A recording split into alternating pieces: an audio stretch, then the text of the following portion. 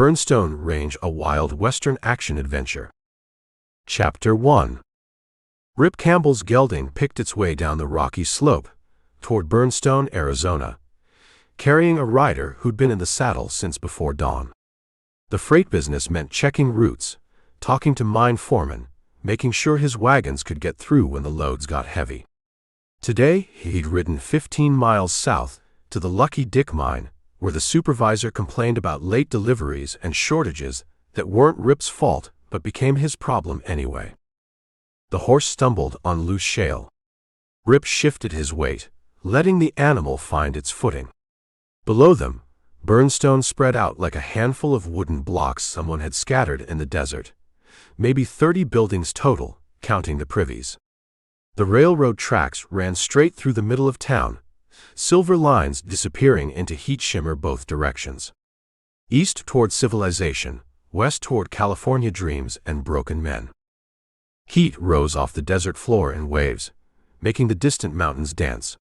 Rip pulled his hat lower, squinting against the afternoon glare. His shirt stuck to his back with sweat and trail dust. A bath would feel good. Supper at Sarah's restaurant would feel better. The gelding's hooves clattered on the hardpan as they reached level ground. Rip rode past the cemetery, 23 graves now, most marked with wooden crosses bleached gray by the sun. Past the Mexican section, where laundry hung motionless on lines strung between adobe houses. Past the Chinese vegetable garden, where old Wong worked his miracle of green in a land of brown. Main Street was quiet. Too hot for much activity.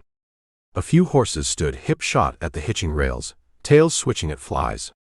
The barber shop was empty, except for Tom Brennan reading a month-old newspaper. The general store had its doors propped open, hoping for a breeze that wouldn't come. Rip aimed for the stable behind his freight office. 4 mules waited in the shade, switching their ears. His 3 wagons sat in neat rows, flatbeds built heavy for hauling ore and supplies over roads that were more suggestion than fact. The Mexican boy, Paco, looked up from where he was greasing a wheel hub. "Senor Rip. The mules, they are good today. No problems." "Thanks, Paco." Rip swung down, pulled the saddle from the gelding's back. The horse shook itself, grateful for the relief. "Any messages?" "See. Senor Jameson from the mine. He wants to see you to Campbell. Something about the contract." Another problem to solve. Rip hung the saddle on its peg, ran his hand along the gelding's neck. The animal had earned its oats today. "Rip. Come here quickly, please." The voice cut through the afternoon stillness like a knife through cloth. Rip's hand froze on the horse's neck. He knew that voice better than his own heartbeat, would recognize it in a crowd of thousands or across a dark room. Every time he heard it, something shifted inside his chest, a feeling he'd never admitted to himself, never would admit. Sarah Ross. Calling from the railroad depot, with something in her voice he'd never heard before. Fear. "Rip? I'm coming, Sarah." He left the gelding standing and headed for the depot at a trot. Sarah Ross, afraid of something, was like seeing the sun rise in the west. Her father had been a prospector who dragged her through every mining camp and desert trail in the territory. She'd faced down claim jumpers, survived blizzards, outlasted droughts. Rip had known her since she was 14 years old. Pigtails and freckles and a tongue sharp enough to skin a rattlesnake. He'd never seen her back down from anything. The depot platform creaked under his boots. Through the open door, he could see shapes moving inside, hear voices. One belonged to Ed Calvin, the station agent. Another, he didn't recognize. Rip stepped through the doorway, blinking as his eyes adjusted to the dim interior. Sarah stood at the counter, where Calvin handled express packages and telegrams. Her face was pale, her hands pressed flat against the wooden surface like she was holding herself up. Ed Calvin stood beside her, sweat beading on his forehead despite the shade. The third person was a stranger, A man Rip hadn't seen before, stocky build, expensive clothes gone dusty from travel. Mining money, probably. They came through regularly, looking for the next big strike. On the counter between them sat a package wrapped in brown paper, about the size of a cigar box. The paper was torn back on one end, revealing something that made Rip's breath catch. Money. Yellow bills stacked thick as a man's fist. "What's going on here?" Rip asked. Calvin cleared his throat. Package came in on the morning train. Express delivery. The stranger, thin face, calculating eyes, spoke up. "Name's Ormsby. Sam Ormsby. I was just asking the same question myself." Rip looked at Sarah. Her knuckles were white where she gripped the counter. "Sarah." "It's addressed to me, Rip." Her voice was barely above a whisper. "I opened it, and—" She gestured at the money. "Somebody sent you money. I don't know who sent it. There's no name anywhere. No letter, nothing." Rip moved closer, studied the package. The bills were old, worn soft at the edges. Some were damp, and he caught a musty smell like earth and time. The wrapping paper was water-stained. "How much?" he asked. Calvin answered. "Haven't counted it all, but looks like several $1,000s." "Several thousand," Rip repeated. His mouth felt dry. Ormsby shifted his weight. "Seems mighty strange, if you ask me. Who sends that kind of money with no explanation?" "Nobody asked you," Sarah said, steel creeping into her voice. "Now, Miss Ross, I didn't mean any offense. Just seems peculiar, is all." Rip picked up one of the bills, rubbed it between his fingers. The paper felt limp, slick. "Old. You sure there's no letter? No note?" "Nothing," Calvin said. "Just the money, and a bill of lading with her name on it." "Let me see the bill of lading." Calvin handed over a yellow form. The shipping information was filled out in block letters, from blank. To Miss Sarah Ross, Burnstone, Arizona Territory. No return address, no sender's name. "This is strange, all right." Rip set the form back on the counter. "Any idea who might have sent it?" Sarah shook her head. "I've been trying to think. I don't have any relatives, you know that. Nobody who would send me money." "What about your father's old partners? Some of those prospectors struck it rich in California. They're all dead or disappeared. Besides, if someone wanted to give me money, why not include a letter? Why make it a mystery?" Ormsby stepped closer to the counter. "Could be someone made a mistake. Package was supposed to go somewhere else, got delivered here by accident." "That's possible," Calvin said. "Happens sometimes. Tags get switched, names get confused." Rip studied the man called Ormsby. Something about him didn't sit right. The way his eyes kept returning to the money, the nervous energy in his movements. "You just passing through, Mr. Ormsby?" "Came in on the same train as the package.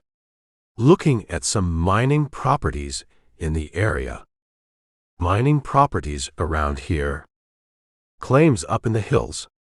Always opportunities for a man who knows what to look for." The conversation felt like a dance, where everyone knew the steps except Rip. He looked at Sarah again, saw the worry lines around her eyes. This money, whatever it represented, had her scared. Sarah Ross didn't scare easy. "Well," he said, "I guess we need to figure out who it belongs to." "That's what I was thinking," Calvin said. "Maybe put up a notice, see if anyone comes forward." "Good idea." Rip reached for the money, then stopped. "You mind if I look at this closer?" Sarah nodded. Rip picked up one of the stacks, fanned through the bills. 20s and 50s, mostly. The smell of earth was stronger now, and he could see water stains on several of the bills. Some had traces of what looked like mold. "These have been buried," he said. The words hung in the air like smoke from a gunshot. Calvin's eyes widened. Ormsby took a step back from the counter. "Buried?" Sarah asked. "Look at them. Water-stained, moldy, smell like dirt. Someone had these underground for a long time." "Why would someone bury money?" Calvin asked. Rip could think of several reasons, none of them good. He set the stack back on the counter, his mind working. Buried money usually meant stolen money. And stolen money, in this part of Arizona territory, usually meant one thing: the Emery Bank robbery. 7 years ago. 4 men, $8,000, 1 man killed, 2 captured. 1 escaped. Rip Campbell had been one of the men captured. He looked around the depot, at Calvin's nervous face, at Ormsby's calculating eyes, at Sarah's pale features. The afternoon heat seemed to press in through the walls, making the air thick and hard to breathe. "We need to be careful here," he said quietly. "Careful about what?" Sarah asked. Before Rip could answer, the sound of approaching horses echoed from the street outside. Hoofbeats on hard ground, saddle leather creaking. More than one rider. Calvin moved to the window, peered through the dusty glass. 3 men coming. Don't recognize them. The hoofbeats stopped outside the depot. Boot heels rang on the platform. Rip's hand moved instinctively toward his gun, then stopped. Whatever was happening here, whatever this money represented, shooting wasn't going to solve it. But as shadows darkened the doorway, and strange voices murmured just outside, he had the feeling that trouble had just ridden into Burnstone wearing spurs and asking questions he didn't want to answer. Burnstone Pass. Chapter 2. The 3 riders who dismounted outside the depot weren't strangers after all. Red Hutchins and Jack Mora, cowboys from the Bar T spread 20 miles north. The 3rd man was Preacher Ripions, though nobody called him that to his face, just Ripions, the man who ran the Sunday services when he wasn't drinking at the 3-Star Saloon. "Afternoon, Rip," Red said, pulling off his hat as he spotted Sarah. His red hair stuck up in all directions, and his freckled face was burned brown from weeks on the range. "Miss Sarah." "Red." "Jack." Rip nodded at Ripions, who was already eyeing the money on the counter like a hawk watching a rabbit. "Well, I'll be damned," Ripions said. "That real money there, Miss Ross?" "It's real," Sarah said. Jack Mora, a quiet man who spoke Spanish better than English, stepped closer. His dark eyes took in the torn package, the stacks of bills, the nervous faces. "Mucho dinero," he said softly. "How much we talking about?" Red asked. "Haven't finished counting," Calvin said. He picked up a stack, wet his thumb, began flipping through bills. 20, 40, 60. His voice faded to a mumble. Ripions pulled a flask from his vest pocket, took a swallow. "Don't see money like that every day around here. Where'd it come from?" "That's what we're trying to figure out," Rip said. "Came by express," Calvin added, still counting. "No sender listed." Red whistled low. "Anonymous money. That's curious." "More than curious," Ripions said. "It's suspicious as hell." The depot door opened again. This time, it was Martha Kellerman, the banker's wife, carrying a wicker basket. She was a thin woman with sharp features and eyes that missed nothing. Behind her came Tom Brennan from the barber shop, and old Doc Henley, who looked like he'd been sampling his own medical whiskey. "Heard there was some excitement down here," Martha said. Her gaze went straight to the money. "My goodness." "Word travels fast," Rip muttered. "Fast as gossip can carry it," Doc Henley said. He moved unsteadily toward the counter. "That the mysterious package everyone's talking about?" "You've been talking about it?" Sarah asked. Well, honey, when the station agent's wife runs into the general store hollering about money arriving by express, people tend to take notice. Calvin flushed red. I never told my wife to. Course you didn't, Martha Kellerman said. But wives have ways of finding things out. She peered at the bills. Those look old. They are old, Rip said. Tom Brennan, a big man with gentle hands and a curious nature, leaned over Martha's shoulder. How old, you reckon? Hard to say. Could be 7, 8 years. The number hung in the air like gun smoke. Rip watched faces change as the implication sank in. 7 years. Everyone in the territory knew what had happened 7 years ago. 7 years, Rippiams repeated, taking another pull from his flask. Wasn't there some trouble around that time? Bank trouble. Emery, Doc Henley said. Bank got robbed at Emery. The depot was filling up now. More people crowded through the door. Miners from the Lucky Dick, their faces still black with ore dust. Mexican women from the south side of town. The Chinese laundryman who spoke little English but understood everything. Word had spread through Burnstone like water through cracked earth. How much did they get at Emery? Martha Kellerman asked. $8,000, Calvin said. Give or take. And how much is here? Calvin finished his count, looked up with pale eyes. 7,800. Even. Silence dropped over the crowd like a blanket. People looked at the money, looked at each other, looked at Rip Campbell. He could feel their eyes on him, feel the weight of their thoughts. Well now, Rippiams said. That's quite a coincidence. Coincidences happen, Sarah said, but her voice sounded thin. Sure they do, honey. But 7-year-old money showing up in packages with no return address. Rippiams shook his head. That's more than coincidence. That's providence. Providence, how? Rip asked. Rippiams smiled, but it wasn't a friendly expression. One of them bank robbers got away, didn't he? Never was caught. That's right, Martha Kellerman said. But the other one, she stopped, suddenly aware of what she was about to say. The other one, what? Rip's voice was quiet, dangerous. Nothing. I didn't mean anything. Say it. Martha looked around the depot, seeking support from the crowd. Well, everyone knows you were there, Rip.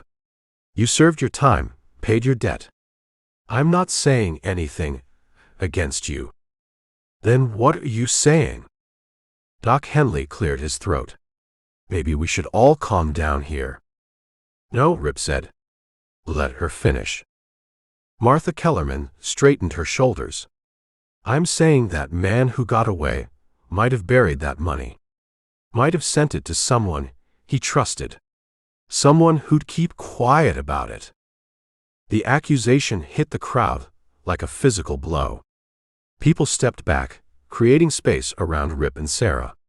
Red Hutchins put his hand on his gun without thinking about it.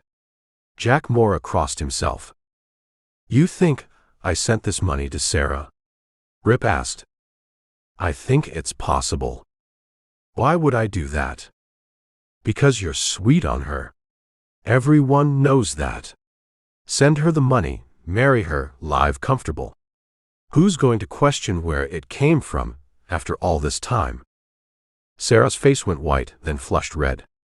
That's the most insulting thing I've ever heard. Is it? Look at the facts, honey. Mystery money shows up addressed to you. No explanation, no sender. Money that's been buried for 7 years, just like the Emery Bank loot. And the one man in town who was there when that bank got robbed is the same man who's been courting you for 2 years. I haven't been courting anybody, Rip said. No.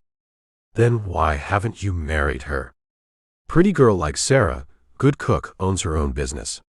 What's stopping you? The question hit home because Rip knew the answer. What was stopping him was exactly what Martha Kellerman was talking about.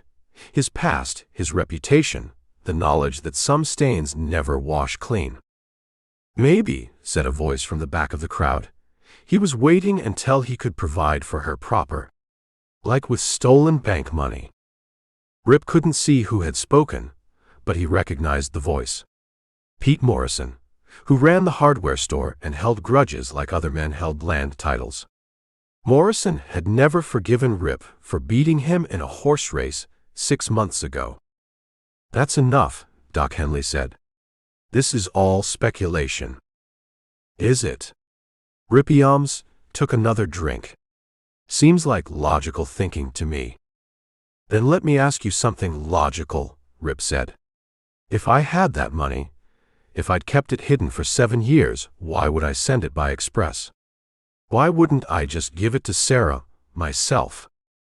"Because sending it makes it look like someone else did it. Makes you look innocent." "Or," Sarah said, her voice cutting like a blade, "maybe someone actually did send it to me. Maybe Rip had nothing to do with it." "Sure, honey. And maybe it fell from heaven." The crowd murmured approval. Rip could see the mood shifting, suspicion crystallizing into certainty. These people had known him for 2 years, had watched him work honest jobs, had seen him struggle to rebuild his reputation. But the past was stronger than the present, and the past said he was a bank robber. "I got a question," said a new voice. Everyone turned. Sam Ormsby stood near the door, still dusty from travel, still watching everything with those calculating eyes. "What's your question?" Calvin asked. "Simple one. If this money came from that bank robbery 7 years ago, and if Rip Campbell sent it to Miss Ross, then how come he looks just as surprised as everybody else?" The crowd considered this. Rip studied Ormsby's face, trying to read the man's angle. "Maybe he's a good actor," Pete Morrison suggested. "Maybe," Ormsby said. "Or maybe somebody else sent that money. Somebody who wants it to look like Campbell did it." "Who would do that?" Martha Kellerman asked. "I don't know. But I can think of reasons. Maybe someone wants to ruin Campbell's reputation. Maybe someone wants to get him run out of town. Maybe someone wants to eliminate competition for the lady's affections." The crowd stirred uneasily. This was a new angle, one they hadn't considered. "That's a serious accusation," Doc Henley said. "Just a possibility," Ormsby replied. "But it makes as much sense as the other theory." Rip looked at the faces around him, some hostile, some uncertain, some sympathetic. The damage was done. Whether they believed he'd sent the money or someone was framing him, his reputation was compromised. The whispers would start tonight and spread like wildfire. By morning, everyone in the territory would know that Rip Campbell, ex-convict, was mixed up with mysterious money that might be stolen bank loot. "I think," he said quietly, "we need to get this money somewhere safe while we figure out what to do with it." "Good idea," Calvin said. "I got a safe in my office." "No." Sarah picked up the stacks of bills, cradled them against her chest. "It came to me. I'll keep it." "Sarah," Rip started. "I'll keep it," she repeated. "Until we find out who sent it and why." She walked toward the door, the crowd parting to let her pass. Rip followed, aware of every eye on them, every whispered comment. Outside, the late afternoon sun painted the desert red and gold. Sarah walked quickly toward her restaurant, the money clutched tight in her arms. "You know what this means, don't you?" she said without looking back. "Yeah." Rip's voice was grim. "It means trouble's just getting started." Burnstone Pass. Chapter 3. Sarah's restaurant sat on the corner of Main and First, a narrow building with whitewashed walls and blue shutters that had faded to gray in the desert sun. She unlocked the door with shaking hands, the money still pressed against her chest like a shield. Rip followed her inside, breathing in the familiar smells of coffee grounds and bacon grease, flour and cinnamon. 20 tables crowded the main room, each covered with red-checked cloth. A long counter ran along one wall, stools lined up like soldiers. Behind it, shelves held plates and cups, salt and pepper shakers, a dozen pies under glass covers. "Put it in the cash box," Rip said. "No." Sarah walked to the counter, set the money down next to the pie display. "I want people to see it. I want them to know I'm not hiding anything." "Sarah, that's not smart." "Neither is running away." She turned to face him, her green eyes bright with anger. "You think I should slink around like I've done something wrong? I think you should be careful." "Careful of what?" "The truth." Rip pulled off his hat, ran fingers through his hair. The weight of 7 years pressed down on him like a stone. "You want the truth? Here's the truth. In 1878, I rode with Jake Paulson's gang. We hit 3 banks in 6 months, Tucson, Prescott, and Emery. I was 22 years old, and stupid enough to think I was tough."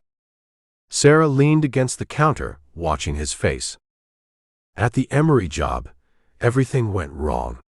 Jake shot the bank president when the man reached for a gun that wasn't there. The town marshal came running with a shotgun. John Land put 2 bullets in the marshal's chest while I was still trying to figure out which way was up. You told me this before." "Not all of it." Rip sat heavily on one of the stools. "Jake and Land wanted to kill everyone in the bank. Witnesses, they said. Clean slate. I wouldn't do it. Drew my gun and told them no." "So you saved those people." "Maybe. Or maybe I just made things worse. Jake laughed at me, said I was yellow. Land called me a fool. But they didn't kill the witnesses." Rip's voice dropped to a whisper. "They saved that for later." Sarah frowned. "What do you mean?" "The posse caught up with us at Devil's Canyon. Jake went down first, 6 bullets in him before he hit the ground. I tried to surrender, threw down my gun, put up my hands. Land kept shooting. The posse shot back. When the smoke cleared, Jake was dead, Land was gone, and I was lying in the dirt with a bullet in my shoulder. Land escaped. Disappeared like smoke. Left me there bleeding, took his share of the money and mine too. The posse found me with empty hands and an empty story about being forced to rob banks at gunpoint. But it was true."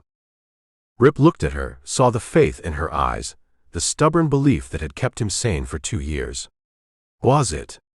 I pulled the trigger, Sarah. I shot at that town marshal, same as the others. Maybe Land forced me into the gang, but nobody forced me to shoot. You were defending yourself. Tell that to the marshal's widow. Tell that to the jury that sent me to Yuma Prison for 5 years." Sarah came around the counter, stood close enough that he could smell the lavender soap she used. "You served your time. You paid for what you did." "Did I? Sometimes I wonder." "I don't wonder. I know."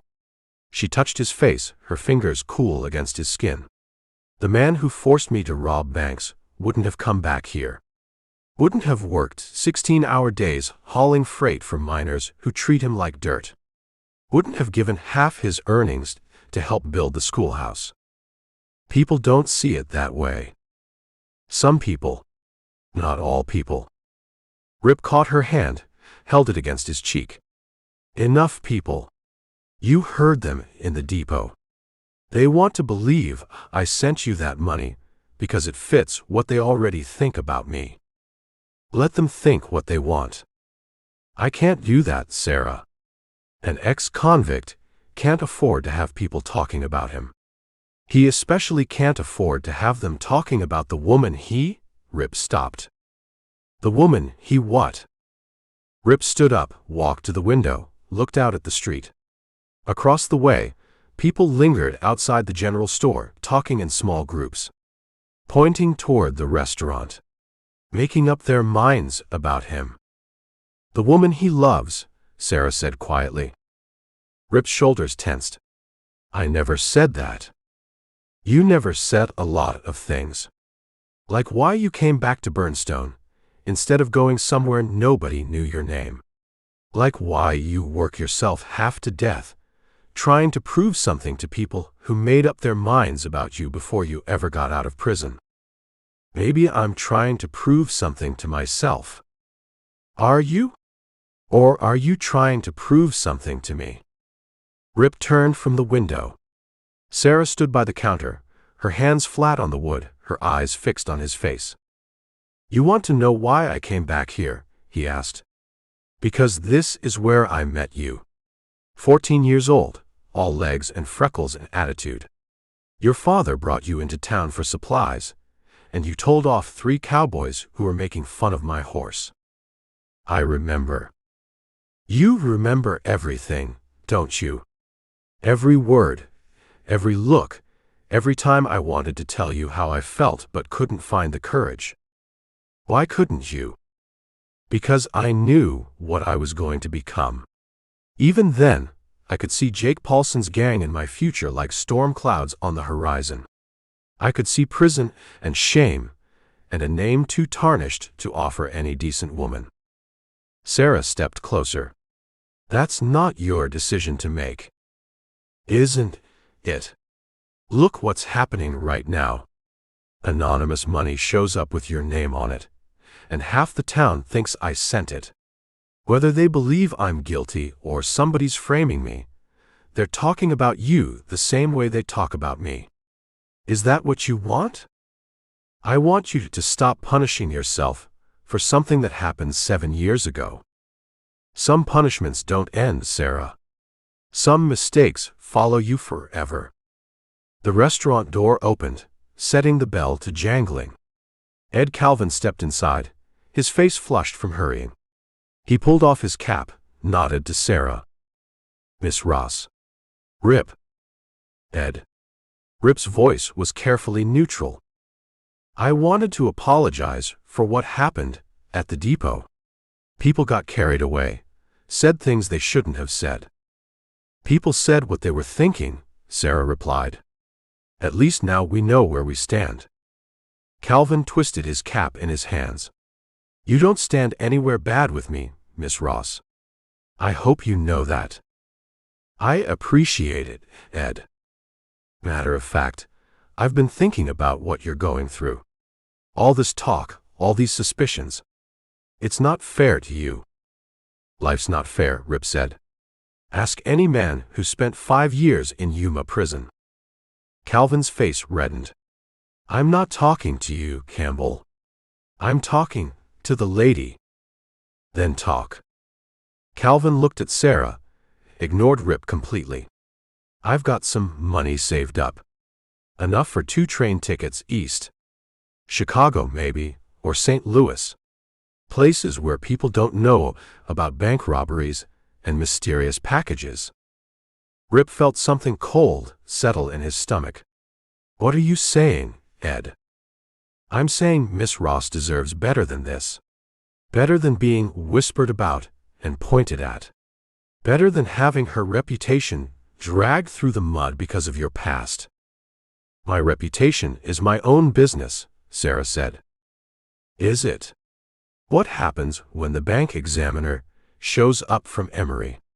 What happens when the territorial marshal starts asking questions? You think they're going to believe that money just appeared out of thin air? They'll believe the truth.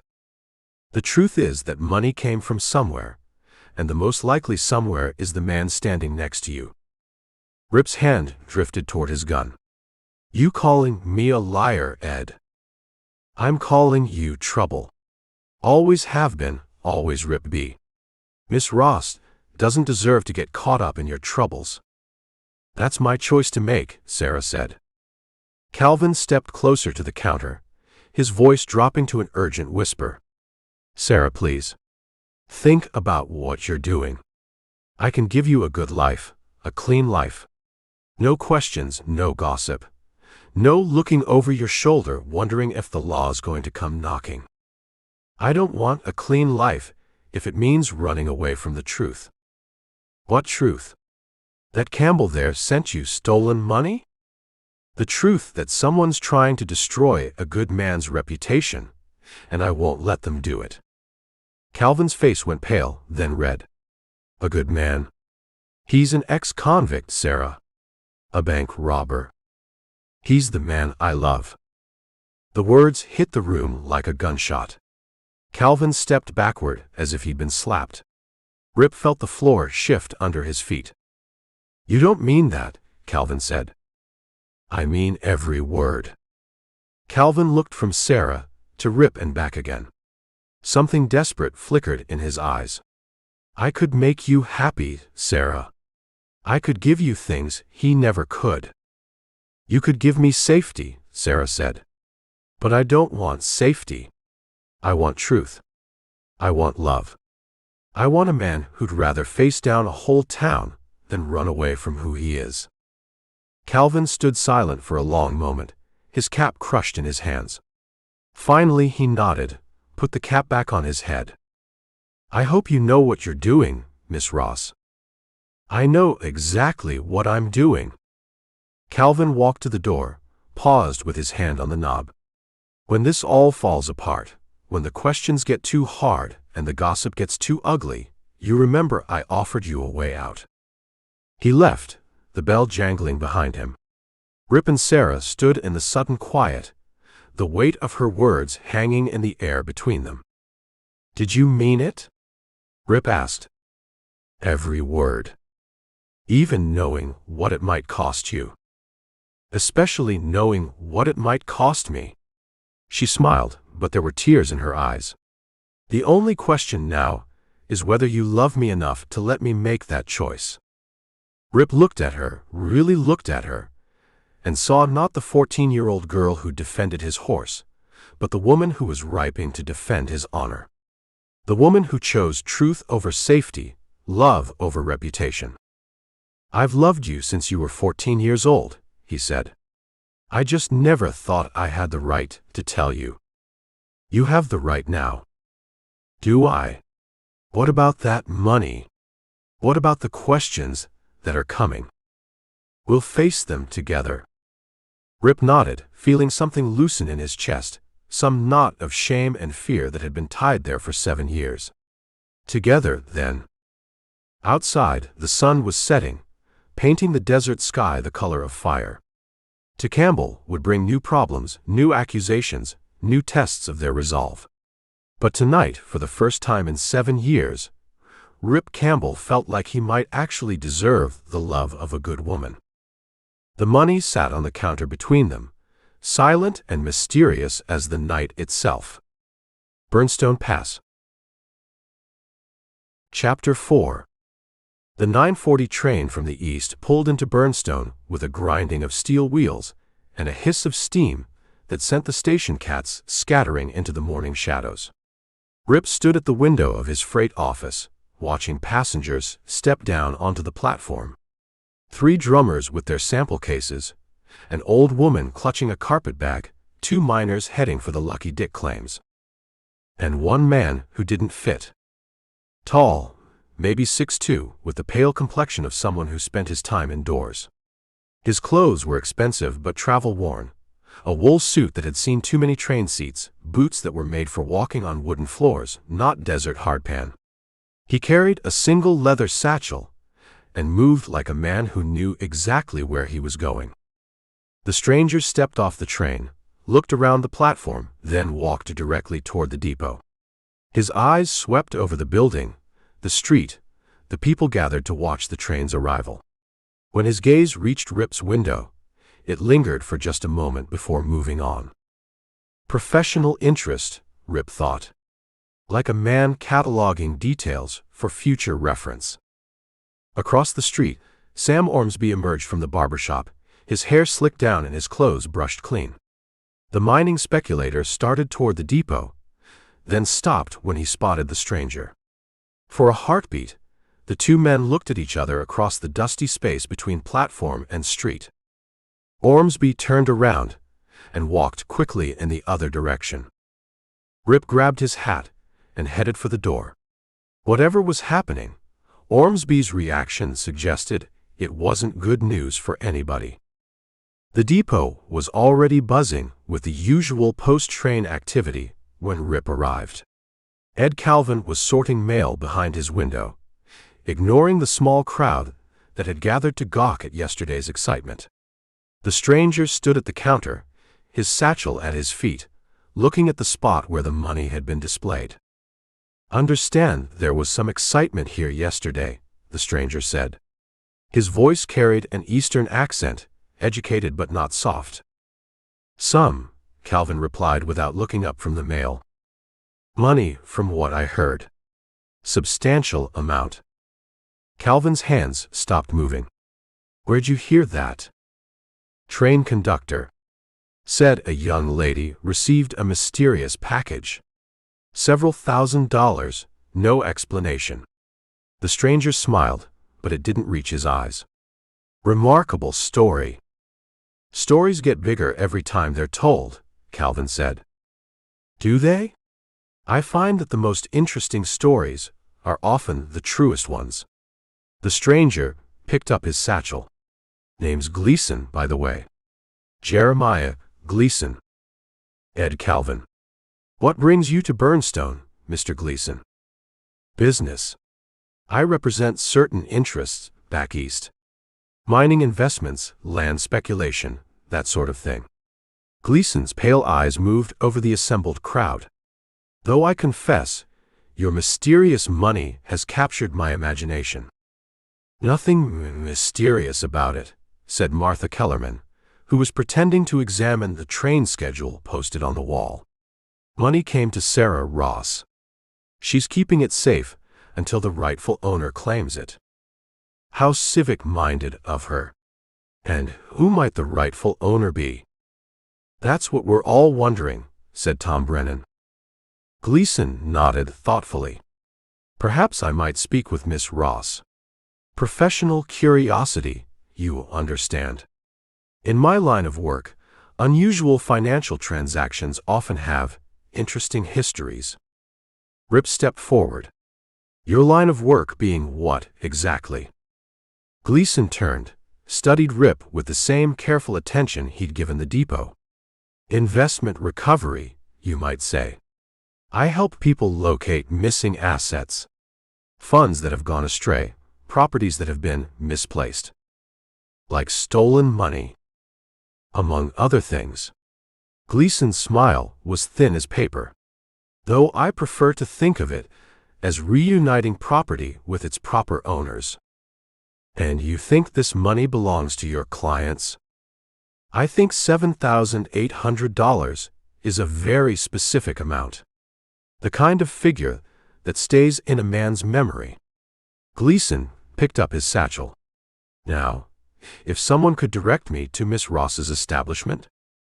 "Across the street," Martha Kellerman said before Rip could object. "Can't miss it. Only restaurant in town." "Thank you kindly." Gleason tipped his hat and walked toward the door. He paused next to Rip. "You're Campbell, aren't you? The freight man?" "That's right. Heard about you too. Interesting reputation you have." "Interesting, how?" "Man who's paid his debt to society, worked hard to rebuild his life. Admirable, really. Takes character to face down the past like that." Rip studied Gleason's pale face, looking for mockery or threat. "Most people around here don't see it that way. Most people lack imagination. They see an ex-convict and think that's all there is to know about a man."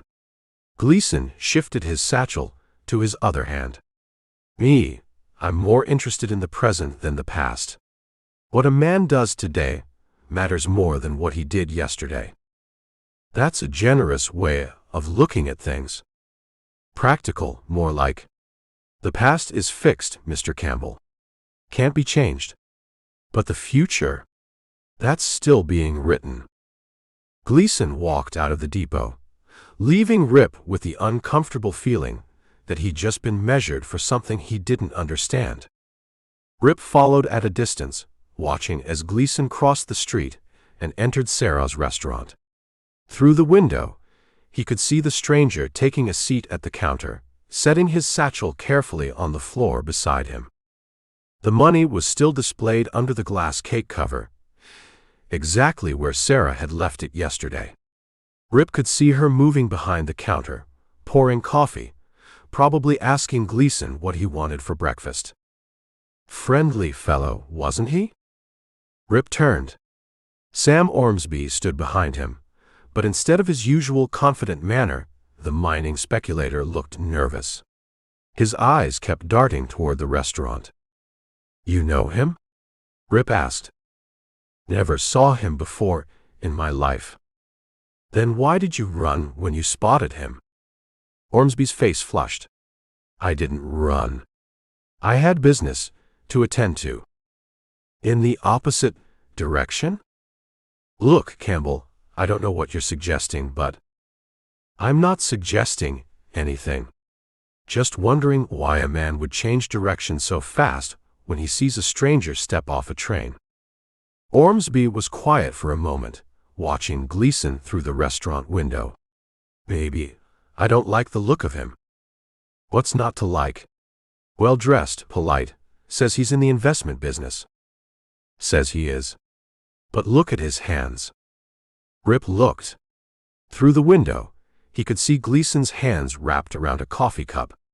Even at this distance, something seemed wrong about them. "What about his hands?" "Soft as a baby's bottom, but look at the knuckles. Scarred up like he's been in fights. And that pale skin.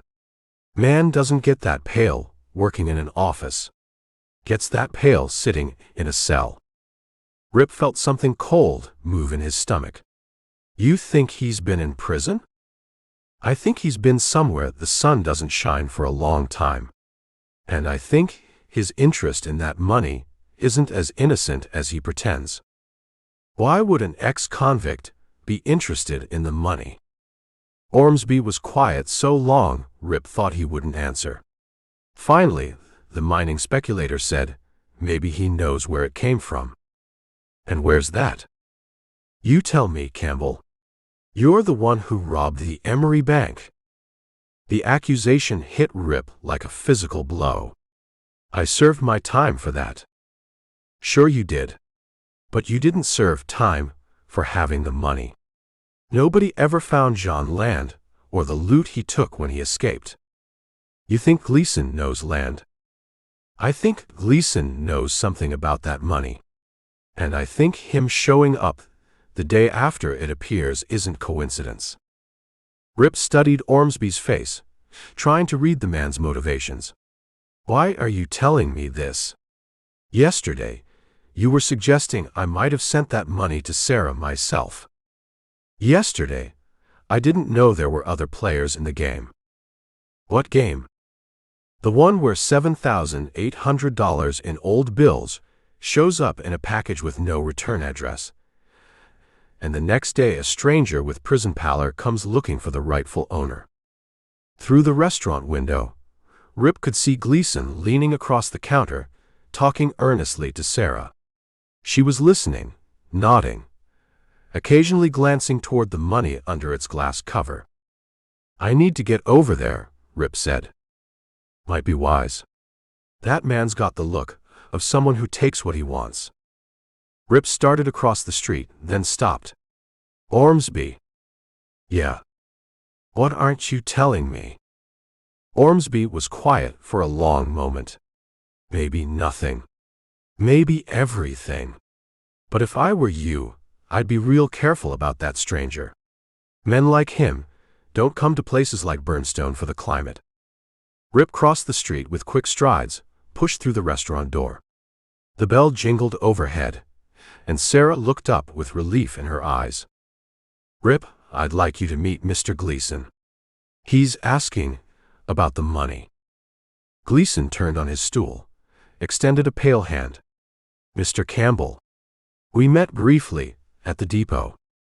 Rip shook the offered hand, felt the soft skin and hard knuckles Ormsby had mentioned. "What's your interest in Miss Ross's situation?" "Professional curiosity, as I mentioned. In my line of work, I encounter all sorts of unusual financial situations." "And you think this situation is unusual?" "Don't you?" $7,800 appears without explanation, addressed to a young lady with no known wealthy relatives or benefactors. The amount corresponds exactly to a famous bank robbery that occurred 7 years ago. One of the perpetrators was never caught. Gleason sipped his coffee. "If that's not unusual, I don't know what is." "Lots of coincidences in the world." "Indeed. Though in my experience, the most extraordinary coincidences often have the most ordinary explanations." "Such as?" Gleason set down his coffee cup, looked directly at Rip. "Such as someone finally deciding to return stolen property to its rightful owners." The restaurant went quiet, except for the ticking of the clock on the wall. Sarah's face had gone pale. Rip felt his hand drift toward his gun. "You think someone's returning stolen money?" "I think someone's trying to clear their conscience. Or maybe someone's trying to buy their way out of trouble." Gleason's pale eyes never left Rip's face. "The question is, which one are you, Mr. Campbell?" The accusation hung in the air like gun smoke. Rip looked at Gleason's calm face, at Sarah's worried eyes, at the money sitting under its glass cover like bait in a trap. "I think," Rip said quietly, "you should finish your coffee and move along." Gleason smiled that thin smile again. "Oh, I'm not going anywhere, Mr. Campbell. Not until this mystery is solved." He reached for his satchel, and Rip saw something that made his blood run cold. The corner of a wanted poster stuck out from between the leather flaps, and on it, he could just make out part of a name, Campbell, W. Gleason caught Rip looking, smiled wider, and pushed the paper deeper into the satchel. "Like I said, the future's still being written. Question is, who's going to hold the pen?" Chapter 5. After Gleason left the restaurant with promises to return, Rip and Sarah stood in the morning quiet, listening to his boot heels fade down the boardwalk. The money sat between them, like a loaded gun nobody wanted to touch. "He knows something," Sarah said. "Question is what?" Rip walked to the window, watched Gleason cross toward the hotel. "And how much?" "That paper in his satchel. Could be anything. Old wanted poster, newspaper clipping, piece of his breakfast." But Rip's voice carried no conviction. The glimpse of his name had felt like staring down a rifle barrel. Sarah began wiping down tables that were already clean, nervous energy driving her hands. "We can't just wait for him to make his move. What do you suggest?" "Fight back. Set our own trap instead of walking into his." Rip turned from the window. "What kind of trap?" "The kind that flushes out whoever really sent this money." Sarah stopped wiping, faced him directly. "Someone wants us to have it, Rip. Someone with a reason. Maybe it's Gleason, maybe it's someone else, but they're not going to just walk away. So we make it easy for them to come forward. We advertise." Rip felt a smile tug at his mouth, despite everything. This was the Sarah he'd fallen in love with. Fearless, direct, ready to charge straight at trouble instead of running from it. "You want to put up a sign?" "I want to put up a sign that makes it clear we're not hiding anything. That whoever sent this money can claim it by proving ownership." She moved to the window, looked out at the street. "But more than that, I want everyone in the territory to know about it." "Everyone?" "Miners, cowboys, drifters, gamblers. Anyone who might have information about where this money came from." Her eyes were bright with purpose. "If we make enough noise, the truth Rip come out." It has to. Rip considered this. Every instinct told him to keep quiet, lay low, let the whole thing blow over. But that was the thinking of a man who'd spent 5 years in prison, who'd learned to survive by not drawing attention. It's risky, he said. Everything worth doing is risky. People Rip talk. They're already talking. At least this way, we control the conversation. Rip walked over to her, took her hands in his. You sure about this? Once we put that sign up, there's no taking it back. Every treasure hunter and claim jumper in Arizona territory is going to come through that door. Let them come. I'd rather face 100 strangers than spend my life wondering who's watching from the shadows. And if one of those strangers is dangerous, then we'll deal with it. She squeezed his hands. Together. An hour later, Rip stood outside the restaurant, holding a piece of pine board while Sarah painted letters in black ink. Her handwriting was careful, deliberate. Found $7,800 rightful owner can have same by proving ownership inquire within Sarah Ross proprietor. That ought to get attention, Rip said. That's the idea. Sarah stepped back, examined her work. Think it's clear enough? Clear as a church bell. Rip lifted the sign. Where do you want it? Front window, where everyone can see it. They positioned the sign in the restaurant's main window, angling it to catch the morning light. Within minutes, people began stopping to read it. Old Miguel, who delivered vegetables from his garden. The widow Patterson, who ran the boarding house. 3 cowboys Rip didn't recognize, probably drifters passing through. By noon, word had spread through Burnstone like fire through dry grass. The restaurant filled with curious onlookers, each with their own theory about the money's origin. Bet it's from that cattle drive went missing last spring, suggested Pete Morrison from the hardware store. Heard tell the trail boss disappeared, with the whole payroll. Nah, said Red Hutchins, who'd ridden in from the bar T. More likely it's gambling money. Some card sharp got himself killed before he could collect his winnings.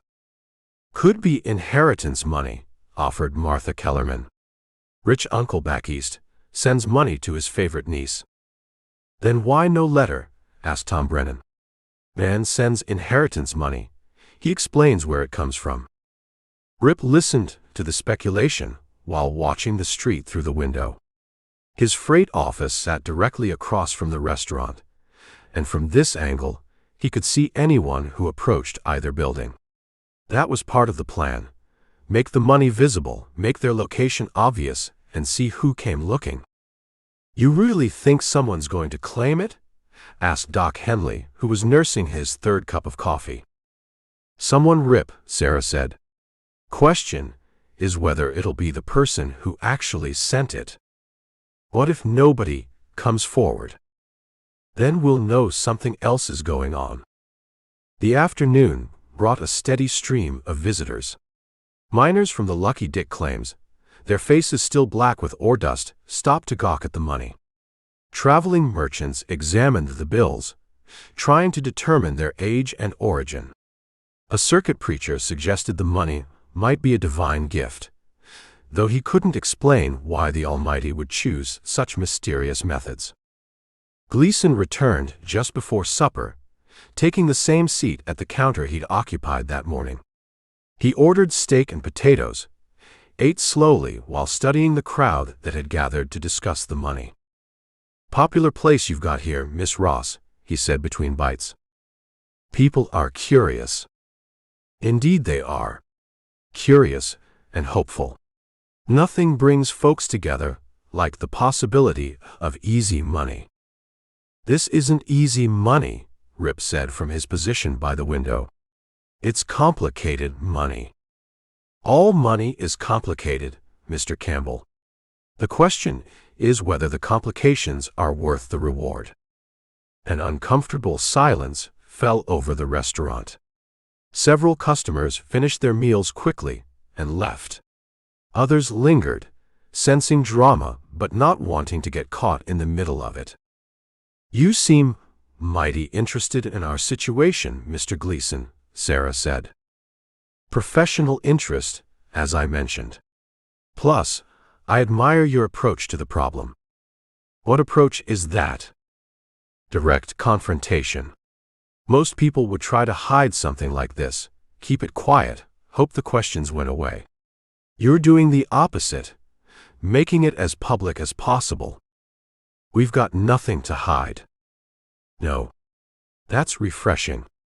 In my experience, everyone has something to hide." Rip moved away from the window, closer to the counter.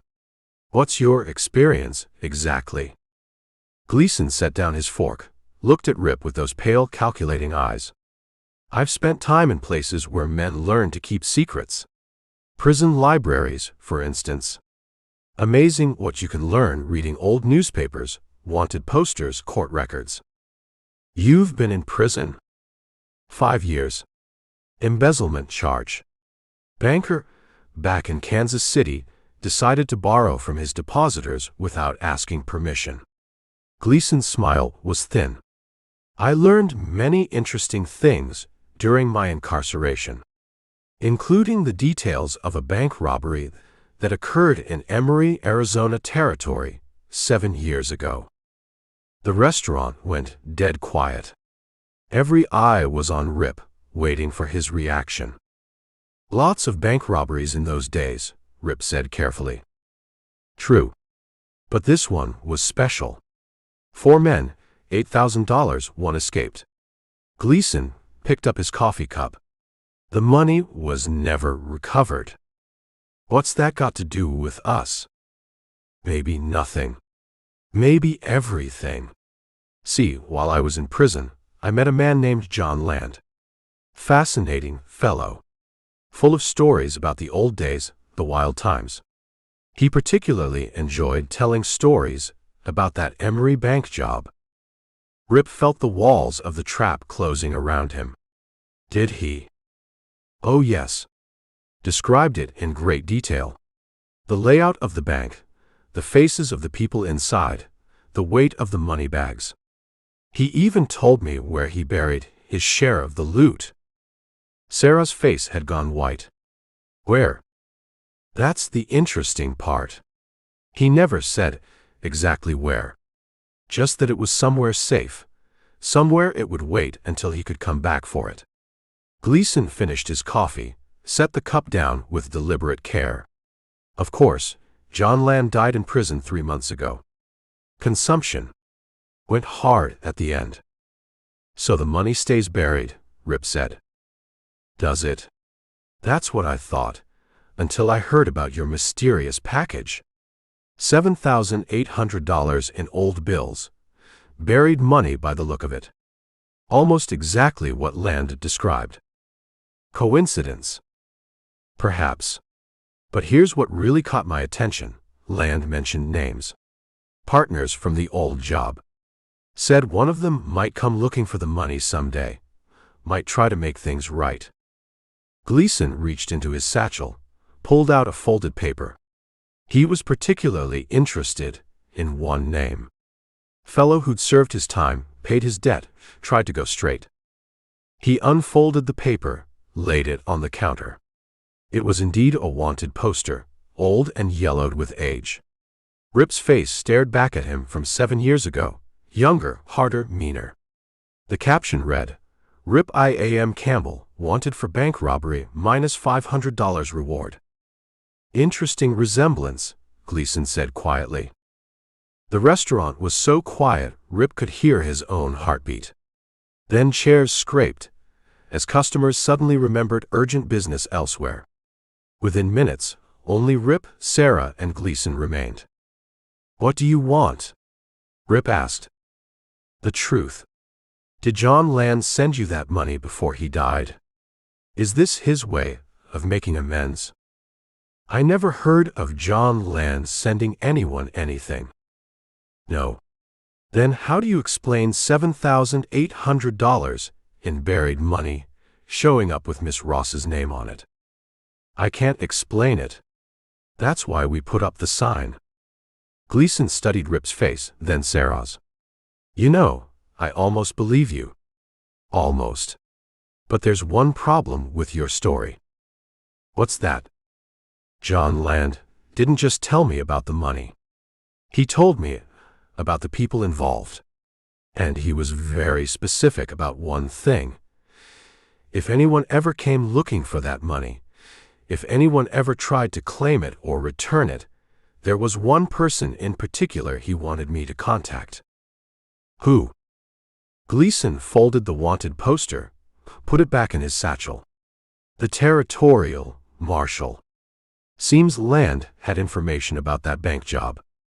Information worth a reduced sentence, maybe even a pardon. Information about who really planned the robbery and why. He stood up, left money on the counter for his meal. I'll be staying at the hotel for a few days, waiting to see who else might be interested in claiming that money. He walked to the door, paused with his hand on the knob. Course, if someone wanted to save everyone a lot of trouble, they could always come talk to me directly. Share what they know about John Land and his buried treasure. The door closed behind him with a soft click. Rip and Sarah stood in the sudden silence, the weight of his threat settling over them like dust after an explosion. He thinks you sent the money, Sarah said. Or he knows I didn't, and he's trying to force whoever did to come forward. Rip looked at the sign in the window, at the money under its glass cover. Either way, we just painted a target on our backs. So what do we do? What we planned. We wait and see who comes looking. And if it's the territorial marshal? Rip touched the gun at his hip. Then we'll cross that bridge when we come to it. Outside, the sun was setting over the desert, painting the sky the color of blood and gold. The trap was set, the bait was visible, and somewhere in the gathering darkness, Rip was certain, someone was watching and waiting for the right moment to spring their own snare. The only question was who would be caught in it. Chapter 6. The sign in Sarah's window drew visitors like honey draws flies. By the second day, Rip had counted 37 different people stopping to read it, 17 actually entering the restaurant to ask questions, and at least 6 who examined the money with the intensity of jewelers appraising diamonds. None of them claimed ownership. Rip sat in his freight office, a cup of coffee growing cold on his desk, watching the parade of curiosity seekers. His ledger lay open in front of him, filled with shipping schedules and payment records, but his attention stayed fixed on the restaurant across the street. A buckboard rolled up, driven by a man Rip didn't recognize. Big fellow, broad shoulders, wearing a suit despite the heat. He climbed down carefully, like his back was giving him trouble, and tied his horses to the rail in front of the restaurant. The man studied the sign for a full minute before entering. Through the window, Rip could see him talking to Sarah, gesturing toward the money. She nodded, pointed to something, shook her head at a question. Busy place today. Rip spun around. Sam Ormsby stood in the doorway, hat in hand, looking more nervous than usual. Seems to be. What brings you by, Sam? Need to talk to you. Ormsby stepped inside, closed the door behind him. About that stranger, Gleason. What about him? Ormsby moved to the window, peered across at the restaurant. He's been asking questions. Not just about the money. About you. What kind of questions? How long you've been back in town? What kind of business you run? Whether you've had money troubles lately. Ormsby turned from the window. Personal questions. The kind a man asks when he's building a case. Rip set down his coffee cup. Who's he been talking to? Ed Calvin, for one. Tom Brennan. Even tried to corner old Doc Henley, but the doc was too drunk to make much sense. What's he want to know? thing. Your habits, your finances, your relationship with Miss Ross. Ormsby sat down in the chair across from Rip's desk. He's particularly interested in your freight business. Asked Calvin if you've been shipping anything unusual lately, such as packages to other towns, money transfers, anything that might suggest you've been moving funds around. Rip felt something cold settle in his stomach. And what did Calvin tell him? Nothing, far as I know. Calvin may not like you much, but he's not stupid. Knows better than to gossip with strangers about his customer's business. But Brennan told him you've been working hard, keeping to yourself, never caused any trouble since you got back. Ormsby pulled out a handkerchief, mopped his forehead. Course, he also mentioned that you eat at Sarah's place every day, spend a lot of evenings over there after she closes. That's not a secret. No, but it's the kind of detail a man like Gleason finds interesting. Makes it look like you had plenty of opportunity to arrange that money delivery. Rip stood up, walked to the window. The man in the suit was still talking to Sarah, but now he'd pulled out a notebook and was writing something down. There's something else, Ormsby said. What? Got a telegram this morning. From the bank president in Emery. Rip turned around. Saying what? Ormsby reached into his vest pocket, pulled out a yellow telegraph form. See for yourself. Rip took the telegram, read it twice. To citizens of Burnstone from H. Whitman, President, First Bank of Emery. Understand stolen funds from 1878 robbery may have surfaced in your town. Stop bank representative, departing on morning train. Stop, Rip, arrive Wednesday, to identify and claim said funds. Stop, reward offered for information leading to capture of remaining suspects. Stop. Wednesday, Rip said. That's to Campbell. To Campbell, Ormsby agreed. And if I was a betting man, I'd say that fellow in the suit talking to Miss Ross right now is advance guard for whatever's coming on that train. Rip handed back the telegram. Why are you telling me this, Sam? Yesterday, you thought I might have sent that money myself. Ormsby was quiet for a moment, staring at his hands. Because I've been doing some thinking about that money, about Gleason, about the timing of everything. And I think someone's running a game on all of us. Question is who and what they want. Before Rip could respond, the restaurant door opened and the man in the suit emerged. He walked directly toward Rip's office, his notebook still in his hand. Trouble coming, Ormsby muttered. The man knocked once, then entered without waiting for permission. Up close, Rip could see he was older than he'd appeared from across the street. Maybe 55, with gray hair and intelligent eyes behind wire-rimmed spectacles. Mr. Campbell. I'm James Kellerman, Territorial Bank Examiner. He showed a leather folder with official-looking credentials. I'd like to ask you some questions about the money in Miss Ross's possession. What kind of questions? The kind that might help us determine its origin. Kellerman glanced at Ormsby. Privately, if possible. Sam can stay. I've got nothing to hide. Kellerman nodded, took out his notebook. How long have you known Miss Ross? Most of her life. And your relationship with her? Personal. I see. Have you given her any gifts recently? Money, jewelry, anything of value? No. Have you discussed with her the possibility of leaving Burnstone? Moving somewhere else, perhaps starting fresh? Rip felt his temper beginning to rise. What's that got to do with anything? Please just answer the question. We've talked about the future. Most people do. Kellerman made a note. Have you had any contact with John Land since your release from prison? The question hit Rip like a slap. Who told you about John Land? I'm asking the questions, Mr. Campbell. Have you had contact with him? No. Are you certain?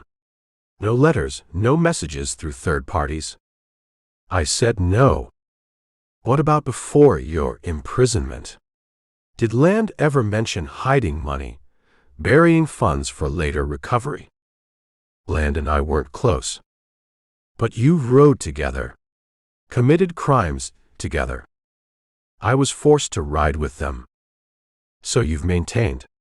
Yet here we are, 7 years later, and money matching the exact amount stolen from the Emery Bank appears in your girlfriend's possession.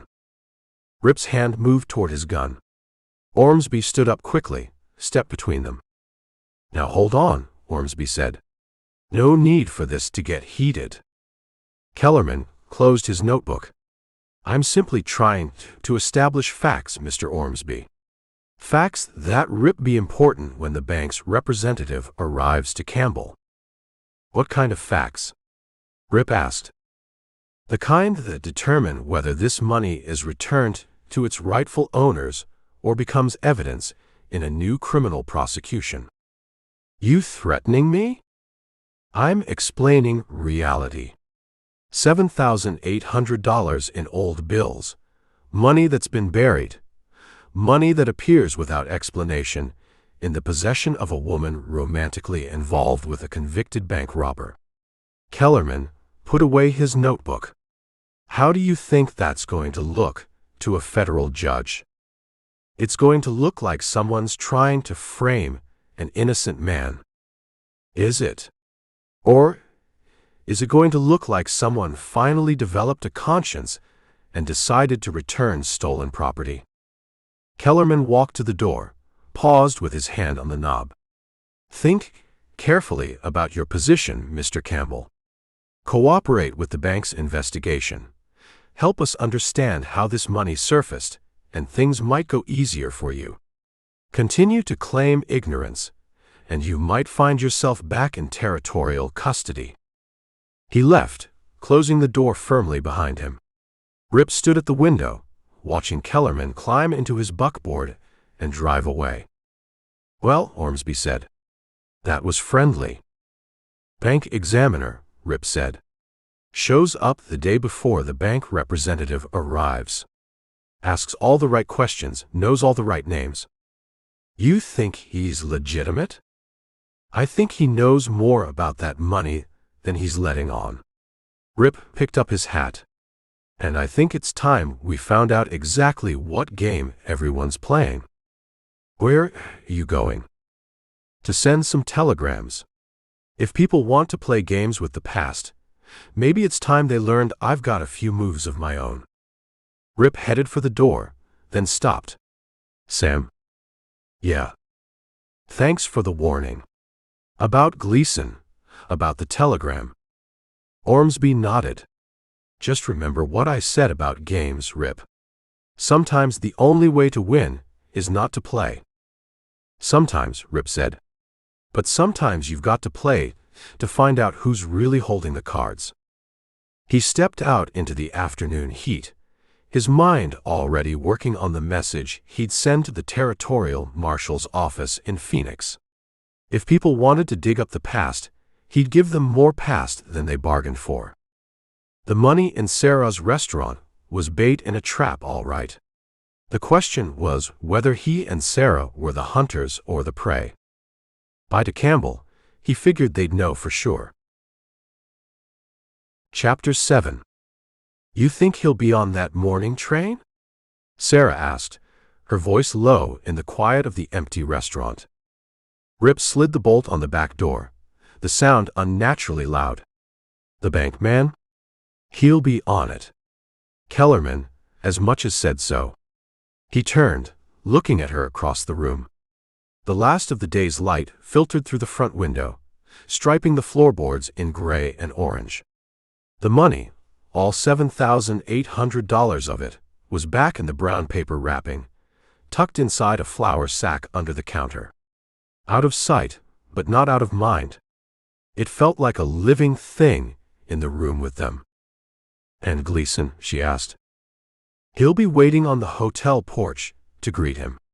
Or maybe he'll just watch from his room. He strikes me as a man who likes to watch.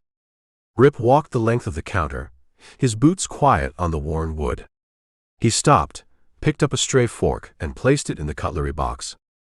A nervous habit. Ormsby was scared of him.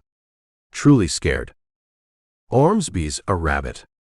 He's scared of his own shadow. Maybe. But a rabbit knows a hawk when he sees one. He looked at her. Her face was drawn with fatigue, but her eyes were steady. She hadn't flinched all day. Not when Kellerman was asking his questions, not when half the town was staring through her window like she was a sideshow attraction. You should have let me take that money. Put it in my office safe. And have them say you were hiding it. No. It came to me, it stays with me. We do this, in the open. She came around the counter, untying her apron. Besides, your safe isn't any safer than my flour sack if they really want it. She was right. He walked to the front door, peered through the glass at the street. Main Street was deserted now, the sky turning a deep bruised purple. The lights of the three-star saloon cast a yellow spill across the dust. A lone horse was tied to the rail, hip-shot and sleeping. "Ready?" he asked. She nodded, pulling a shawl around her shoulders. Her house was 3 blocks away, past the general store and the assayer's office. A walk they'd made 100 times. Tonight, it felt like a mile. Rip held the door for her, then pulled it shut, turning the key in the lock. The click sounded final. He tested the knob, a habit born of 5 years in a place where an unlocked door was an invitation to violence. He took the flour sack from her. The weight of it was dense, unsettling. They stepped off the boardwalk into the street, the dust muffling their footsteps. The air was cooling fast, carrying the scent of creosote and distant rain. "What was Ormsby telling you in your office?" Sarah asked, her voice hushed. "Warning me," said Gleason was asking questions all over town. "About my business. About us. And the telegram from the bank. He showed me that too. Said he thought someone was running a game." "Do you believe him?" "I don't know what to believe. Ormsby's the kind of man who plays every side against the middle. He's telling me things, but he isn't telling me everything." They walked past the darkened front of the general store. A lamp burned in the window of the barber shop, where Tom Brennan was likely reading his papers. From the saloon, a piano played a tinny stop-and-start tune. Rip's eyes scanned the alley between the store and the assayer's office. A deep block of shadow, black as ink. His hand rested on the butt of the Colt at his hip.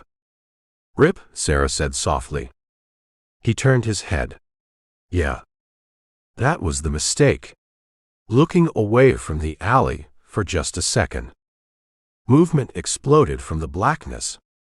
Not a man, but a shape, a blur of motion swinging something long and dark. Rip tried to turn, to push Sarah away, to draw his gun. He did none of it. The blow caught him, high on the side of the head. Not a clean, solid crack, but a grinding, tearing impact that sent a starburst of white-hot pain through his skull. His knees gave way. The world tilted, spun, the purple sky and yellow saloon lights swirling into a meaningless smear of color. He was falling. He heard Sarah cry out his name, the sound seeming to come from a great distance. He felt the flour sack slip from his grasp. Then the hard-packed dirt of the street rose up to meet him, and the world went black. Silence. Then a ringing, high and thin, like a distant bell. Rip's first thought was of Yuma. The sound of the guard's keys on the iron bars. He tried to open his eyes. The right one worked. The left was swollen shut, sticky with something wet. He was on his side, in the dust. The side of his head was a universe of throbbing, fiery pain. He pushed himself up with one hand, his arm shaking. The world swam back into focus, fuzzy and distorted. The saloon piano was still playing. The horse was still sleeping at the rail. Nothing had changed. Everything had changed. He was alone. Sarah. His voice was a raw croak. He looked wildly up and down the street. Empty. The flour sack with the money was gone. Sarah. He scrambled to his feet, swaying, his head feeling like it was full of broken glass. He looked toward the alley. Nothing. He staggered a few steps toward her house, then stopped. Where would they have taken her? Why take her at all? They had the money. Panic, cold and sharp, cut through the pain. He fumbled for his gun, the familiar weight of the Colt, a small anchor in the spinning chaos. He had to get help. He couldn't search the whole town alone, not like this. He turned and lurched back the way they came, toward the railroad depot, toward the only light he saw, besides the saloon. Ed Calvin. Calvin hated him, wanted his woman, but he wasn't part of this. He was a creature of rules and schedules, a man who wouldn't have the stomach for this kind of violence. He stumbled onto the depot platform, slammed his open palm against the office door. Calvin. Open up. He heard movement inside, the scrape of a chair. The door opened a crack. Ed Calvin's pale, narrow face peered out. Campbell. What in God's name happened to you? It's Sarah, Rip gasped, leaning against the doorframe. And the money. They're gone. Calvin's face went from suspicion to alarm.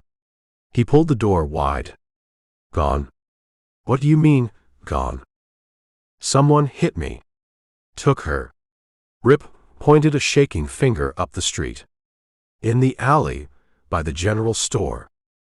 Calvin grabbed a lantern from his desk and a shotgun from the corner. Stay here.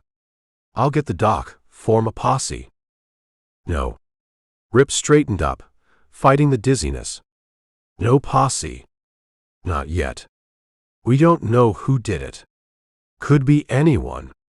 We go out there making noise, they might hurt her. Calvin hesitated, the shotgun looking too big for his hands.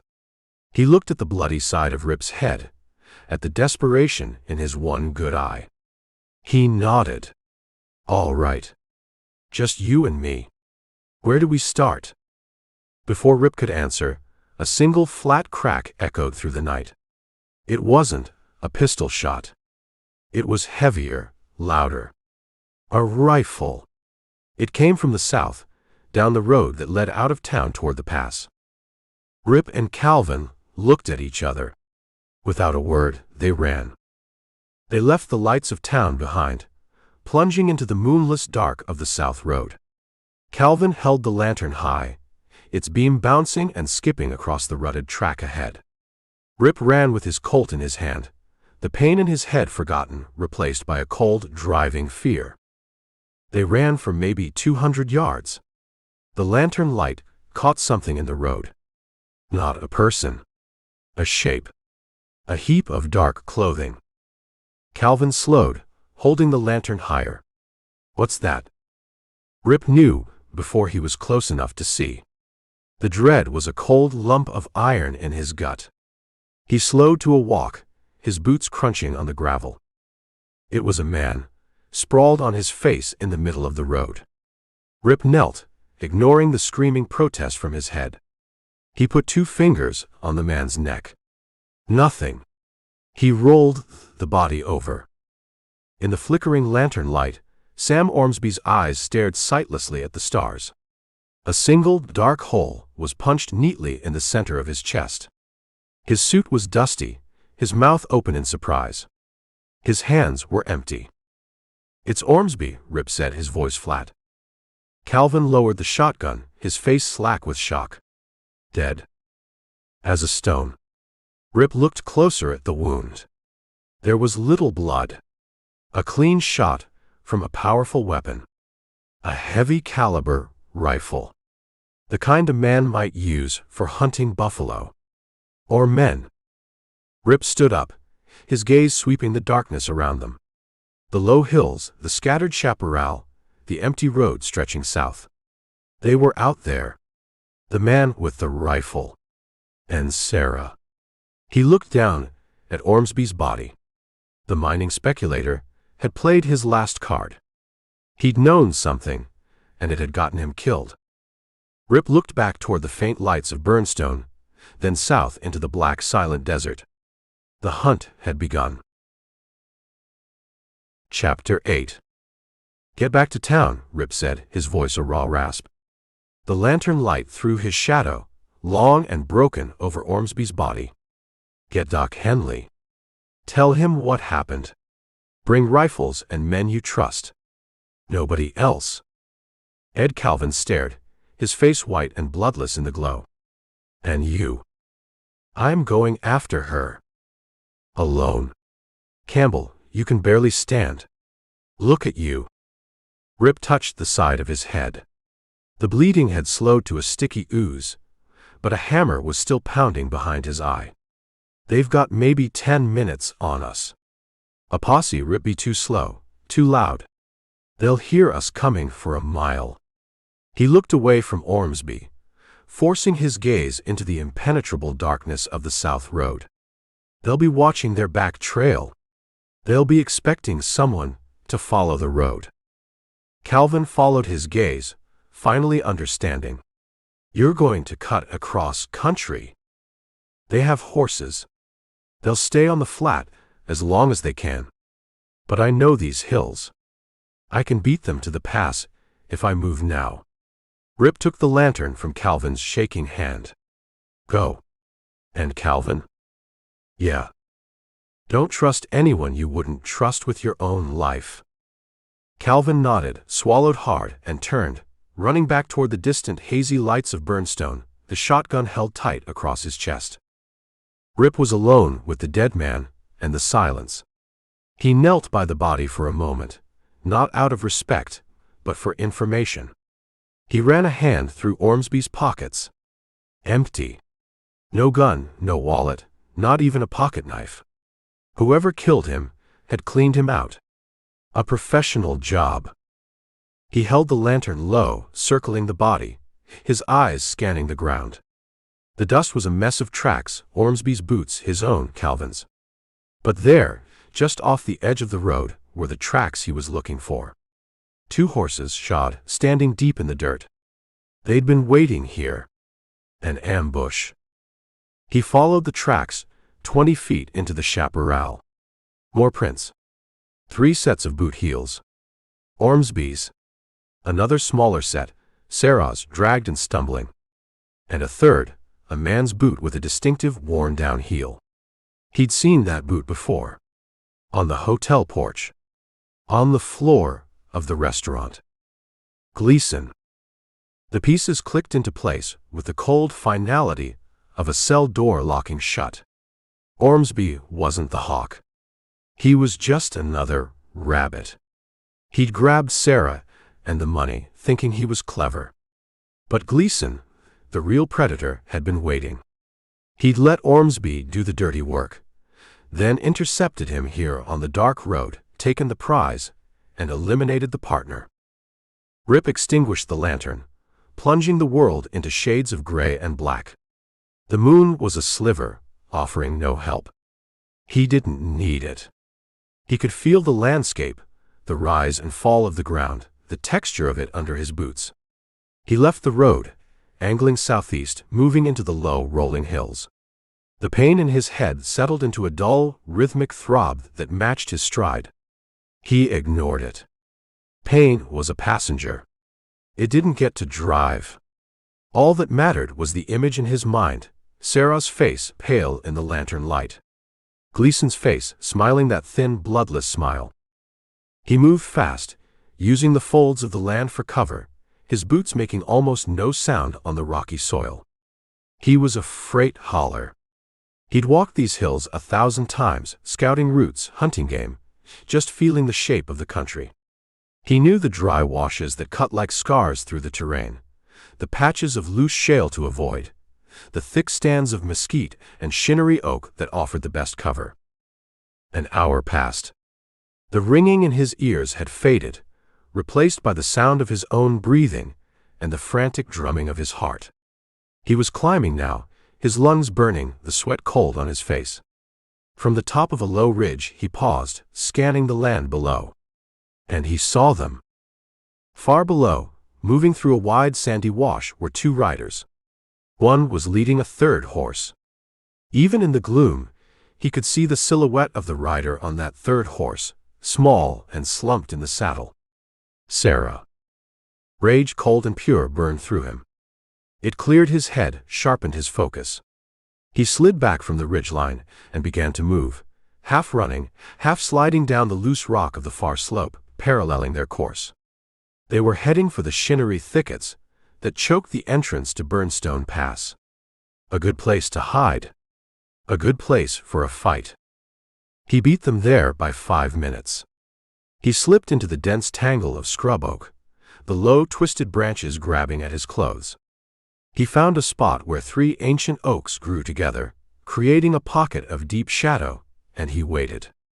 His Colt felt heavy and solid in his hand. The hammer was already back.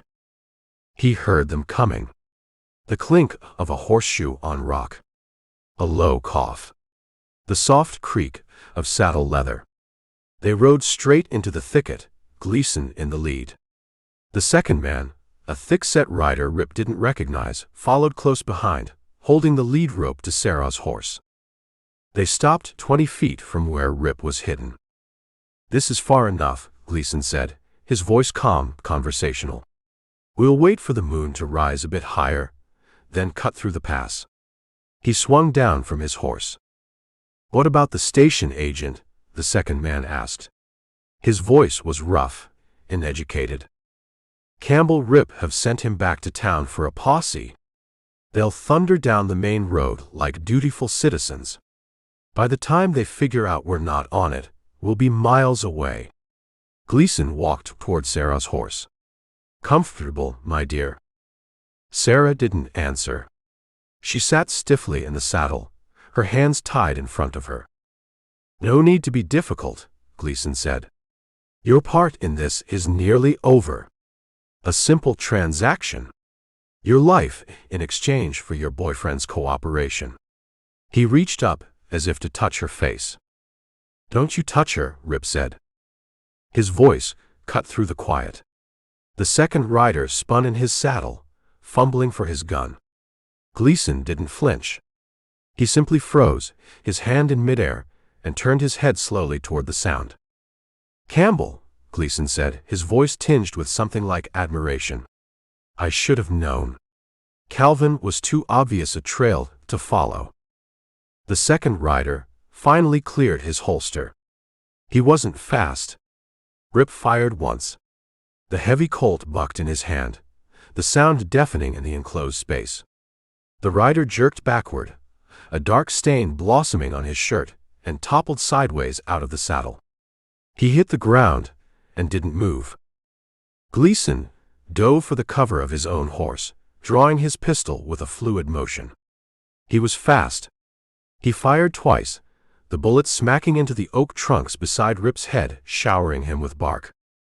Rip dropped to one knee, sighted under the belly of Gleason's horse. He wasn't aiming for Gleason. He was aiming for the horse's front leg. He fired. The horse screamed, a high, terrifying sound of pain and panic. Its front legs buckled. It went down hard, twisting as it fell, pinning Gleason beneath its weight. Rip heard a sharp crack, followed by a grunt of agony from Gleason.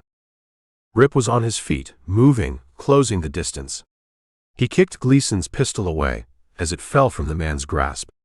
He reached Sarah's horse in 2 strides, pulling a knife from his boot to saw through the ropes binding her wrists.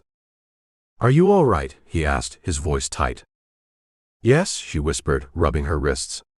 Her eyes were wide, fixed on Gleason. Rip turned. The horse lay groaning, its sides heaving. Gleason was trapped under the saddle, his face contorted in pain, his left leg bent at an angle that wasn't natural. Rip walked over, stood looking down at him. The man who had been so cool, so in control, was now pale with sweat, his breath coming in ragged gasps. "You broke my leg," Gleason hissed through clenched teeth. "Looks that way," Rip said.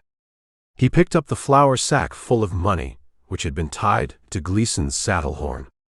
He tossed it to Sarah. He leveled his Colt at Gleason's face.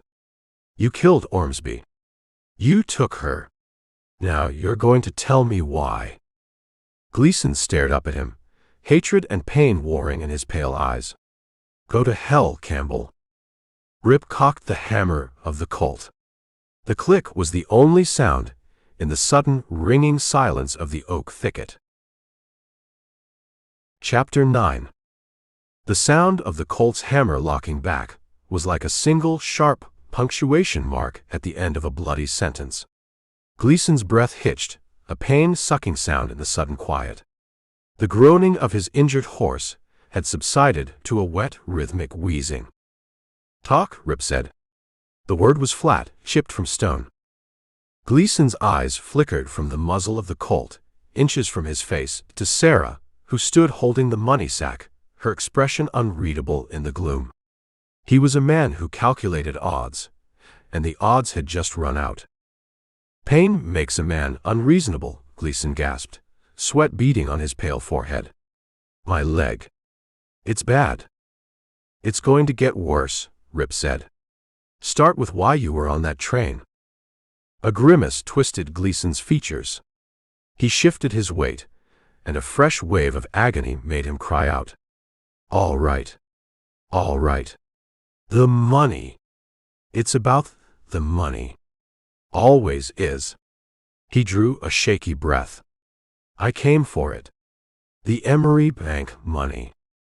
"You said you met John Land in prison," Rip prompted. "Yuma," Gleason said, the name a curse on his lips. "I did 5 years for an embezzlement charge that was more circumstance than crime. Land was doing life for the murder of that marshal. He was a lifer. Knew he was never getting out." Gleason's voice grew stronger, the memory seeming to push the pain away. "Prison is a place of stories. Men have nothing but time and memory. Land had more than most. He was dying. Consumption. Coughed his lungs out into a tin cup every night. He liked to talk. Liked having an audience. He told me everything about the Emery job." Rip felt Sarah move closer to him, her presence a steady warmth at his back. "He told you where he buried the money," Rip said. It wasn't a question. "Not at first," Gleason said. "First, he just talked about you. Said you were the weak link. The one with the conscience. Said if he ever got out, he'd hunt you down for trying to surrender. Then, at the end, when he knew he was choking on his own blood, he got sentimental. Or maybe just spiteful. It's hard to tell with a man like Land." Gleason's gaze was intense, his voice dropping to a conspiratorial whisper. "He drew me a map. On the back of a letter from his sister. A map to this place. To a spot 3 miles south of here, in a dry creek bed under a rock formation that looks like a man's fist. Said his share was there. $8,000, near enough. Said if I was smart enough to get out, I was smart enough to find it." The story had the ring of truth. The kind of desperate, last-minute bargain a dying man would make. "So you got out and came looking for it," Rip said. "Where does Ormsby fit in?" The map was old. Land drew it from memory. The country changes. I needed a local. Someone who knew the territory, the old claims, the trails. Someone greedy and stupid enough to be a partner. Gleason's mouth twisted into a semblance of a smile. "I found Sam Ormsby in a Prescott saloon, bragging about all the rich veins he was about to discover. He was perfect. A small-time man dreaming of a big score. You told him about the money." "I told him part of it," said a dying prospector, gave me a map to his hidden poke. I offered him 20% to help me locate the spot. He jumped at it like a starving dog on a scrap of meat. It took us 2 weeks. We searched every dry wash from here to the county line. Then, yesterday morning, he found it. Gleason paused, his breath catching as another spasm of pain shot through his broken leg. The box was rotten, the bills were damp. But it was all there, just like Lan said. "So you had the money," Sarah said, speaking for the first time. Her voice was steady, cutting through the night. "Why didn't you just ride away with it? Why all this?" Gleason looked at her, his expression shifting. "Because my partner, Mr. Ormsby, was more clever than I gave him credit for. And twice as treacherous. He saw the money, and his 20% suddenly didn't look so good to him. He wanted it all. So he double-crossed you," Rip finished. "He said he had to ride into Burnstone for supplies. Said we'd meet back at our camp at sundown, and split the money then. I was a fool. I let him go. I let him ride off with the whole score." Gleason's voice was thick with self-loathing. "Instead of coming back, he rode straight to the depot. He knew about you, Campbell. Everyone in the territory knows your story. The ex-convict from the Emery job, trying to go straight. Ormsby saw his chance. A perfect frame." Rip felt the last piece of the puzzle slide into place. "He sent the money to Sarah by express." "Exactly," Gleason hissed. "Addressed to your woman. He knew the moldy bills would raise questions. He knew the amount would point straight to the Emery robbery. And he knew everyone would point their finger at you. He figured the town would run you out, or the law would lock you up. Then he could swoop in, play the concerned citizen, and somehow get his hands on the money from Miss Ross after the dust settled. He probably planned to court her himself once you were out of the way. It was a tangled, ugly plan, but it made a kind of desperate sense. It explained everything. The anonymous package. The buried money. Ormsby's strange behavior." Rip looked at the dead man on the ground, beside the downed horse. The man had died for his cleverness. "But Ormsby couldn't have clubbed me from the alley and shot himself in the road," Rip said, thinking aloud. "That was my doing," Gleason admitted, his voice tight with pain. "I realized he wasn't coming back to camp. I rode into town, saw the sign in the window, saw the whole town buzzing. I knew what he'd done. So I waited. I watched you leave the restaurant tonight. I was in that alley. My man, the one you just shot, clubbed you.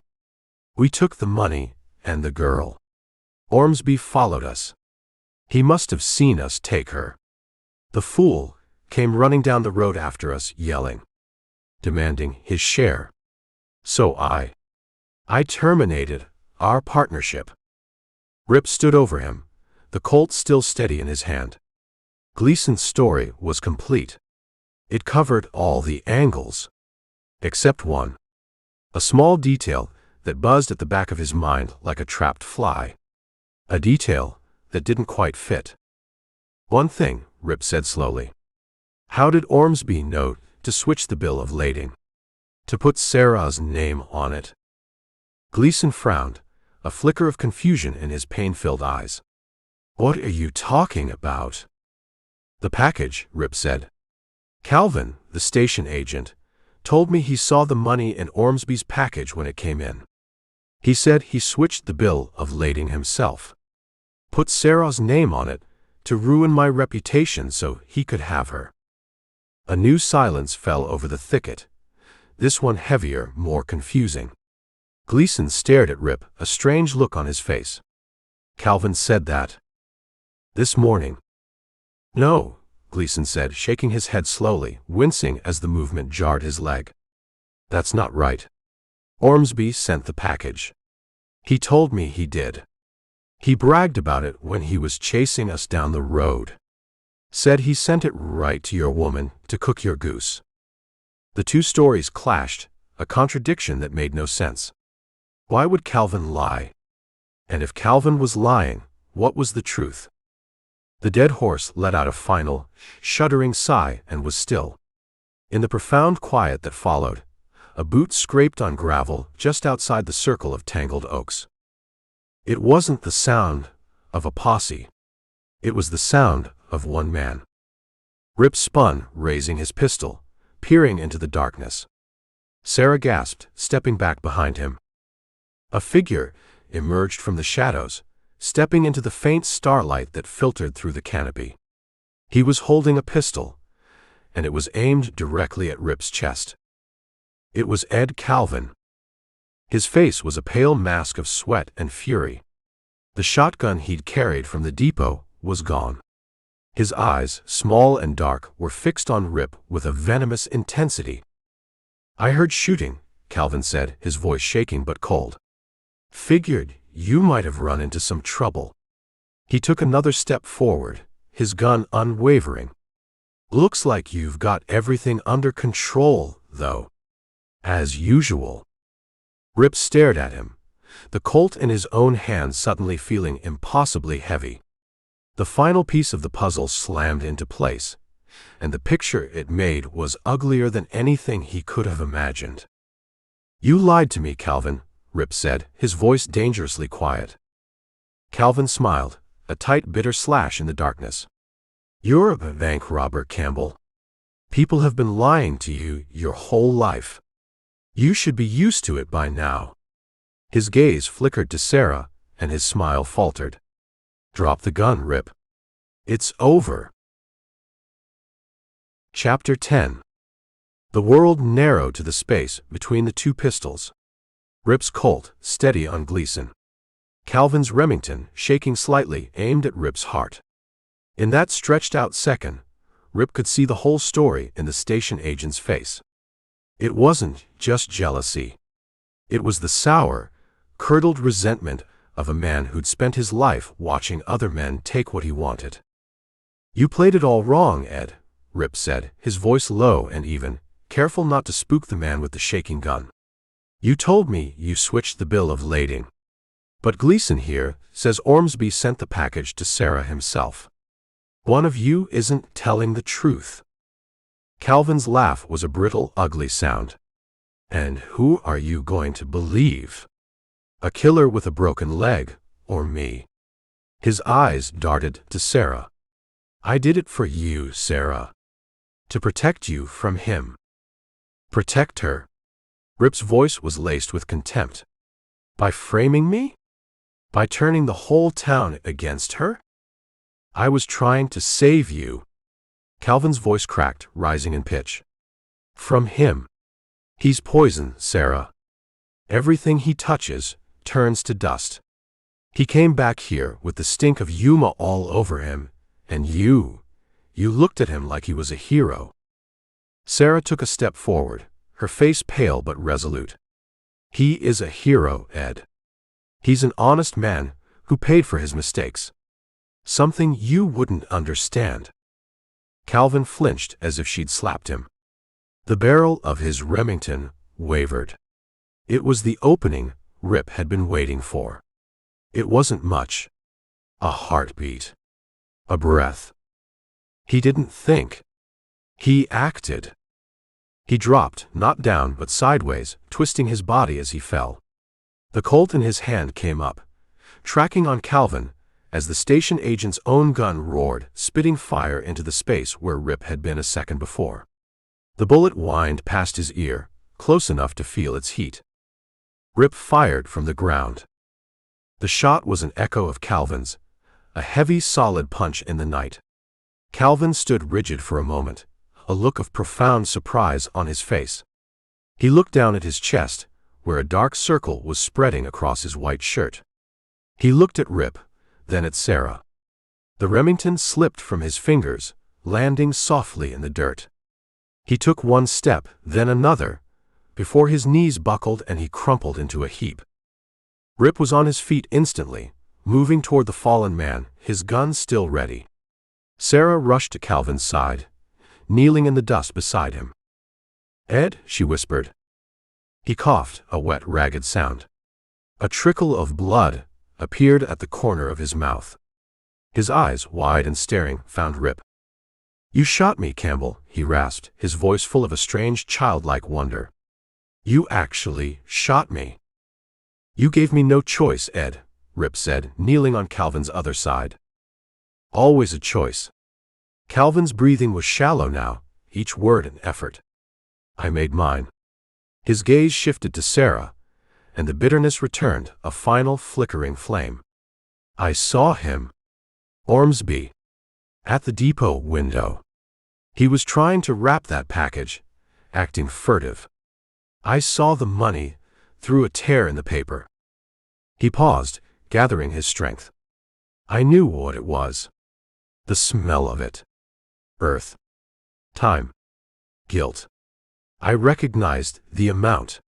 Everyone in the territory knows about the 8,000 from Emery." His eyes locked on Rip's. "And I knew who everyone would blame. It was perfect. A gift." "So you lied," Rip said. "You never switched the bill of lading." "No." Calvin's lips curved into a weak, bloody smile. Ormsby had already addressed it to her. His own clever little plan. But I made it my own. I pretended I was the one who did it. Told you that story, that I did it to win her. Because I wanted you to know. I wanted you to see how much I loved her. Enough to ruin you. The confession spilled out of him now, a torrent of poison he could no longer hold back. I loved her since she first came to this town. I watched her grow up. I would have given her a good life. A clean life. But she never saw me. She only saw you. The bank robber. The convict.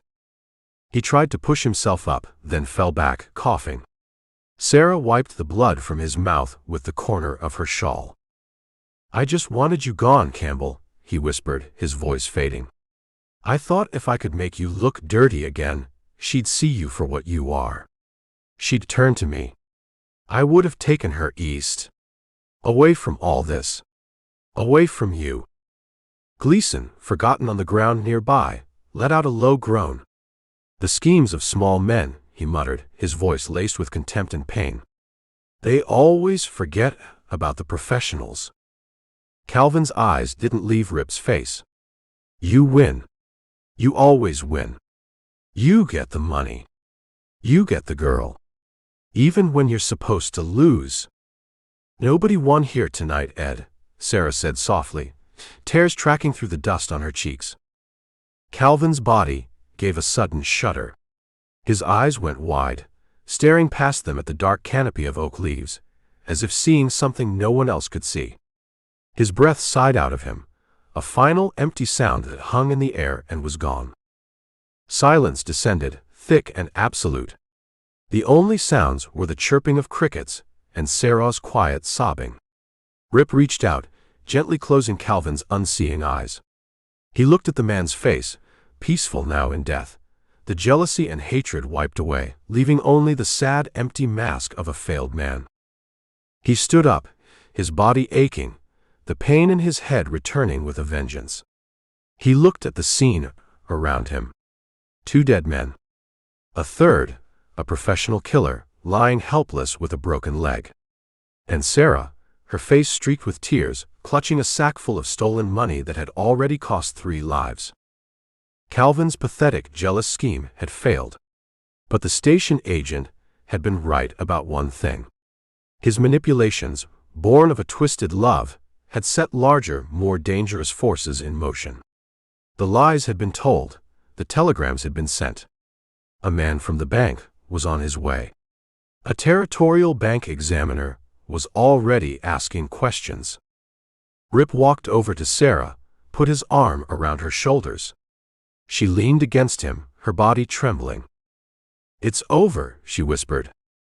Rip looked past the thicket, toward the road that led back to Burnstone. He thought of the posse that would be coming, the questions that would need answers, the story that would sound too incredible to be true. No, he said, his voice heavy with the weight of what was to come. It's just getting started. Chapter 11. That you, Campbell? The voice floated through the oaks, uncertain. Answer me, or we're coming in shooting. Rip didn't move from where he stood, over Calvin's body. It's me, Doc. Hold your fire. He looked at Sarah, his one good eye taking in her torn dress, the blood on her shawl that wasn't hers. Stay behind me. Lanterns appeared, bobbing through the trees, casting long dancing shadows. Doc Henley came first, a Winchester held awkwardly in his hands. Behind him were Tom Brennan from the barber shop, Red Hutchins from the bar T, and Pete Morrison, the hardware man, his face grim and set. They stopped short when their lantern light washed over the scene. Calvin and the other man lying still on the ground, Gleason propped against his dead horse with a leg bent into a question mark, and Rip and Sarah standing in the middle of it all like survivors of a train wreck. Sweet Mother of Mary, Doc Henley breathed, his eyes wide. He took in Rip's blood-caked head. What happened here? What does it look like happened? Pete Morrison said, his gaze fixed on Rip. He's killed another one. Two more, Red Hutchins corrected softly, looking at the body of Gleason's man. Calvin drew on me, Rip said, his voice flat and tired. He confessed before he died. He was in on it with Ormsby and Gleason. Morrison let out a snort of disbelief. A deathbed confession. How convenient. What did he confess to? Stealing a horse. He confessed to trying to frame me, Rip said. To get me run out of town so he could have Sarah. He said that? Tom Brennan asked, his honest face clouded with confusion. He said it, Sarah confirmed, her voice clear and steady despite the tremor in her hands. He admitted he lied about switching the bill of lading. He saw his chance to ruin Rip, and he took it. Doc Henley knelt beside Calvin, his medical instincts taking over. He felt for a pulse, then sighed and pulled a blanket from his saddle roll to cover the station agent's face. Well, he's dead, all right. Same as Ormsby. He looked up at Rip. This is a hell of a mess, son. A hell of a mess. This man's alive, Rip said, gesturing with his pistol toward Gleason. His leg's broken. He can tell you the whole story. Gleason managed a pained, cynical smirk. I'd be delighted. As soon as someone removes this 1,000-pound beast from my extremities and pours a bottle of whiskey down my throat. The ride back to Burnstone was a slow, grim procession. Dawn was breaking, a thin gray light seeping over the eastern mountains, painting the desert in shades of ash and bone. They'd made a litter for Gleason from blankets and oak branches, and Tom Brennan and Red Hutchins carried him, his groans keeping time with their footsteps. Rip walked beside Sarah's horse, the flour sack full of money resting in front of her on the saddle. He could feel the eyes of the other men on his back. They hadn't said much after his explanation, but their silence was heavy with questions. As they reached the edge of town, the first signs of life were stirring. Old Wong was tending his vegetable garden. Paco was sweeping out the freight office. They both stopped their work and stared as the funereal parade passed by. By the time they reached Main Street, windows were opening. Doors were creaking. People emerged in nightshirts and work clothes, their faces a mixture of sleep, curiosity, and alarm. The news spread from house to house with the speed of a prairie fire, a current of whispers and pointing fingers. That's Calvin, under that blanket. And who's that other one? Look at Campbell's head. He's been in a fight. They say he shot Calvin down in cold blood. No, I heard Calvin drew on him first. The crowd followed them, growing larger with every step, a murmuring, shuffling mob drawn to the scent of violence. Rip kept his eyes forward, focused on the door to Doc Henley's office. They carried Gleason inside, laying him on the examination table. The room was small and cluttered, smelling of carbolic acid and stale whiskey. Doc Henley lit a lamp, the yellow light pushing back the gray dawn. "Everybody out," the doctor ordered, shooing the curious faces from his doorway. "This is a surgery, not a public spectacle." He looked at Rip. "You two. I need to set this leg, and I need room to work. Tom, you can stay and help me hold him down." Rip nodded. He turned to leave, but Pete Morrison blocked his path. The hardware man's face was flushed with self-righteous anger. "You're not going anywhere, Campbell," Morrison said, his voice loud enough for the crowd outside to hear. "Not until the marshal gets here." "Get out of my way, Pete." "Or what? You'll shoot me too. Is that how you solve all your problems now?" Morrison jabbed a finger at Rip's chest. "You think we're all fools? You think we believe this wild tale about our station agent, a man we've known for 10 years, suddenly turning into a jealous monster? You killed him to shut him up, just like you killed Ormsby." "That's a lie," Sarah said, stepping between them. "Is it, Miss Ross?" Morrison sneered. "Or are you just so blinded by this jailbird you can't see the truth? He's a killer. Always has been." Rip pushed Sarah gently aside. He didn't raise his voice. He didn't touch his gun. He just looked at Morrison, his one good eye cold and hard as iron. "I killed Ed Calvin because he pointed a gun at the woman I love and tried to kill me. I've spent the last 2 years in this town keeping my head down, proving with my back and my hands that I'm not the man I was 7 years ago. I'm done proving it to men like you." He took a step closer, and Morrison involuntarily fell back. "You want to believe I'm a killer, you go right on believing it. But you, Rip, not stand in my way. Not now. Not ever again." He walked past Morrison, who stood speechless, his face pale. The crowd in the street parted before him like water. He walked with Sarah across the dusty street to her restaurant. The sign, "Rightful owner can have same," was still in the window, a bitter, mocking joke. He unlocked the door, and they stepped inside. The place was just as they'd left it, the air still and cool. Rip took the flour sack from Sarah and set it on the counter. The money! The cause of it all. It didn't look like $7,800. It just looked like a bag of trouble. "What do we do now?" Sarah asked, her voice barely a whisper. "We wait," Rip said. He walked to the window, his body screaming with exhaustion and pain. He looked past the crowd, which was now gathered in a knot around the doctor's office, their voices a low, angry buzz. He looked past the edge of town, to the twin lines of steel that ran east and west. And then he saw it. Far in the distance, a black speck against the rising sun. A plume of white smoke, thin as a thread, trailing behind it. The 9:40 train from Emery. It was early, and it was bringing the next wave of trouble right to their door. Chapter 12.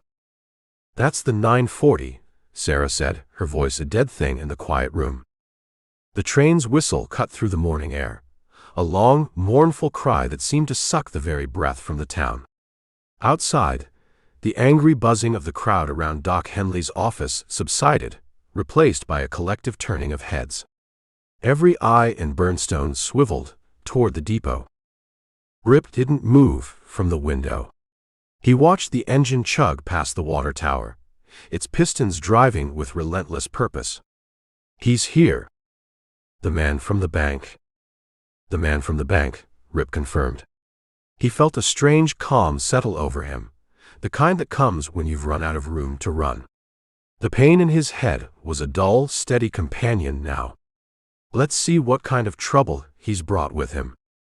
The train ground to a halt with a great sigh of steam and a screech of brakes. For a moment, nothing happened. The town held its breath. Then a single passenger stepped down from the second car. It wasn't a new face. It was James Kellerman, the territorial bank examiner from the day before.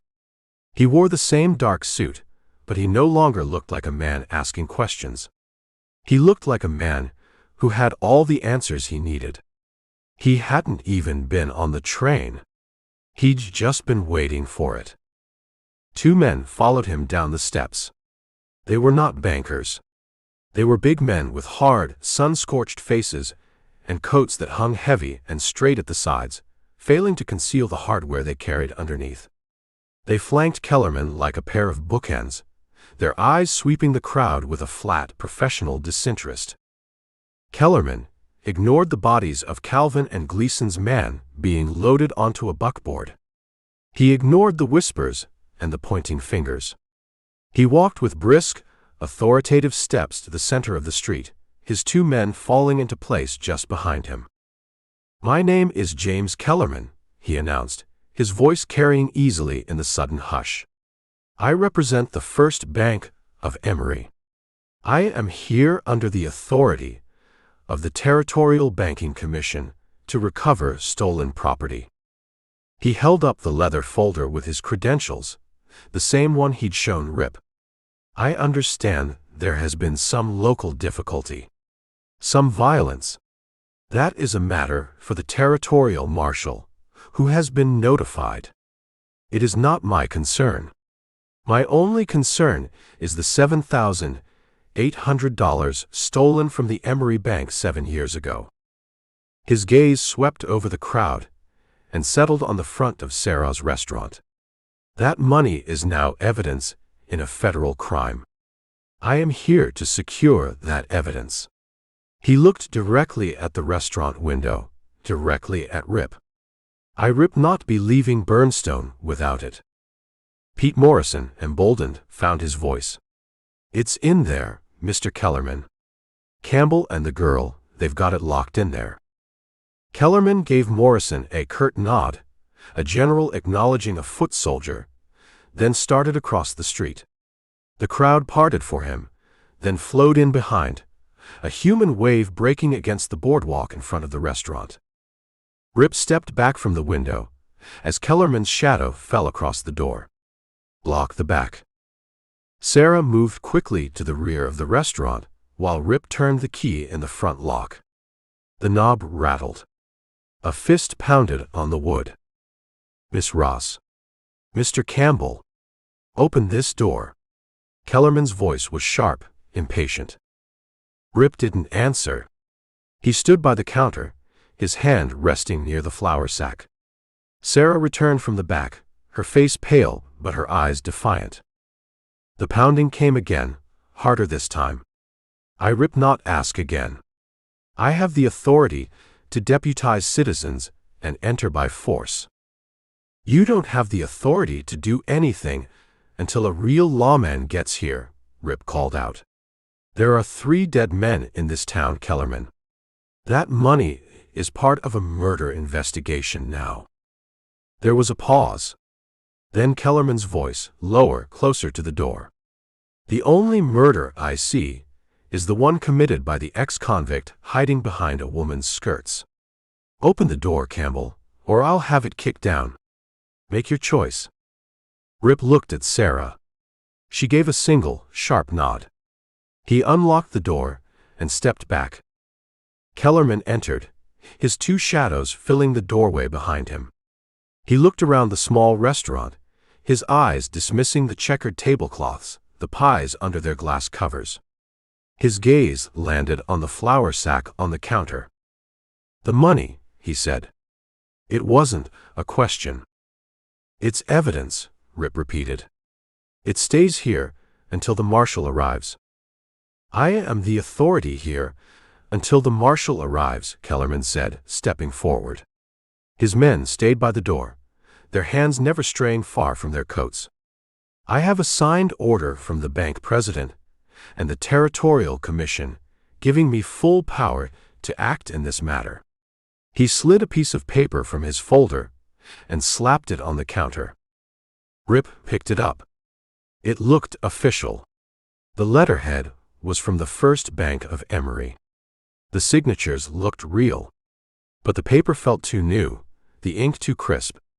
It felt like a document prepared for a single purpose, not one that had come from a dusty file. "This gives you the right to claim the money," Rip said. "It doesn't give you the right to interfere with a murder investigation." Kellerman smiled, a cold, humorless expression. "Ah, yes. The murder investigation. The convenient story you've concocted. Let me see if I have it right.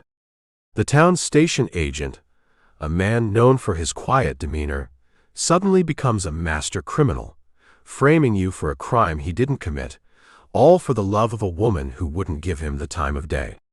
He then gets himself killed, but not before making a full deathbed confession to you, his mortal enemy. Is that about the size of it?" "It's the truth," Sarah said, her voice ringing with conviction. Kellerman's eyes slid to her. "The truth, Miss Ross, is that you are harboring a fugitive and stolen funds. The truth is, your boyfriend here has killed at least 2 men in the last 12 hours to cover his tracks." "Calvin drew on him," she insisted. "So you say." "So says the man with the gun still in his hand." Kellerman took another step, his polished boots silent on the floorboards. He was close enough now that Rip could see the small, broken veins in his cheeks. He didn't look like a banker. He looked like a man who had spent a lot of time in saloons, a man who understood violence. "Give me the money, Campbell," Kellerman said, his voice dropping to a low, conversational tone. "Let's not make this more difficult than it needs to be. You've had your run. You tried to get your old loot back into circulation, and it went sideways. It happens. Don't make it worse. Don't add resisting a federal officer to the list of charges." "You're no officer," Rip said quietly. "You're something else." Kellerman's eyes narrowed. "And what might that be?" "I haven't figured that out yet," Rip admitted. "But a man from a bank would have brought a lawyer, not hired guns. A man from a bank would wait for the law, not try to be the law. You want this money too badly, Kellerman. It's more than just a job for you." A muscle twitched in Kellerman's jaw. For a moment, the mask of officialdom slipped, and Rip saw something else in his eyes, a flicker of raw, personal anger. "You are a fool," Kellerman said, his voice tight. "You had a chance to walk away from this. Now you'll be lucky to walk away at all." He turned his back on Rip, a gesture of ultimate contempt. He faced his men at the door. "The situation is contained. No one enters or leaves this restaurant. Understand?" The 2 men nodded silently. Kellerman turned back, his composure restored. He looked at Rip, then at the flour sack on the counter. A stalemate. He couldn't take the money by force without revealing his hand, but he couldn't leave without it. Then his eyes lit up with a new idea. A slow, predatory smile spread across his face. "You're right, Campbell," he said. "There is another witness. The man you so conveniently left alive. The one with the broken leg." He walked to the door, pushing past his own men. He stopped on the boardwalk and turned, his voice carrying back into the restaurant, clear and cold. "Perhaps Mr. Gleason's memory of events, Rip, be different from yours. I believe I'll go have a little talk with him. See if he can't be persuaded to tell the real truth." He strode off the boardwalk, heading directly for Doc Henley's office, leaving his 2 men standing guard at the door like stone gargoyles, trapping Rip and Sarah in their own restaurant with a bag of someone else's trouble. "He's going to kill him," Rip said, his voice quiet as dust settling. Sarah turned from the back window, where she'd been watching Kellerman stride toward Doc Henley's office. "He wouldn't. Not in the middle of town, in broad daylight." "He won't use a gun," Rip said. He moved away from the front door, away from the 2 stone-faced guards Kellerman had posted on the boardwalk. A man like Gleason, with a badly set leg. An overdose of laudanum from the doctor's bag would be a mercy. An accident. Kellerman is a man who understands accidents. We can't just stay in here. No. Rip looked around the small restaurant, his eyes cataloging exits, possibilities. The two men out front were professionals. They'd be watching the back alley too. A direct move was suicide. We need a fire. Sarah's eyes widened. A fire? Not a real one. A scare. He pointed to the big cast-iron stove in the corner of the kitchen. Get some of that damp wood from the back, throw it on the coals. Add some green leaves from the vegetable bin. Anything that'll make smoke. A lot of smoke. When the chimney starts pouring it out, yell fire as loud as you can. What Rip you do? I'll find another way out. He looked at the two guards again, their shapes solid and unmoving through the front window. They're watching the doors. They're not watching the roof. Sarah didn't waste time with questions. She moved to the kitchen while Rip went into the storeroom at the back. He climbed onto a stack of flour sacks, his head throbbing with the effort, and pushed at the trapdoor that led to the flat roof. It was stiff, swollen with a winter's worth of rain, but it gave with a groan. Cool morning air washed over his face. He heard Sarah start coughing in the kitchen. A thin, acrid tendril of smoke curled under the storeroom door. He waited. 1 minute. 2. Fire. Sarah's scream was sharp enough to cut glass. Help. The restaurant's on fire. Rip pushed the trapdoor open and hauled himself onto the roof. He lay flat, peering over the edge. Below, the street erupted into chaos. The crowd, which had been buzzing around the doc's office, surged toward the restaurant. The two guards, caught by surprise, turned to face the oncoming wave of panicked citizens. Get back. Stay back, one of them yelled, but it was like trying to stop a flood. Pete Morrison was at the front. Someone get a bucket brigade going. From the horse trough. It was the perfect diversion. In the confusion, with every eye on the smoking chimney and the front of the restaurant, no one looked up. Rip crawled to the back of the roof, swung his legs over the side, and dropped the 10 feet into the alley. He landed hard, jarring his entire body, and a fresh wave of pain exploded in his head. He ignored it and slipped around the corner, hugging the walls of the buildings, making for the back of Doc Henley's office. The window was open a few inches to let out the smell of whiskey and chloroform. Rip pressed his ear to the wall. He could hear voices. A simple matter of cooperation, Doctor, Kellerman was saying, his voice smooth and cold as river stone. Your patient's story is confused. A little something to calm his nerves, to help him remember correctly, would be in everyone's best interest. I gave him a shot of whiskey for the pain. Doc Henley's voice was reedy but firm. I'll not be pumping him full of dope, so you can get the story you want to hear. This man is my patient. This man, Kellerman said, his voice dropping, is a material witness in a federal investigation. And a killer. Don't forget that. Your concern is admirable, but misplaced. Rip heard a pained grunt from Gleason. He moved to the back door and eased it open. Kellerman was leaning over the examination table, his face close to Gleason's. One of his big hands was pressing down on the fresh splint on Gleason's leg. Doc Henley stood nearby, his face pale, his hands clenched into helpless fists. Let's try this again, Gleason, Kellerman said. Campbell shot Calvin in cold blood, didn't he? To shut him up. Get away from him, Kellerman, Rip said from the doorway. Kellerman straightened up slowly, turning. The surprise on his face was genuine, but it vanished as quickly as it came, replaced by a look of pure fury. You. I told you that money was part of a murder investigation, Rip said, stepping into the room. He held his Colt loosely, The barrel pointed at the floor, but his thumb was resting on the hammer. "This is me, investigating." Kellerman's eyes flickered toward the street, where the sounds of the fire scare were starting to die down. He was trapped. He couldn't afford a gunfight here, not with the whole town as witnesses. "You're making a grave mistake, Campbell." "I've made a lot of them," Rip said. "But this isn't one. Get out of here. Leave him alone." For a long moment Kellerman stood his ground, his hand hovering over the pistol under his coat.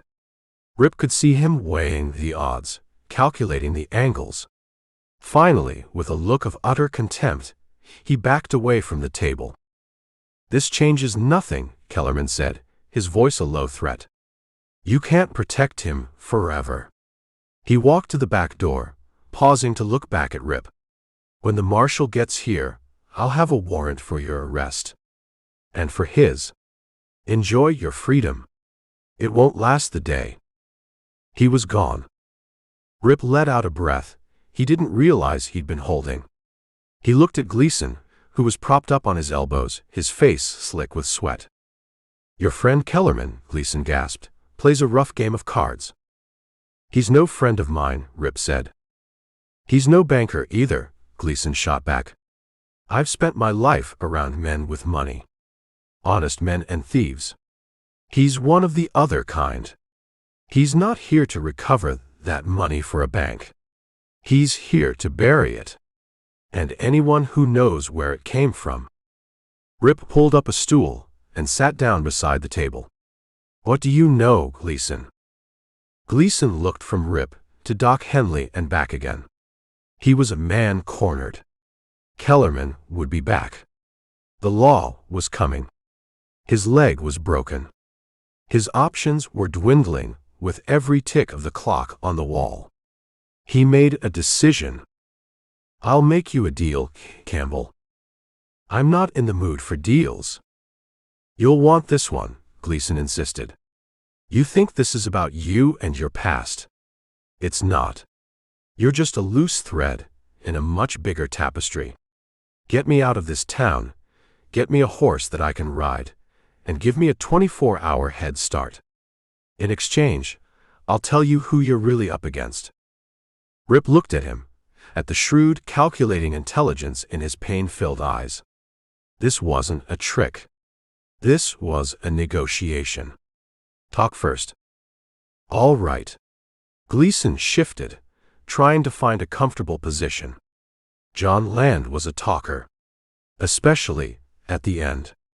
"He told me the Emery job wasn't his idea. He and your friend Jake Paulson were just the muscle. The hired help." "Hired by who?" He never knew their names. He called them the partners on the outside.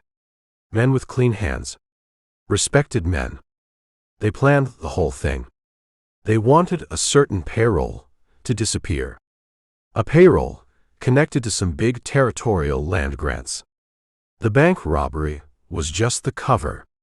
It was supposed to look like a simple holdup. But Paulson got trigger-happy, Land got cornered, and the whole thing went to hell. Rip felt a cold dread creeping up his spine. This was bigger than a simple robbery. It was a conspiracy. Land said the partners were terrified the truth would come out, Gleason continued. Terrified that he or you would talk. That's why they never tried to get the money back. They just wanted it to stay buried. He said one of them was a man who acted like a government official. A man who traveled a lot for his work. A man with a temper and a taste for expensive whiskey. The description was a perfect fit. Kellerman. "This changes things," Rip said, more to himself than to anyone else. "Damn right it does," Gleason said. "Kellerman isn't here to get the bank's money. He's here to get his money. And to make sure the last two people who know the real story, you and me, disappear for good." Rip stood up. The pieces were all there now, forming a picture that was darker and more complex than he had ever imagined. Gleason was no longer just a criminal. He was the only other person alive who knew the truth. He was a target. Rip turned to Doc Henley, who had been listening to the entire exchange with a stunned expression on his face. "Doc," Rip said, his voice urgent. "Can he ride?" "Ride," the doctor sputtered. "Son, I just set his leg. He needs to stay flat on his back for a week, maybe more." "He doesn't have a week," Rip said. "He doesn't have a day." He looked back at Gleason, whose pale face was set with a grim determination. Their alliance was sealed, not by trust, but by mutual desperation. "He can't stay here. Kellerman Rip be back, and he won't be asking questions next time." "There's a buckboard in the livery," Rip said, his voice low and urgent, his mind already moving 3 steps ahead. "Belongs to a prospector who's laid up drunk at the hotel. We can get him into the back of it, cover him with canvas, get him out of town before Kellerman's men know he's gone." Doc Henley shook his head, running a hand through his thinning hair. "It's madness, Rip. His leg is shattered. Every bump on that road, Rip, be agony. He'll be in more agony when Kellerman's man slips a pillow over his face tonight," Gleason rasped from the table, his eyes bright with feverish intensity.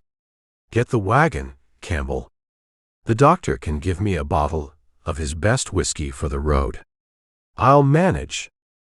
Rip nodded once, a sharp, decisive movement. "Sarah's at the restaurant. I'll tell her the plan." He turned and walked out the back door, leaving the doctor and the criminal to their unlikely alliance. He moved through the alleyways, avoiding Main Street. The chaos from the fire scare had died down, but the town was still on edge, people gathered in small, anxious knots. He could feel their eyes, their suspicion. He was no longer just Rip Campbell, freight hauler. He was a ghost from his own past, walking in broad daylight. He slipped through the back door of the restaurant. Sarah was standing by the counter, her hands wrapped around a coffee cup for warmth, though the day was already growing hot. The flour sack full of money sat between them. It seemed bigger now, heavier. It wasn't just money anymore. It was a tombstone. He told her the plan quickly, his words clipped and precise. She listened without interruption, her gaze steady. When he finished, she simply asked, "And after we get him out of town, what then?" "Then we deal with Kellerman." "How?" Rip didn't have an answer. He looked at the flour sack, at the rough canvas weave, and the world of the restaurant dissolved. The smell of coffee and smoke was replaced by the stale, sour scent of cheap whiskey and unwashed men. The room was small, airless, in the back of a saloon in a dusty town called Purgatory, 2 days' ride from Emery. Rip was 22, and he thought he knew how the world worked. He was wrong. Jake Paulson was there, polishing the silver conchos on his gun belt, a nervous energy radiating from him. John Land was in the corner, quiet as a shadow, sharpening a knife on a whetstone, the rhythmic SHHHK, SHHHK, SHHHK of steel on stone the only sound in the room. And there was a fourth man. He wasn't one of them. He wore a dark city suit, his collar starched and white despite the heat. He smelled of bay rum and cigars. He called himself Mr. Smith. "It's not a bank," Mr. Smith said, looking at a pocket watch. "Think of it as a collection. A transfer of assets." He looked at Paulson. "The delivery is scheduled for Friday at 10 a.m. A specific payroll for the Territorial Development Fund. It Rip in 2 canvas bags, sealed with red wax. You Rip take only those 2 bags." "What about what's in the vault?" Paulson asked, his eyes gleaming. "You Rip not touch the vault," Mr. Smith said, his voice soft but edged with steel. "This must look like a simple, desperate robbery. You are to appear as common thugs. You take the payroll, you ride out. Clean and simple." He paused, his gaze sweeping over the 3 of them. "There is one other condition. It is not negotiable.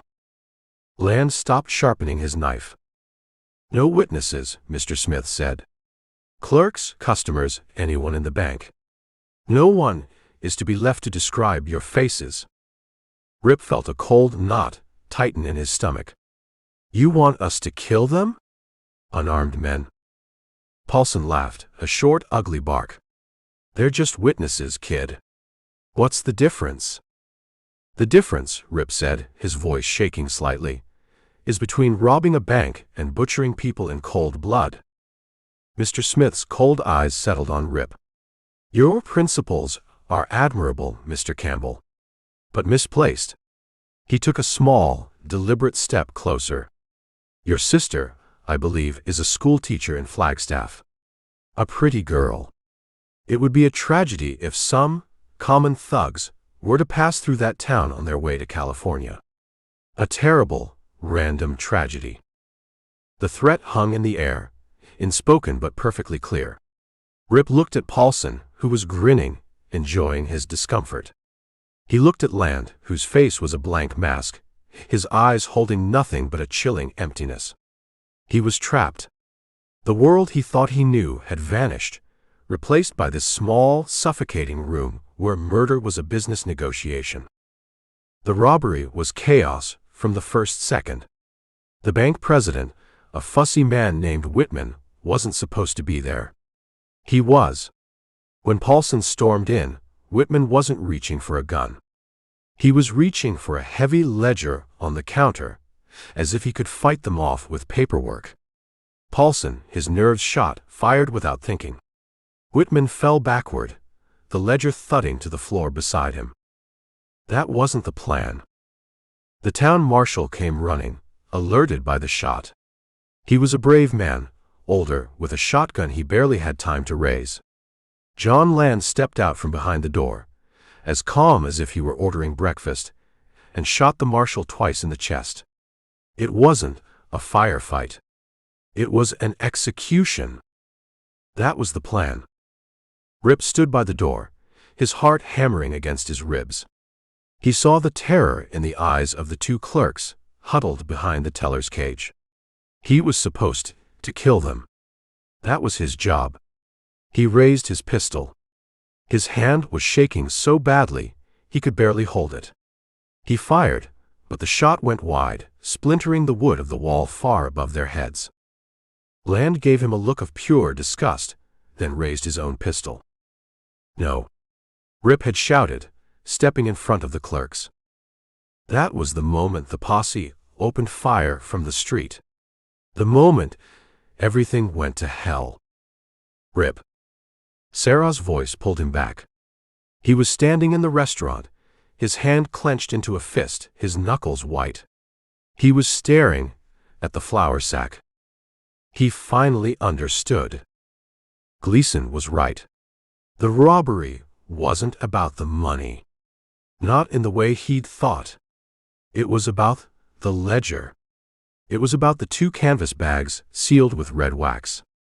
That payroll wasn't just money, it was evidence. Proof of the graft and corruption behind the Territorial Development Fund. Proof that men like Kellerman and his partners were stealing the territory blind. The robbery was designed to make the evidence disappear, to turn a conspiracy into a simple, violent crime committed by desperate men. And he, Rip Campbell, had been cast as one of the desperate men. John Land wasn't just a bank robber. He was a cleaner, hired to erase witnesses, to sanitize the scene, to ensure the men in the city suits remained ghosts. He looked at Sarah, the truth of it all settling in his gut like a cold stone. His past wasn't just a mistake he'd made. It was a lie someone else had written for him. Kellerman doesn't just want the money back, he said, his voice rough. He needs to destroy it. And us with it. He walked over to the counter. The weight of the last 7 years, the prison time, the whispers, the shame, it all felt different now. It wasn't just his burden anymore. It was a weapon. He picked up the flour sack. It felt heavier than lead. "What are you doing?" Sarah asked. "Calvin's plan was to ruin my reputation," Rip said. "Kellerman's plan is to bury his. Both of them made the same mistake." "What mistake?" He looked at her, and for the first time since this nightmare began, a flicker of something hard and dangerous lit his eye. "They both thought I was just a bank robber." He slung the sack over his shoulder and walked toward the front door, toward the two men Kellerman had left standing guard. He was no longer just a man reacting. He was a man with a purpose. He was the last living witness, and he was carrying all the evidence they needed. Chapter 15. "They're still out there," Sarah said, peering through the grimy storeroom window. Kellerman's two men hadn't moved from their posts on the front boardwalk. They stood like statues in the noon heat, one whittling a piece of wood, the other just watching. "They'll stay there until Kellerman tells them to move," Rip replied.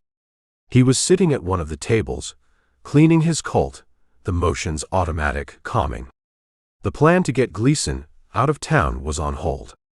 There was no way to get a buckboard from the livery without Kellerman's men seeing it. They were boxed in. The noon train whistle blew, a sharp, piercing sound that cut through the tension. It was the second train of the day, a new delivery of unknowns. Rip moved to the front window, careful to stay in the shadows.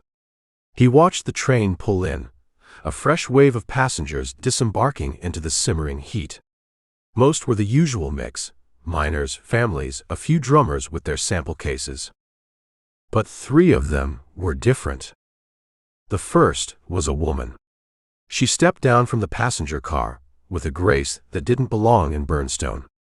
She wore a dark green traveling suit, tailored and clean, and a hat with a small, neat feather. She carried a single, expensive-looking leather valise. She stood on the platform for a moment, her gaze sweeping the town, assessing it with cool, intelligent eyes before she started walking, not toward the hotel, but directly toward the restaurant. The second was a man who looked like he'd been born on a horse. He was broad-shouldered, with a weathered face and a wide-brimmed hat pushed back on his head. He wore dusty boots and carried a stockman's coat over his arm despite the heat. He laughed at something the conductor said. A big booming sound, then headed for the three-star saloon, walking with the rolling gait of a man who spent more time in the saddle than on his own 2 feet. A cattle buyer, Rip guessed. The third man was the one who made Rip's skin crawl. He was last off the train. A tall, spare man in a plain, dark suit. He didn't look left or right.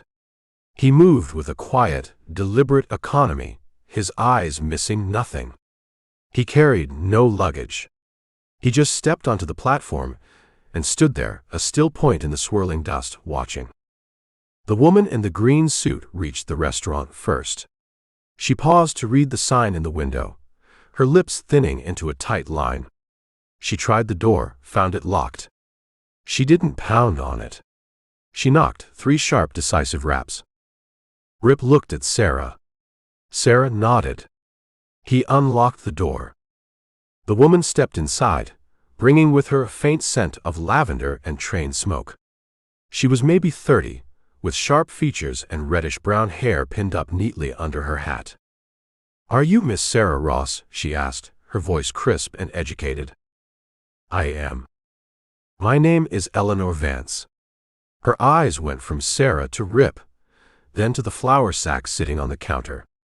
"I believe you have something that belongs to my family."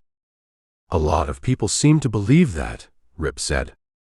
Eleanor Vance's gaze settled on him. It was a firm, appraising look. "You must be Mr. Campbell. I've heard about you." She turned her attention back to Sarah. "The money you found. It was sent by my brother." "Your brother?" Sarah asked. "John Land," the woman said, the name dropping into the room like a stone. "He was my half-brother. Our mother's name was Vance." The story was neat. Plausible. It explained the different last name. Your brother is dead, Rip said. I know. I received his personal effects from the prison warden last month. There was a letter among them. In it, he confessed to what he'd done. He told me he had sent his share of the stolen money here to you, Miss Ross. Why would he send it to me? Sarah asked. Because of Mr. Campbell, Eleanor Vance said, her eyes flicking to Rip again. John wrote that he had wronged Mr. Campbell more than anyone, that he had forced him into the robbery, then abandoned him to be captured. He said sending the money to the woman Mr. Campbell loved was the only way he could think to make amends. A final act of penance. It was a good story. It was full of sentiment and regret. It was the kind of story people wanted to believe. It also directly contradicted what Gleason had said. If you have this letter, Rip said, I'd like to see it.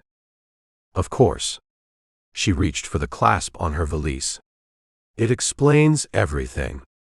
Before she could open it, the bell over the door jingled again. It was the cattle buyer. He filled the doorway, blocking out the light, bringing the smell of trail dust and whiskey with him. Pardon me, folks, he boomed, pulling off his hat. Name's Clay Allison. Just heard the most amazing story over at the saloon. Something about found money. He grinned, a wide, friendly expression full of white teeth. His eyes, however, weren't smiling.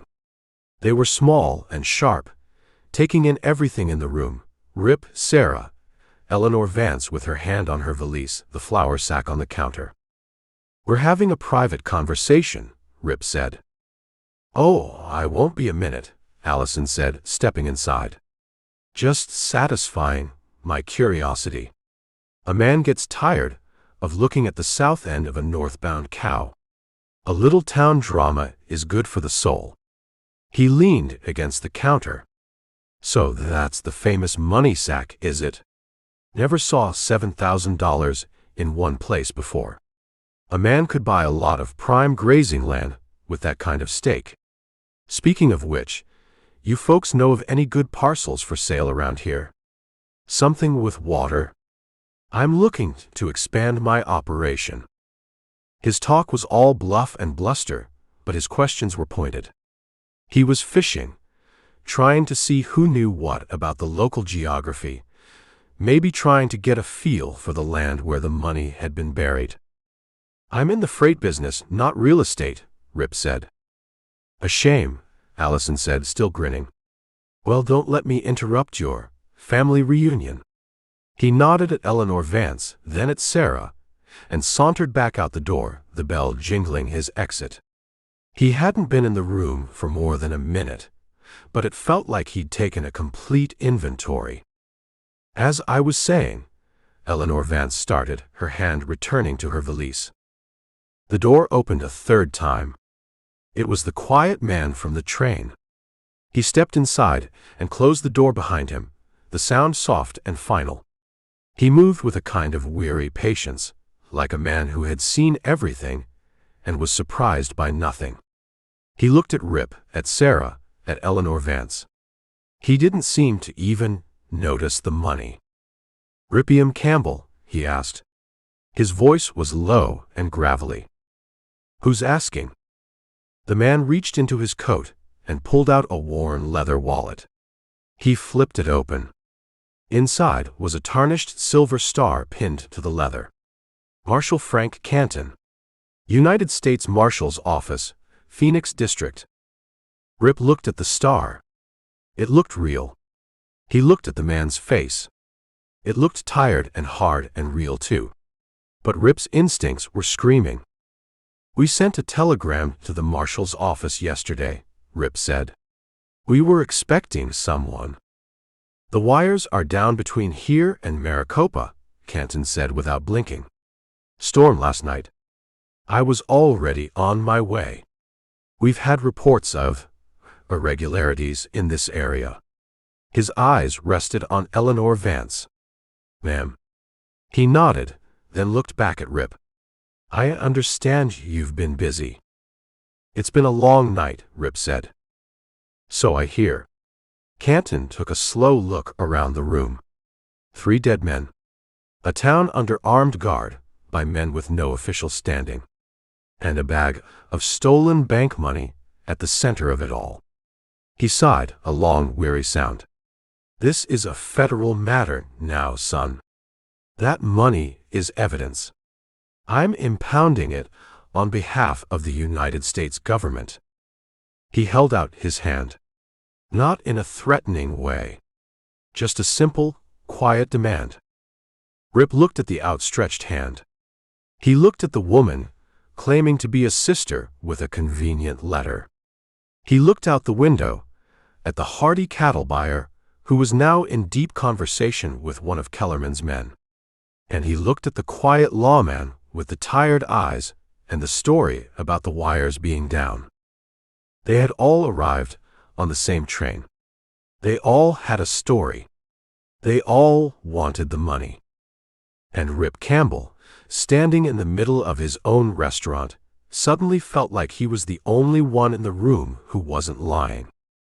He looked at the marshal's empty hand, then back at his face. He didn't move. He didn't speak. He just stood his ground, the flour sack at his side, and waited for the man with the tin star to make the next move. Chapter 16. That star looks real enough, Rip said, his voice level, breaking the silence. He didn't look at Marshal Canton's outstretched hand. He looked at his eyes. But a man can buy a star. Or take one off a dead man. Right now, this town's got 3 new dead men, and 3 new people who all want the same bag of money. You'll forgive me if I'm not in a trusting mood. Canton didn't move. His hand remained suspended in the air between them. I can appreciate your position, son. But you're in my jurisdiction now. Are you? Rip countered. This woman, he nodded at Eleanor Vance, claims the money is a family matter. This cattle buyer out on the street seems to think it's a real estate investment. And Mr. Kellerman, the bank examiner, thinks it belongs to him. You all arrived on the same train. You all have a story. But only one of you can be right. Eleanor Vance stepped forward, her hand finally opening the clasp on her leather valise. Perhaps I can clear this up. Marshal, if you are who you say you are, then you'll be interested in evidence. She pulled out a folded, cream-colored envelope and held it out. This is the last letter my brother, John Land, ever wrote. It was sent to me from Yuma Prison. Canton slowly lowered his hand, his attention shifting to the letter. Let me see it. I'll do better than that, she said, her voice sharp and clear. I'll read it. So everyone understands the truth. She unfolded the letter, her hands steady. My dearest Eleanor, she began, her voice taking on a formal, somber tone. By the time you read this, I be gone from this world. I have made peace with my Maker, but I cannot find peace until I have atoned for the great wrong I did to an innocent man, Rippiam Campbell. Rip listened, a cold knot tightening in his gut. The words were flowery, full of regret and repentance. It didn't sound like the John Land he knew. The John Land he knew was a cold-blooded killer who wouldn't waste ink on atonement. I have therefore sent the entirety of my ill-gotten gains to the woman he loves, Miss Sarah Ross of Burnstone, as a testament to my remorse. It is my final hope that this gesture Rip, in some small way, repair the damage I have done to Mr. Campbell's life and reputation. That's a nice story, Rip said when she finished. But Gleason told us Land died of consumption 3 months ago. Eleanor Vance's head snapped up, her eyes flashing with a sudden, fierce anger. Gleason? You've spoken with Gleason? We've had a conversation, Rip said. Then he lied to you, she said, her voice trembling with what looked like genuine rage. My brother didn't die of some lingering illness. He was murdered. The word hung in the air, heavier than any bullet. He was stabbed in the prison yard, she continued, her composure cracking. 3 months ago. They said it was a fight over a card game, but I know better. John had made enemies. Dangerous enemies, even inside. She refolded the letter, her knuckles white. The warden's report was a whitewash. They wanted it quiet. This new story felt closer to the truth. John Land dying with a knife in his ribs sounded more like the world he lived in than dying of consumption while writing letters of apology. Why would Gleason lie about how he died? Sarah asked. Because Gleason is a vulture, Eleanor spat. John wrote to me weeks before he was killed. He told me about Gleason. Said he was a smooth-talking swindler who had been trying to get him to reveal where the money was buried. John never trusted him. He said Gleason was like a spider, listening, waiting. So you came here looking for Gleason? Rip asked. I came here looking for what is rightfully mine, she corrected him. My inheritance. When I learned John was dead, I knew Gleason would come for the money. I've been following his trail for a month, from Prescott to Tucson. I heard whispers he was heading for Burnstone. I took the first train I could. Marshal Canton stroked his chin, his tired eyes thoughtful. So you're saying Gleason knew about the money? Land was killed before he could talk, and you've been chasing Gleason ever since. That's exactly what I'm saying, she confirmed. It still doesn't explain something, Rip said, stepping closer.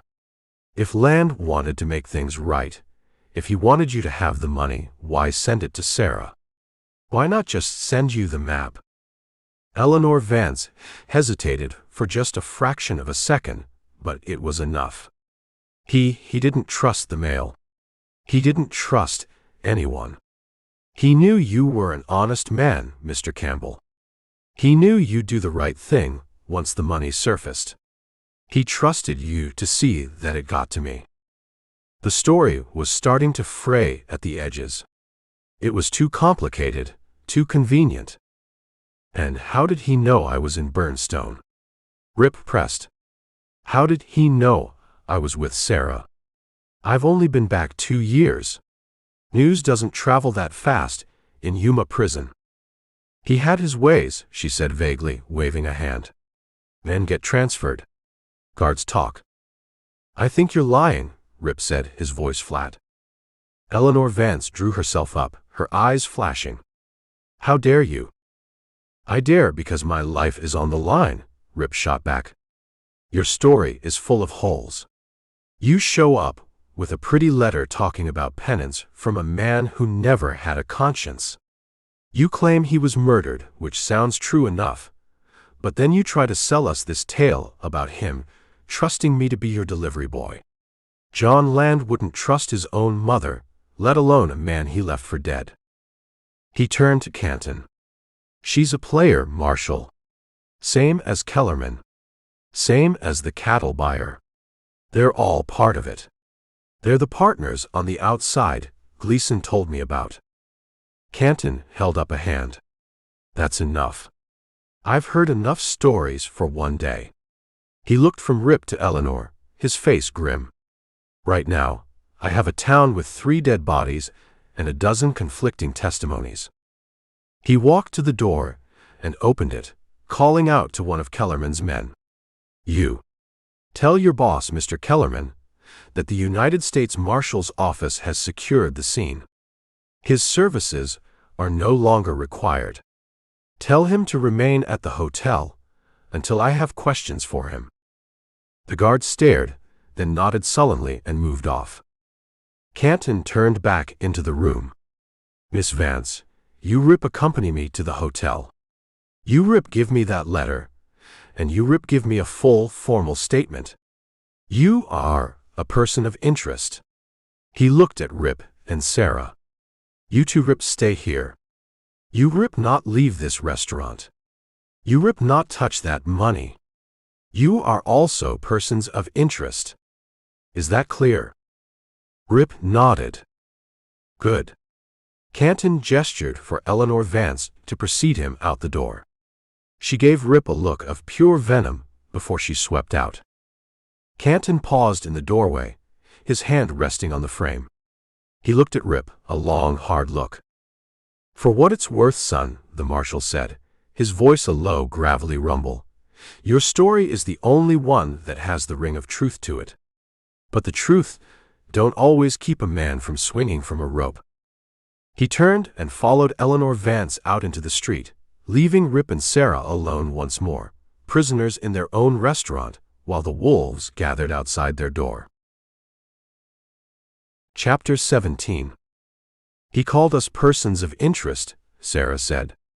She stood by the counter, arms crossed, watching the sliver of street visible between the window frame and one of Kellerman's motionless guards. "It's a polite way of saying, we're suspects."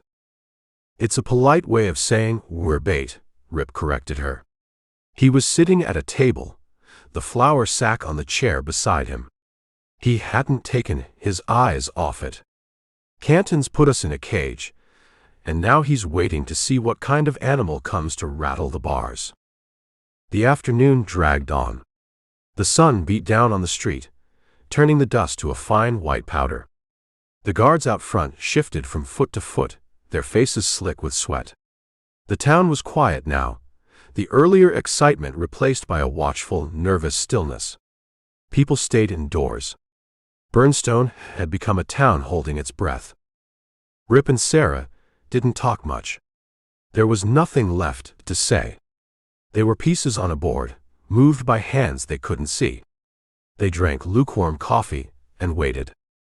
The sun was setting, painting the windows of the buildings across the street in fiery orange when the guards finally moved. They conferred for a moment, then one of them walked away, heading toward the hotel. The other remained, his posture stiff and alert. 5 minutes later, Marshal Canton appeared. He walked alone, his boots kicking up little puffs of dust in the fading light. He stopped at the door and knocked once. Rip opened it. "I told your watchdogs to go get their supper," Canton said, stepping inside. He took off his hat, revealing a damp line across his forehead. He looked tired, older than he had that morning. "I figured you could use a break from being stared at." He walked to the counter, and Sarah poured him a cup of coffee without asking. He took a sip, grimacing at the taste. "Your lady friend, Miss Vance, has a very detailed story," Canton said, looking at Rip. "She also has a one-way train ticket from St. Louis, purchased 2 weeks ago, and a brand new valise with nothing in it but a change of clothes and that very convenient letter." "She's a fraud," Rip said. "She's a professional," Canton corrected him. "Sent here to play a part. Same as the cattle buyer, Allison. I had a little talk with him, too. He knows a lot about land values, but he couldn't tell a Hereford from a Longhorn. He's no more a cattleman than I am." The marshal took another sip of coffee, then set the cup down. "They're all part of the same company. Kellerman's the foreman, they're the crew. Sent here to clean up a mess." He paused, his tired eyes fixing on Rip. "A mess you stumbled into 7 years ago." Rip waited. "I've been working on a case for 2 years, Canton said, his voice low. "It has to do with the Territorial Development Fund. Big, important-sounding name. In reality, it's a slush fund. A way for a handful of powerful men in Phoenix, and their even more powerful friends in Washington, to buy up huge tracts of land using government money. They approve a railroad spur here, a federal irrigation project there. The land value skyrockets, and they sell it off to themselves through shell companies. They've stolen half of Arizona without ever picking up a gun." "What's that got to do with the Emery Bank?" Sarah asked. "Everything," Canton said. 2 years ago, a clerk in the Territorial Land Office came to me. He was scared. Said he'd seen the ledgers. He had proof of the fraud. Names, dates, amounts. He was going to testify. 2 days later, he fell under a freight wagon. An accident. The marshal's gaze drifted to the flour sack. The clerk had told me one thing that stuck with me. He said the conspirators were getting nervous. They were moving the money around, trying to wash it clean. He mentioned a specific payroll transfer. Marked bills, evidence of the graft, being sent to the First Bank of Emery for disbursement. The bank's president, a man named Whitman, was one of the partners. Rip felt the floor shift beneath him. President Whitman. The man Jake Paulson had shot. The robbery wasn't a robbery, Rip said, the pieces clicking into place with sickening clarity. It was housekeeping. That's right, Kenton affirmed. Whitman and his partners hired your crew to steal their own dirty money. It was the perfect laundry service. The evidence disappears, and a few rough characters take the blame. It was supposed to be clean. But your man Paulson got jumpy and shot Whitman. Then Land killed the marshal. It got bloody. It got loud. It drew attention, which was the one thing they didn't want. And the money? Rip asked. They never wanted it back. They wanted it gone. Vanished. Buried forever, along with the story. Kenton leaned forward, his voice intense. That's why no one ever looked too hard for it. The law was told to stand down. The partners pulled strings. They wanted the whole affair forgotten. He looked at Rip, and for the first time, there was something other than weariness in his eyes. There was a glimmer of understanding. You took the fall for a crime that was a cover for an even bigger crime. You went to Yuma to help a half-dozen powerful men get rich. The weight of 7 years settled on Rip, heavier than ever before. But it was a different kind of weight. Not just shame, but anger. A cold, hard anger that burned away the last of his fear.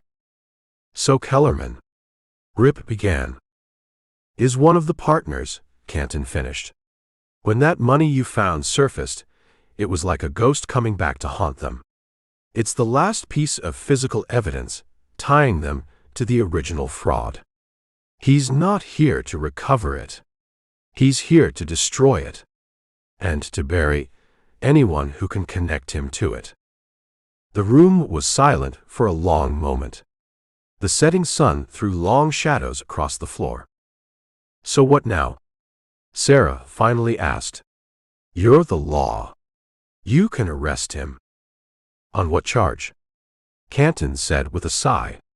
His papers are in order. He's acting under the color of authority. I have suspicions and a story from a dead clerk. It's not enough to touch a man like Kellerman. Not officially. He picked up his coffee cup again, staring into its black depths. For 2 years, I've been chipping away at this from the outside. I needed a way in. I needed a witness. I needed a piece of the puzzle to fall out of place. He looked up at Rip, his eyes sharp and direct.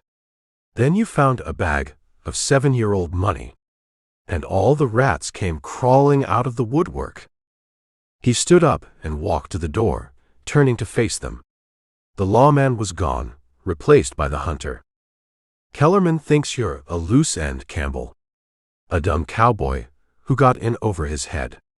He's going to try to clean you up. Tonight. Let him try, Rip said. Oh, I intend to, Kenton said, a grim smile touching his lips for the first time. I'm going to let him try. And you're going to help me. He opened the door, the cool night air rushing in. I'm going to post a man I trust on your roof. Kellerman Rip make his move before morning. When he does, I'll be waiting. He put on his hat and stepped out into the darkness. Just be ready, son. When the shooting starts, make sure you're on the right side of it. Chapter 18. He said to be ready, Sarah whispered into the darkness of the restaurant. They had extinguished the lamps. The only light came from the moon, a cold, silver wash that fell through the front window and laid a perfect glowing rectangle on the floor. Ready for what? To be shot at. To shoot back, Rip answered. He stood near the back wall, out of the moonlight, a shotgun in his hands. The flour sack of money was on the floor, at his feet. It felt like an anchor, holding them in place. Canton's playing poker. He's put us in the middle of the table as the pot. Now he's waiting to see if Kellerman is bluffing. And if he's not. Then the shooting starts, Rip said. And we find out who's holding the better cards. They fell silent, listening to the sounds of the night. The town was dead quiet. Not even a dog was barking. It was as if all of Burnstone was hiding, waiting for the storm to break. Rip heard a faint scrape from the roof above them, Canton's man shifting his position. It was a small comfort. An hour passed. Then another. The moonlight crept across the floor, touching the legs of the tables, climbing the wall. Rip's muscles ached from the tension. His head throbbed in a low, steady rhythm. He thought about the man on the roof, a stranger whose life depended on Rip's judgment. He thought about Gleason, lying in the doc's office, a pawn in a game he thought he was playing. He thought about Calvin and Ormsby, dead for their greed and jealousy. All of it circling back to the bag of money at his feet. Then a new sound. Boot heels on the boardwalk across the street. Not the heavy, purposeful tread of Kellerman or his men. This was a different walk. Slower. Measured. Marshal Canton stepped out from the deep shadow of the hotel porch. He didn't look toward the restaurant. He walked directly into the hotel lobby, disappearing from view. What's he doing? Sarah breathed. Changing the game, Rip said. He's not waiting for Kellerman to come to us. He's taking the fight to him. The lobby of the Burnstone Hotel was a threadbare affair. A few worn-out horsehair chairs, a dusty potted palm, and a front desk where the night clerk was sound asleep, his head resting on an open ledger. James Kellerman was sitting at a small table with Clay Allison, the phony cattle buyer.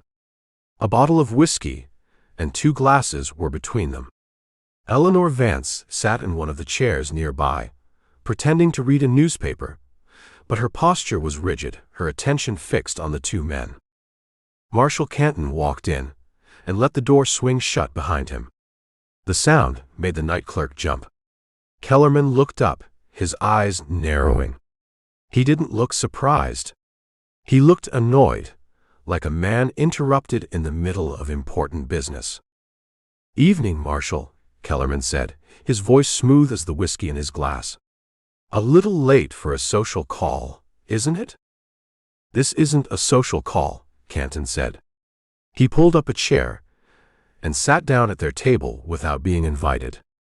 He ignored Allison and the woman. He looked only at Kellerman. I've been reviewing the events of the last 2 days. It's a fascinating story, full of murder, lies, and a very convenient bag of money. It's a simple story, Kellerman countered. A known criminal, Campbell, gets his hands on his old loot. People who get in his way end up dead. Your job seems pretty straightforward. My job, Canton said, leaning forward slightly, is to understand the story behind the story. For instance, the story of the Territorial Development Fund. The story of a bank president in Emery who was a partner in a massive land fraud scheme. The story of a payroll that needed to disappear. The air in the lobby went still and cold. Allison's folksy grin had vanished. Eleanor Vance's newspaper rustled in her hands. Kellerman's face was a mask, but a muscle twitched in his cheek. You've been listening to convicts and madmen, Marshal, Kellerman said. Gleason is a swindler. Campbell is a killer. Their words are worthless. Are they? Canton's voice was soft, conversational. A clerk in the land office told me the same story 2 years ago. He had ledgers to prove it. He had a tragic accident before he could show them to me. Canton picked up Kellerman's whiskey glass and studied the amber liquid. You see, the problem with your plan, Kellerman, is that you think you're the only one playing the game. You hired a crew of thugs to stage a robbery to cover your tracks. But your thugs got sloppy. Whitman died. The marshal died. And the money, the one piece of physical evidence that tied you to the original crime, got buried in the desert for 7 years. He set the glass down. It should have stayed there. But a dying man got sentimental or spiteful, and now it's sitting in a flour sack across the street. And you're here, not as a banker, Kellerman. You're here as one of the original partners. You're here to clean up your own mess. Kellerman stared at him, his knuckles white where he gripped the table. For a moment, the facade of the respectable bank examiner crumbled, and Canton saw the man underneath, a ruthless, cornered predator. You have no proof, Kellerman hissed. I have 3 new bodies in a town that hasn't had a murder in 5 years, Canton shot back. I have a professional liar pretending to be a grieving sister, and a land speculator who doesn't know which end of a cow gets up first. I have you, a man with forged credentials and 2 hired guns on his payroll. He leaned back in his chair. No, I don't have enough to arrest you for a 7-year-old conspiracy. Not yet. But I have more than enough to hold you as a material witness to 3 murders. And I can make that hold last a very long time. Kellerman's control finally snapped. He slammed his hand down on the table, making the bottle jump. You think you can touch me? He snarled, his voice a low, vicious rasp. You're a small-town lawman with a tin star and a big imagination. You have no idea who you're dealing with. The man who appointed the territorial governor owes me for his last 3 elections. The contracts for the new railroad spur? They have my signature on them. You don't just have suspicions, Marshal. You have a career-ending death wish. He had confessed, not with facts and figures, but with the pure, undiluted arrogance of a man who believed he was above the law. He wasn't just a partner. He was a kingpin. Canton smiled, a slow, tired smile. Thank you, Kellerman. That's what I was waiting to hear. Kellerman realized his mistake. He saw the trap he had just walked into. His face went pale, then flushed a dark mottled red. He stood up, knocking his chair over. He pointed a shaking finger at Canton. You're a dead man. He turned to Allison. Get the boys. All of them. I want that restaurant surrounded. I want that money, and I want Campbell. Now. Allison hesitated, looking from Kellerman to the marshal's calm, unreadable face. Now. Kellerman roared. Allison pushed himself to his feet and headed for the door, a man following orders he knew were a mistake. Canton didn't move. He just sat at the table, watching Kellerman's rage consume him. The double cross was complete. The bank examiner was gone, and the conspirator stood revealed in all his ugly glory. He's doing it, Rip said, his voice a low rumble. He watched from the dark slit of the window as Clay Allison burst out of the hotel lobby shouting orders. He's calling his dogs. The quiet of the street shattered. Doors of the boarding house and the rooms above the saloon slammed open. Men appeared, pulling on gun belts, checking rifles. There were more of them than Rip had expected. 6. No, 7. Men who had drifted into town over the last 2 days, posing as prospectors and drifters. Kellerman hadn't just brought a crew, he'd brought an army. They're going to tear this place apart, Sarah said, her hands flat on the counter, her knuckles white. They're going to try. Rip turned from the window. The time for waiting was over. Tip the tables. The big ones first. Against the front windows. They worked in a grim, silent rhythm.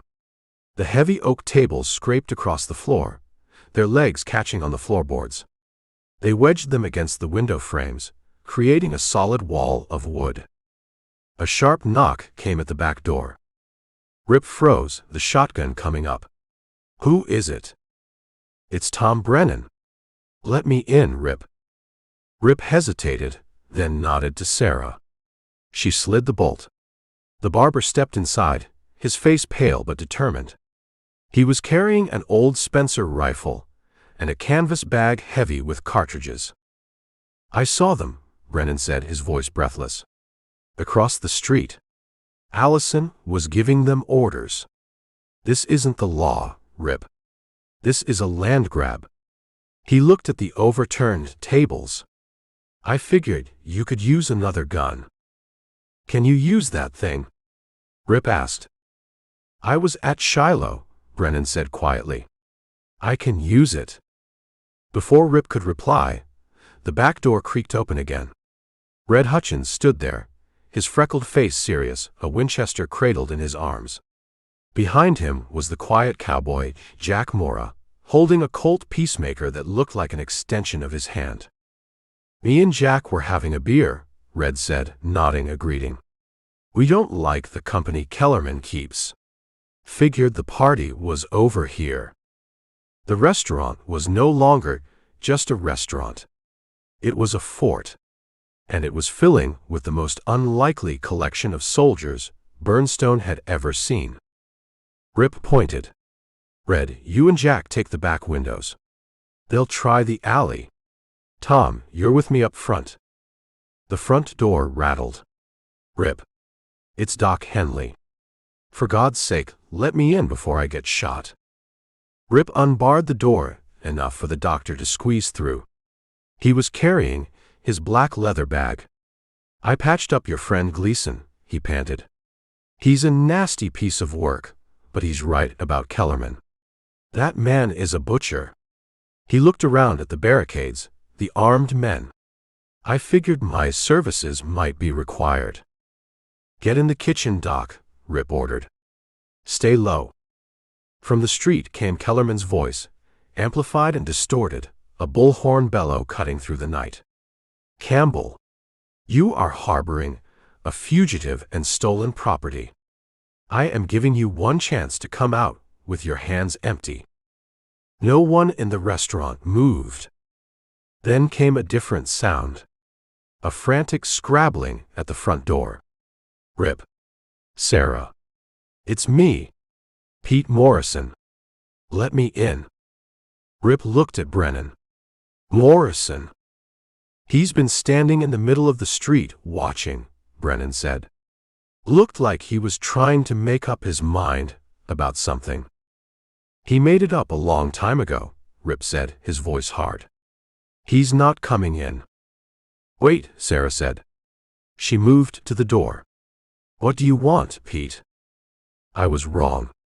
Morrison's voice was choked with panic and something else, shame. "I saw them. Their faces. They ain't lawmen. They're killers. I heard what Kellerman said. He ain't here for the town, he's here for himself." He rattled the door again. "I got supplies from the store. Hammers. Nails. We can board the windows up, proper." Rip stared at the door. Pete Morrison, the man who had led the chorus of suspicion against him, was now begging to be let into the line of fire. He thought of what Canton had said. The truth don't always keep a man from swinging from a rope. But maybe, just maybe, it could make a man change his mind. "Let him in," Rip said. Sarah slid the heavy bar. Morrison stumbled inside, a wooden crate in his arms. He didn't look at Rip. He just dropped the crate on the floor. "The back windows first," he said, his voice rough. "They're bigger. More exposed." He grabbed a hammer and a handful of nails and scrambled toward the rear of the restaurant, a hardware man going to war with the only weapons he knew how to use. They worked frantically, the sound of Morrison's hammer echoing like gunshots in the tense quiet. They nailed pine boards from the broken crates across the windows, leaving small slits to see and shoot through. The restaurant grew darker, hotter, the air thick with the smell of sweat and fear and stale coffee. Rip took up a position by one of the newly made slits in the front. He could see Kellerman's men taking their final positions. 2 on the roof of the hotel opposite. 1 in the high window of the assayer's office. Allison and another man were crouched behind the horse trough in the middle of the street. They were surrounded. He looked around the dim, fortified room. Tom Brennan, the barber from Shiloh, was calmly checking the action on his Spencer. Red Hutchins and Jack Mora were a silent, deadly pair covering the alley. Pete Morrison was furiously nailing a board over the last open gap, his face streaked with sweat and grime, a man working off a heavy debt to his own conscience. And Sarah, she was moving between them, refilling canteens with water, her presence a quiet statement that this was her place, her fight, as much as any of theirs. This wasn't just his fight anymore. It was Burnstone's. It was a stand against the kind of man who thought he could buy a town, buy the law, buy the truth itself. Kellerman stepped out into the middle of the street, into the stark moonlight. He looked small from this distance, but his voice, when it came, was huge, filling the night. "Campbell, I know you're in there. I'm giving you 60 seconds. Send the woman out. Throw out the money." He paused, letting the threat hang in the air. "After that, my men have orders to burn you out. Your time is up."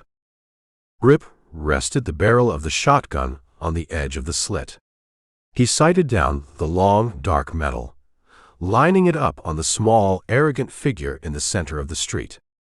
He could end it right now. 1 shot. But it wasn't just about Kellerman anymore. He looked at the faces of the men beside him. They had made their choice. They had chosen to stand.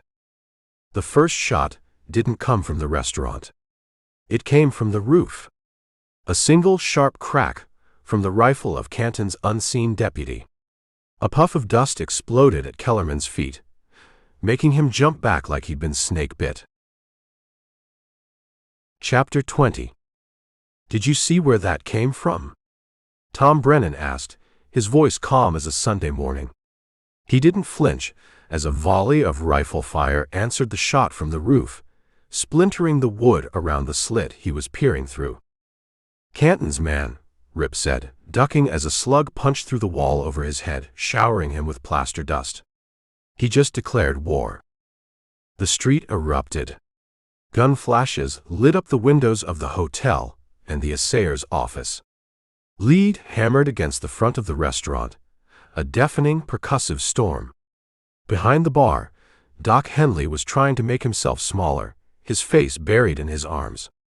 Pete Morrison, his hammer forgotten, was frozen against the back wall, his eyes wide with a terror so pure it was almost silent. "They're trying to pin us down," Brennan observed, squinting through his slot. He worked the action on his old Spencer, the sound methodical and sure. Classic envelopment. "They've got us in a crossfire." He sighted, squeezed the trigger, and the heavy rifle boomed, rocking him back on his heels. Across the street, a shadow in the hotel's second-story window fell backward and disappeared. "One less," the barber said, as if commenting on the weather. In the back, Red Hutchins and Jack Mora were returning fire into the alley, their shots spaced and deliberate. They weren't wasting ammunition. The back door burst open. Rip spun, shotgun ready, to see Doc Henley dragging a groaning, cursing Gleason through the doorway. "He can't stay in my office," the doctor yelled over the din. "It's all glass. They'll shoot it to pieces." He and Tom Brennan hauled Gleason behind the relative safety of the main counter. "Glad to see you boys are having a party," Gleason gasped, his face the color of old parchment. He was clutching a bottle of the doctor's whiskey. "Mind if I join?" Stay down and stay quiet, Rip snapped. Quiet's not going to do you much good, Gleason shot back, wincing as he tried to shift his splinted leg. Your man on the roof is drawing all their fire. They'll concentrate on him until he's dead. Then they'll bring the fire. He took a long pull from the whiskey bottle. Their man in the assayer's office. He's got the best angle. He can see your roof and the alley. He's the linchpin. Take him out, and their whole line collapses. Rip looked at him. He was a swindler, a liar, and an associate of killers.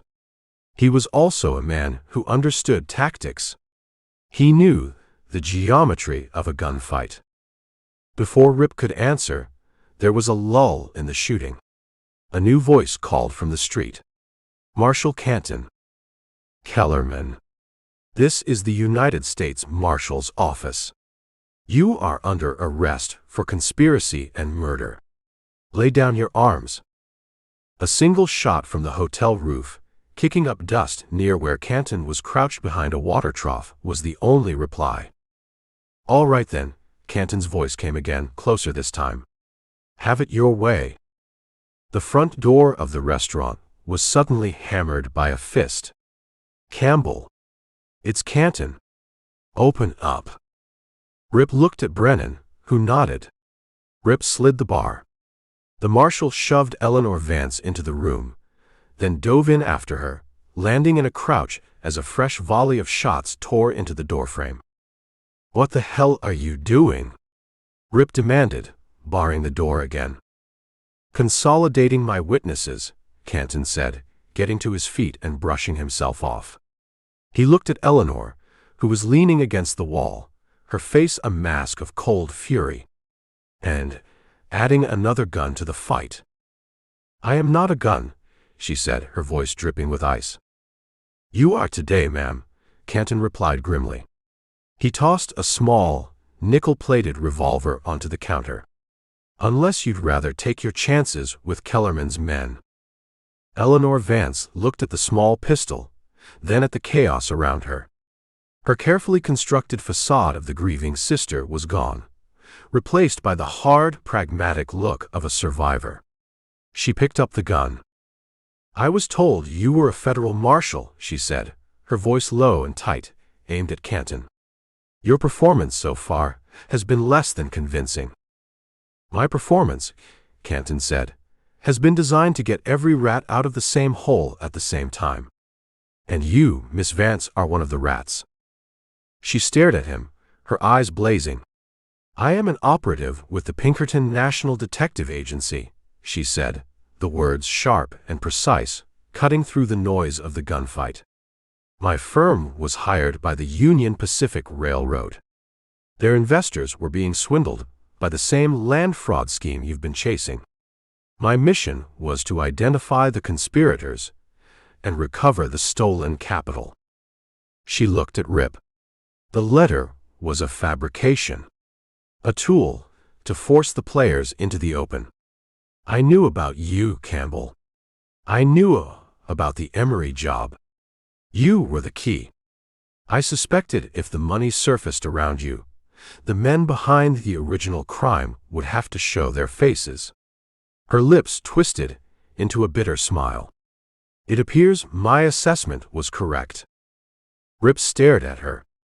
A Pinkerton. It was the only story that made sense. The final piece of the puzzle. So we're all on the same side then, he said, a grim irony in his voice. It would appear so, Canton said.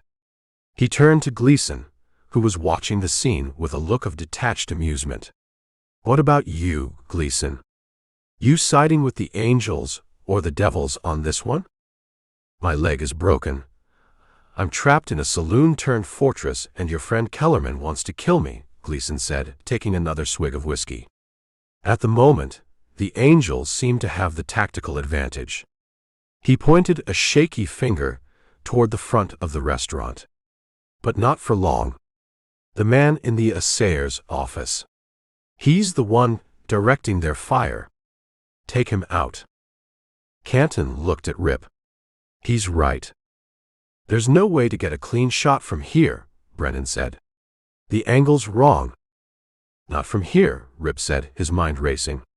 He looked at the back of the restaurant, at the storeroom. He looked at Pete Morrison, who was huddled by the wall, clutching a hammer. "Pete." Morrison looked up, his eyes wide. "The wall between here and the barber shop," Rip said. "What's it made of?" "Plaster and lath," Morrison stammered. "Thin." "Get your hammer," Rip said. He turned to Brennan. "Tom, your barber shop has a second-story window, doesn't it? One that faces the assayer's office." Brennan's eyes lit with understanding. "It does. A perfect line of sight." "Let's go visiting," Rip said. He grabbed a crowbar from Morrison's crate. He didn't look at Sarah, but he felt her eyes on him. This was it. The pivot. They were no longer defending. They were attacking. He slammed the point of the crowbar into the wall beside the storeroom door. The plaster cracked, then shattered. Chapter 21. "Harder," Rip grunted, jamming the crowbar into the widening crack. Plaster dust rained down, ghost white in the flickering lamplight. "The whole damn thing has to come down." Pete Morrison, his face a mask of sweat and grime, swung his hammer with a rhythmic fury. The sound was a desperate counterpoint to the rifle fire still hammering the front of the restaurant. Each blow was an act of penance. He wasn't just breaking a wall. He was demolishing the man he had been yesterday. "The studs are pine," Tom Brennan said, his voice steady as he laid down covering fire from a side window. "Aim for the spaces in between. Don't waste your energy on the wood." A large section of the wall groaned, then gave way with a crash of splintering lath and crumbling plaster. A dark, gaping hole opened into the shadows of the adjacent building. The air that drifted through smelled of bay rum and dust, the clean, orderly scent of Brennan's barbershop. It was the smell of another world. "Go," Rip said to Brennan. "You first. You know the layout." The barber scrambled through the opening. Rip followed, the shotgun held tight against his chest, leaving the organized chaos of the restaurant behind. He could hear Canton shouting orders, could hear the crack of Red Hutchins' Winchester, and the deeper boom of the Spencer. He could hear Sarah's voice, clear and unafraid, calling out a location. They were in the back room of the barber shop. Moonlight filtered through a grimy window, illuminating stacks of old newspapers and empty tonic bottles. "This way," Brennan whispered, leading them past the barber chairs that stood like silent, waiting sentinels. "The stairs are against the front wall." They moved like ghosts through the familiar shop, their boots silent on the swept floor. Upstairs was a small, hot room that served as Brennan's living quarters. A narrow bed, a washstand, a single window facing the street. Facing the assayer's office. Rip crept to the window, staying low. He peered around the edge of the frame. Across the street, a muzzle flash blossomed from the second-story window of the assayer's building. It was a perfect sniper's nest, controlling the entire street. "I see him," Rip breathed. He rested the barrel of his shotgun on the sill. The weapon felt heavy, clumsy. He needed a rifle. He needed Brennan's Spencer. As if reading his mind, the barber was already there, pushing the heavy rifle into his hands. "Hold a little high," Brennan advised. "She pulls to the left at that distance." Rip nodded, settling the stock against his shoulder. He lined up the sights, centering them on the dark rectangle of the window across the street. He controlled his breathing, letting the noise of the battle fade away until there was only the window, the darkness within it, and the certainty of the man waiting there. He waited for the next muzzle flash, the confirmation. It came. A brief, brilliant orange flower. Rip fired. The Spencer kicked like a mule, the report deafening in the small room. Across the street, The window of the assayer's office seemed to explode outward in a shower of glass. The rifleman's return fire, which had been a steady, disciplined threat, stopped. "He's down," Brennan said, his voice flat. The tide of the battle turned. The pressure on the front of the restaurant eased as the crossfire was broken. From the street, Canton's voice rose in a clear command. "Concentrate your fire on the hotel. Top floor." They scrambled back through the hole in the wall, returning to the restaurant to find a scene transformed. The defenders were no longer pinned down. They were fighting back with a new ferocity. Gleason, propped up against the bar, raised his whiskey bottle in a mock toast as Rip entered. "Took you long enough," he slurred. "They're disorganized now. Their chain of command is shot to hell. You push them now, they'll break." Marshal Canton, reloading his revolver, looked from Rip to Eleanor Vance. "He's right. But breaking them isn't enough. I want the man who sent them." He pulled a crumpled telegram from his pocket. "I got a message from my deputy in Emery. He went to see our esteemed bank president, Mr. Whitman." "And?" Sarah asked, pressing a fresh canteen into Rip's hands. "And Mr. Whitman wasn't there," Canton said. "Seems he took a trip. Left town 2 days ago on a private rail car. Didn't tell anyone where he was going. The bank's board of directors is in an uproar. It seems our Mr. Whitman didn't just leave town." Canton's eyes were hard as nails. "He emptied the vaults before he left." A stunned silence fell over the room, deeper and more profound than the lull in the gunfight. Eleanor Vance laughed, a short, sharp, bitter sound. "Of course he did. You fools. You think this was ever about a simple bank robbery?" She looked at them all, her Pinkerton disguise stripped away to reveal a core of pure, cynical pragmatism. That bank was Whitman. He and his partners in Phoenix used it to launder money from the Territorial Development Fund, which was nothing but a slush fund for bribes and illegal land grants from the railroad. The $8,000 from 7 years ago wasn't stolen from the bank. It was the bank. It was cash Whitman needed to pay off a partner, but he couldn't have it showing up on the ledgers. The whole sordid story clicked into place. All the pieces fell. "So he hired a gang to rob his own bank," Rip said, the words tasting like ash. "Make it look like a crime, cover the missing money." "A plan that went perfectly," Eleanor continued, "until Jake Paulson got himself killed and John Land got himself caught. Land knew everything. He knew Whitman's name. That's why Whitman could never let him see a parole board. And that's why, when my agency planted the story about Land's sister coming to claim her inheritance, Whitman panicked. He couldn't risk the truth coming out. So he sent Kellerman," Canton finished, the puzzle complete. "Not just to get the money back, but to eliminate everyone who could tie him to the original crime. Campbell, because he was there. Gleason, because he talked to Land in prison." He looked at Rip. "That money wasn't just a loose end, son. It was your death warrant." The real enemy wasn't Kellerman, cowering in the hotel across the street.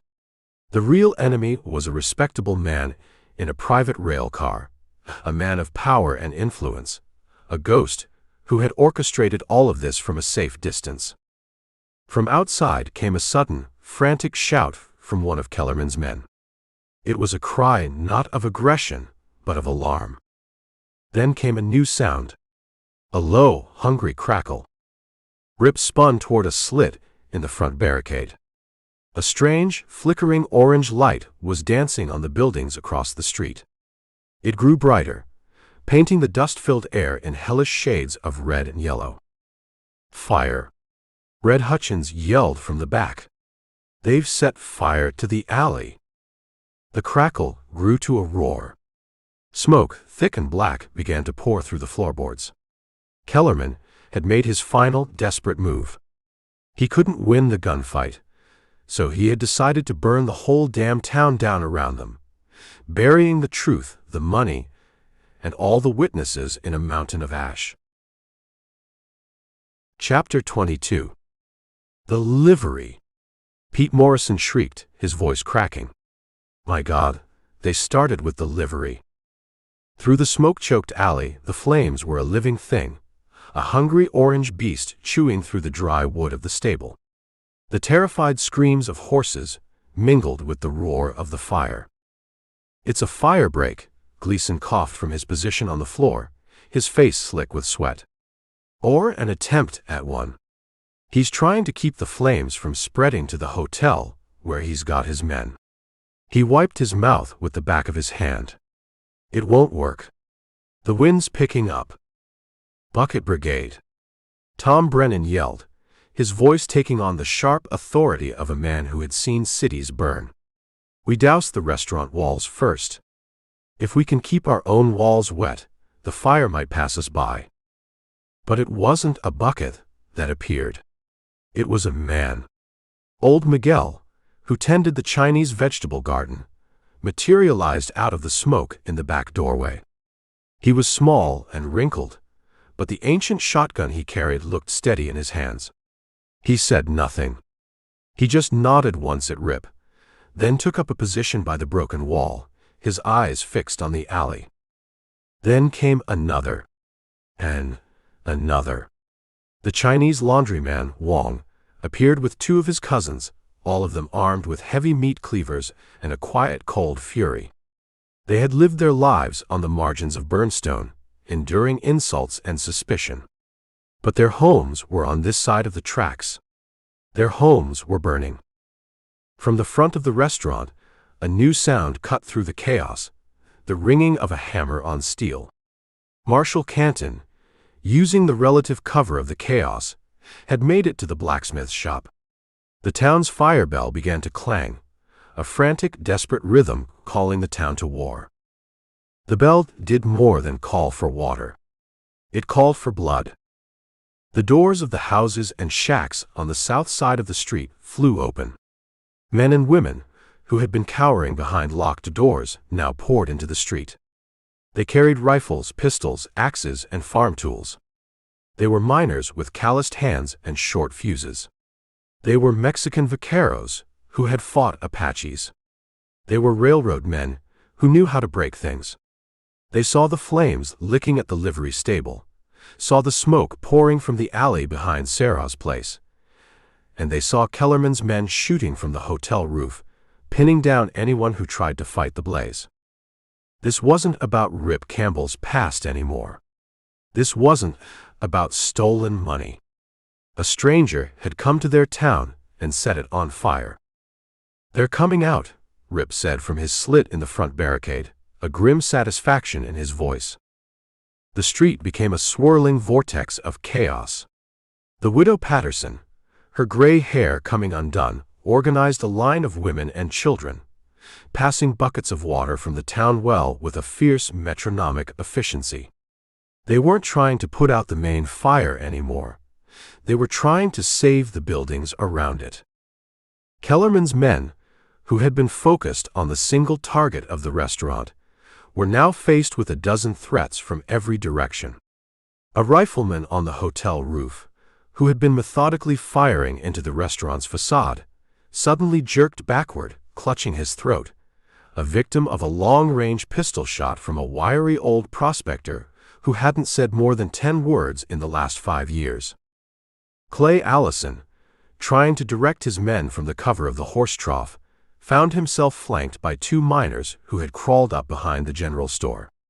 Their shots kicked up splinters around his head, forcing him to abandon his position and scramble back toward the hotel lobby. Now, Canton's voice boomed from the blacksmith's forge. Push them now. Don't give them time to regroup. It was the signal. Rip kicked open the remains of the front door and plunged into the smoke-filled street. Tom Brennan and Red Hutchins were right behind him.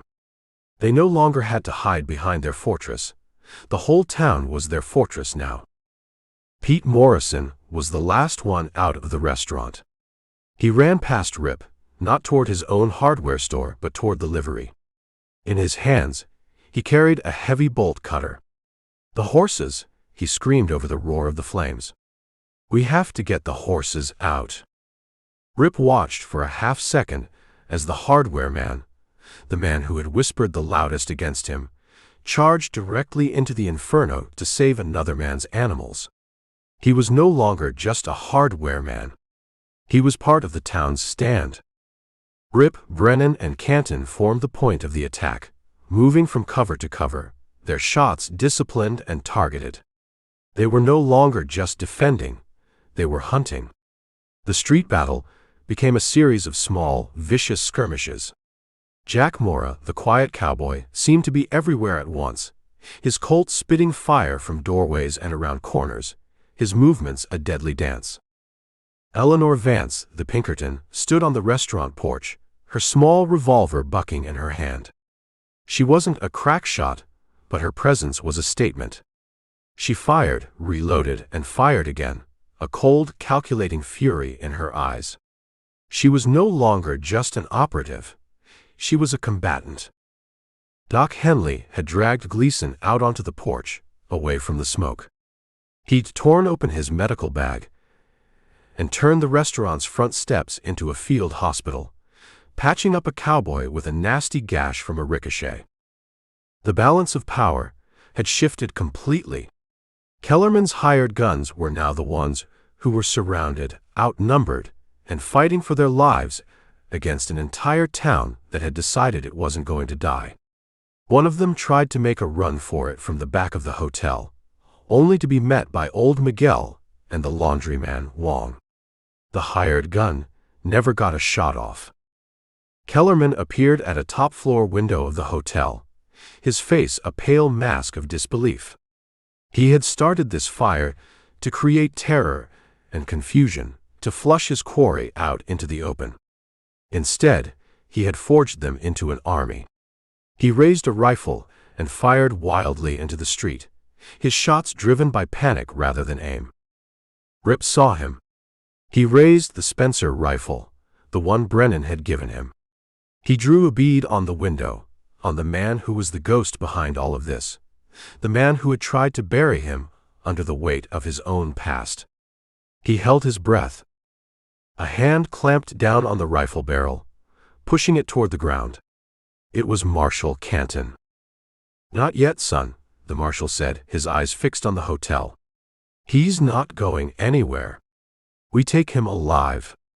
We take him to Phoenix. We let the whole territory see what a man of power and influence looks like when he's standing at the end of a rope." Canton turned and faced the townspeople, his voice cutting through the noise. "The hotel. Surround the hotel. They've got nowhere left to run." A cheer went up from the citizens of Burnstone, a raw, ragged sound of defiance and victory.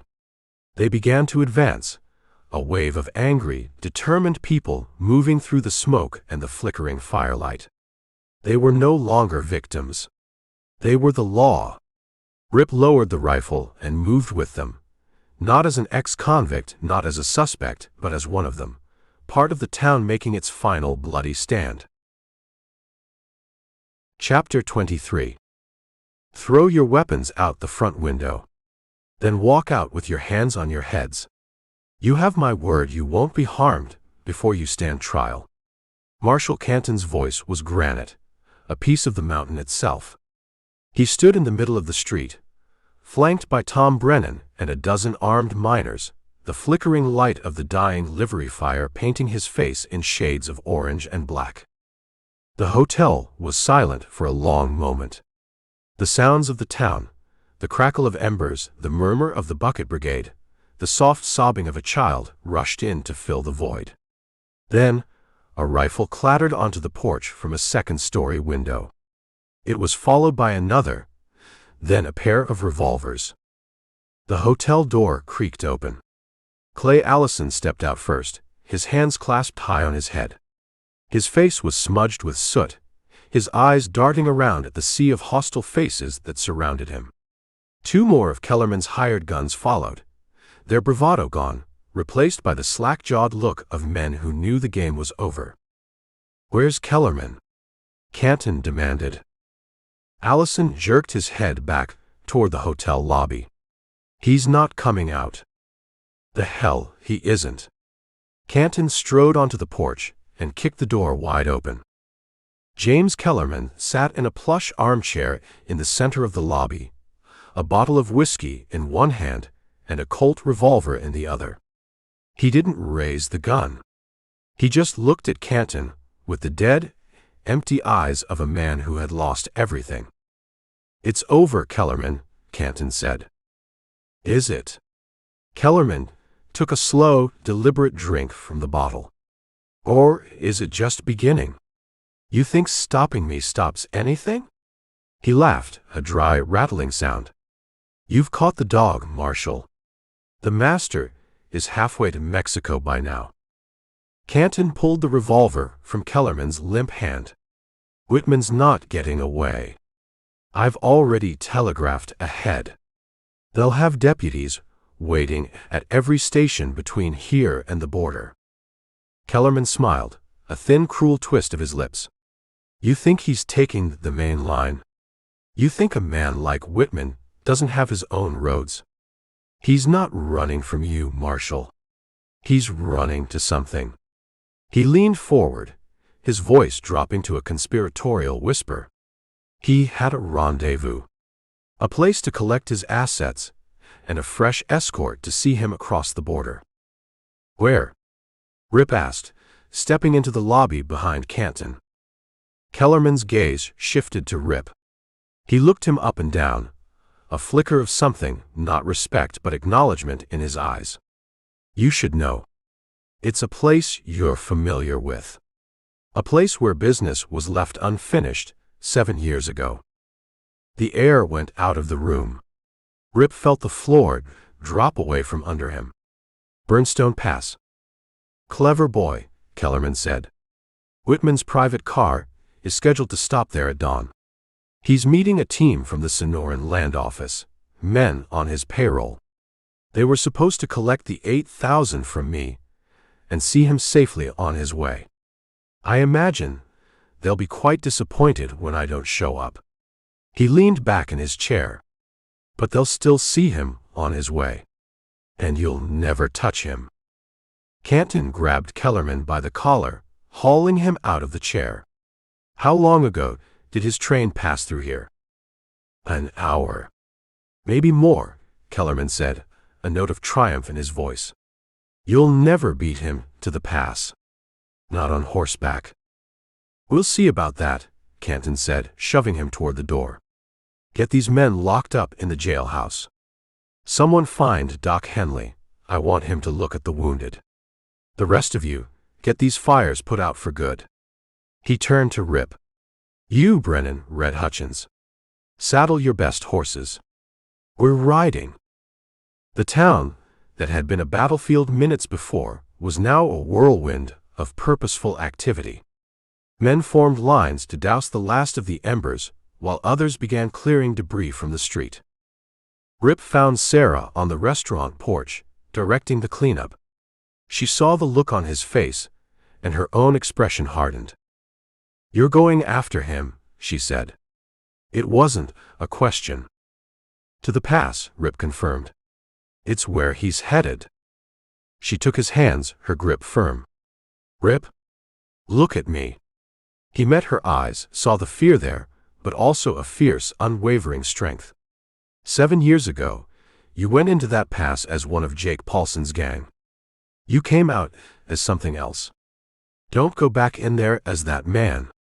Go in as the man who stood with this town tonight. Don't make it about revenge. "It's not about revenge," he said, his voice low. "It's about finishing it.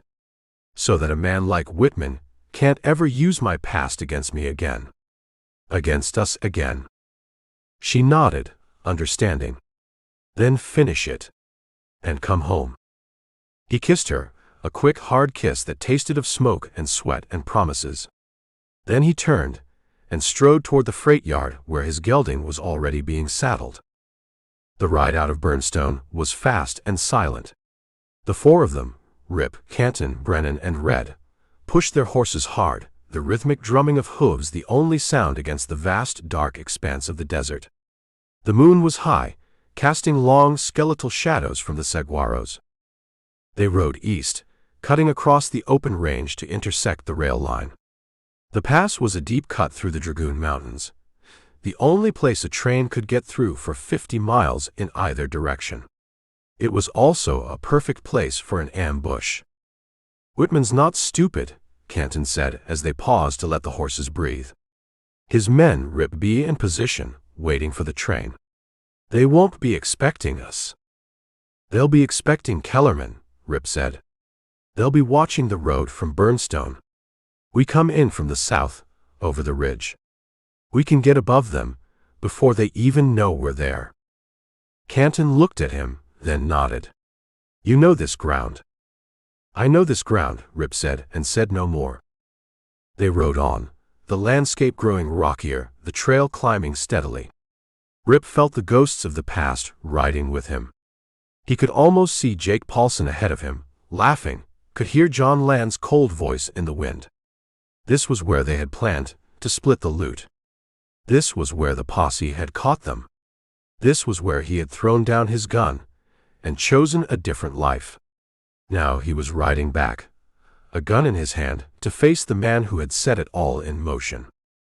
They left the horses tethered in a shallow arroyo and began the final climb on foot, scrambling over loose rock and thorny brush.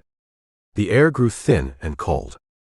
When they reached the crest of the ridge, they looked down into Burnstone Pass. It was just as he remembered it. A narrow, winding canyon, boulders strewn about like a giant's marbles.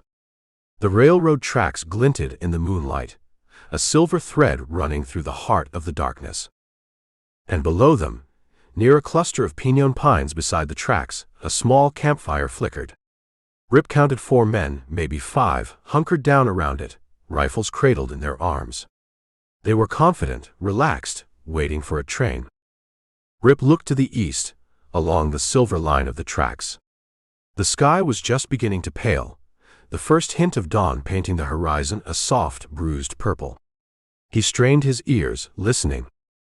And then he heard it. Faint, distant, but unmistakable. The lonely whistle of a steam engine, echoing through the high, empty canyons. Whitman was coming. Rip looked at Canton, who nodded grimly. He looked at Brennan and Red, who were checking their weapons. He looked down at the waiting men, at the tracks, at the place where his past and future were about to collide. He worked the action on the Spencer rifle, the sound of the shell chambering loud and final in the pre-dawn stillness. Chapter 24. "First shot's mine," Marshal Canton whispered, his voice a dry rasp in the cold air. "When I fire, you gentlemen may proceed as you see fit. Brennan, you take the 2 on the right. Red, you've got the man standing by the rocks. Rip, you take the one pouring coffee. Aim to disable, not to kill. We need one of them conscious enough to talk." The train whistle echoed again, closer this time, a mournful cry that seemed to make the very rocks vibrate. Down below, the 5 men by the fire stirred, their casual confidence growing into anticipation. One of them stood up and stretched, silhouetted against the flames. It was the man Red had his sights on. Rip pressed the cool stock of the Spencer against his cheek. He had a clean shot at the man with the coffee pot. The man was laughing at something a companion had said. He was alive. In a few seconds, he might not be.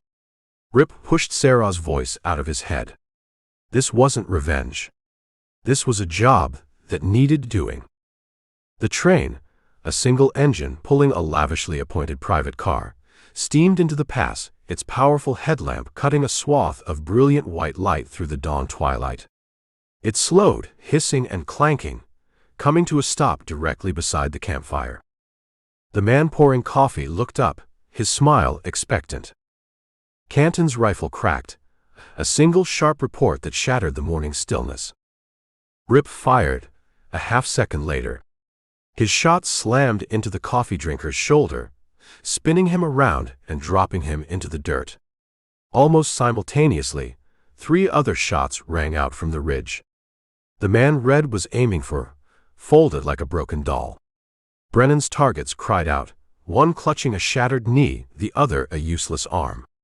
The 5th man, who had been slow to react, never even cleared his holster before a second bullet from Canton's rifle took him out of the fight. It was over in less than 5 seconds. A perfectly executed ambush. 4 men wounded, 1 dead, and a train sitting on the tracks like a prize. "Stay here," Canton ordered Red. "Keep them covered. Brennan, Campbell, with me." They scrambled down the rocky slope, sliding on loose shale, their boots kicking up dust. The wounded men on the ground groaned, their eyes wide with shock and pain. They had been waiting for a business transaction. They had walked into a war. The door to the private rail car opened. H. Whitman stepped out onto the polished brass platform. He was a man accustomed to power, and it showed in the cut of his expensive suit, the confident set of his shoulders, and the impatient frown on his face. He was in his late 50s, with silver hair and a neatly trimmed beard. He looked not at the carnage around the campfire, but at the men approaching him, his expression one of pure annoyance, as if he were dealing with a minor delay in his schedule. "Marshal," he said, his voice smooth and cultured. "To what do I owe this dramatic interruption?" "You can start by putting your hands in the air, Whitman," Canton said, his rifle leveled at the banker's chest. Whitman's eyebrows rose. "On what charge?"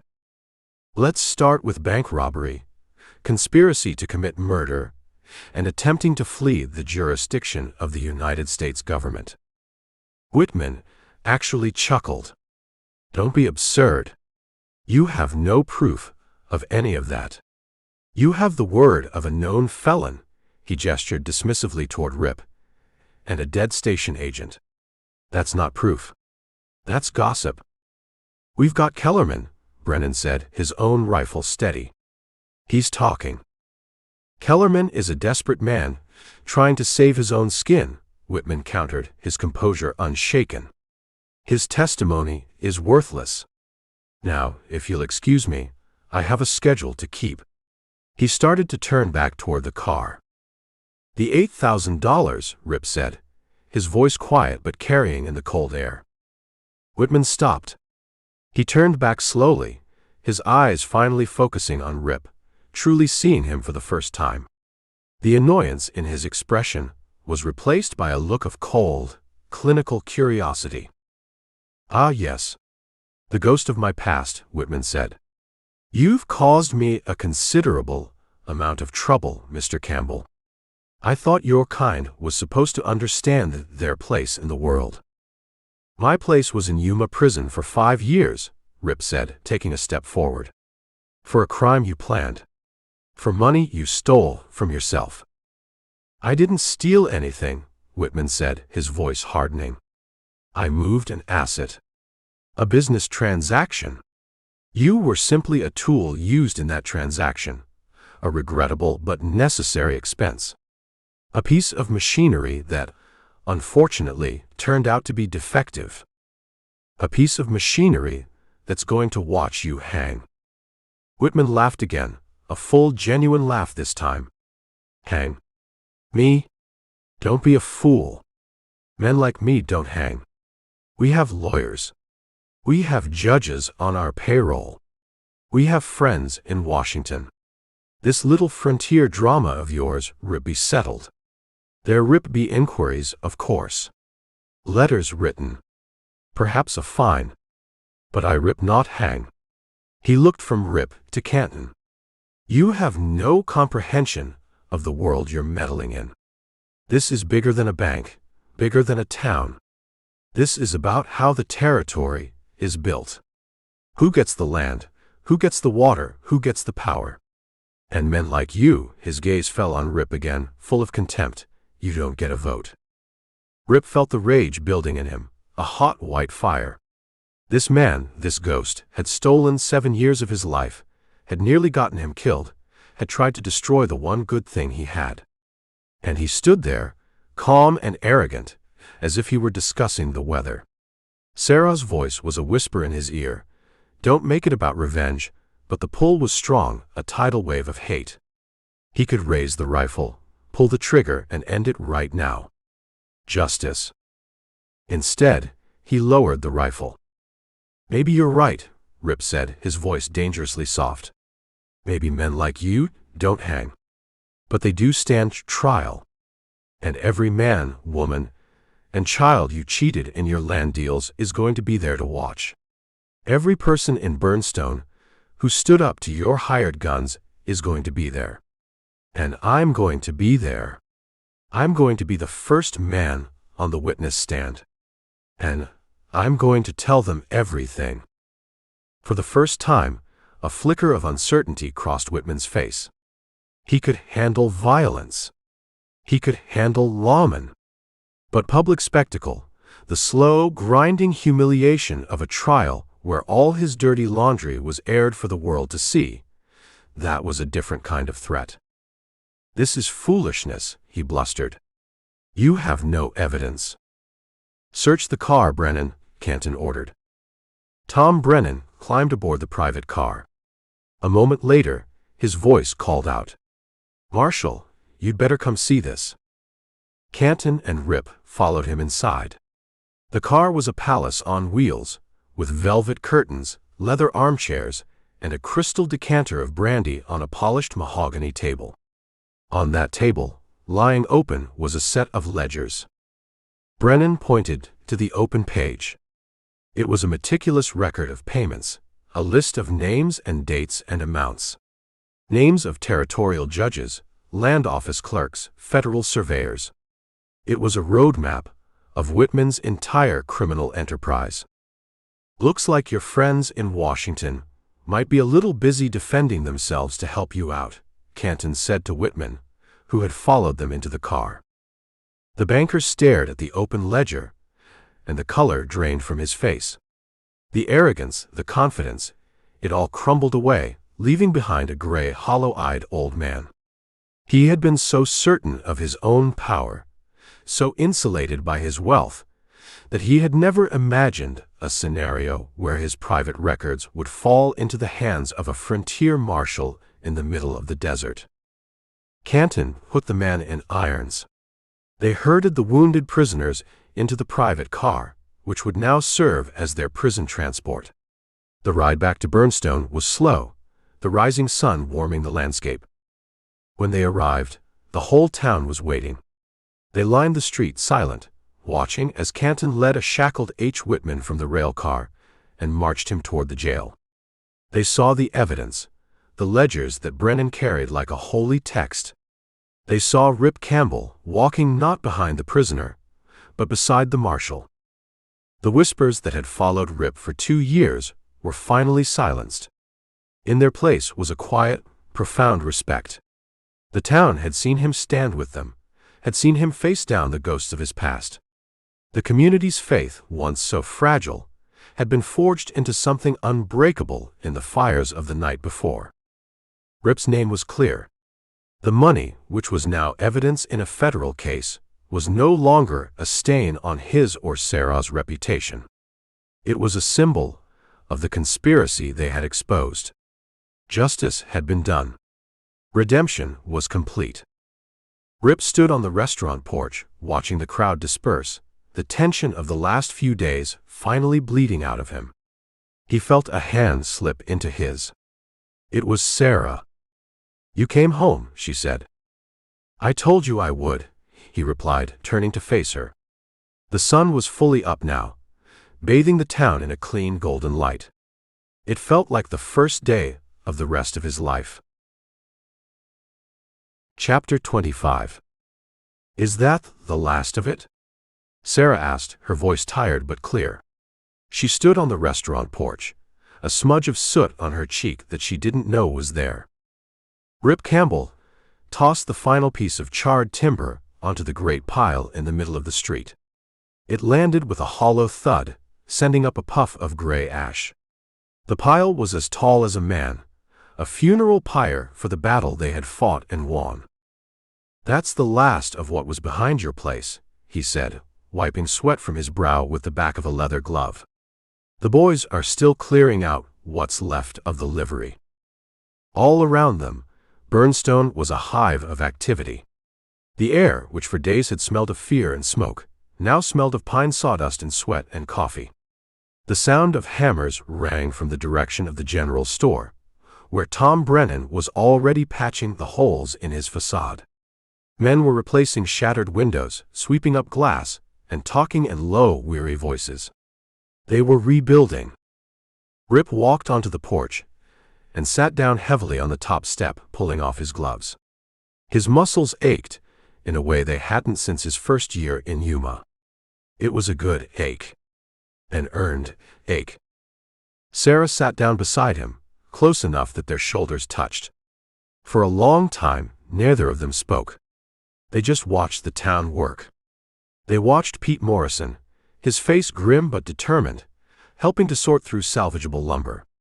They watched the widow Patterson directing two young miners as they rehung the sign for her boarding house. "Paco said the mules are fine," Rip said finally. "Scared, but none of them got hurt in the fire." "That's good," Sarah said. "You'll need them. Jameson from the Lucky Dick sent word.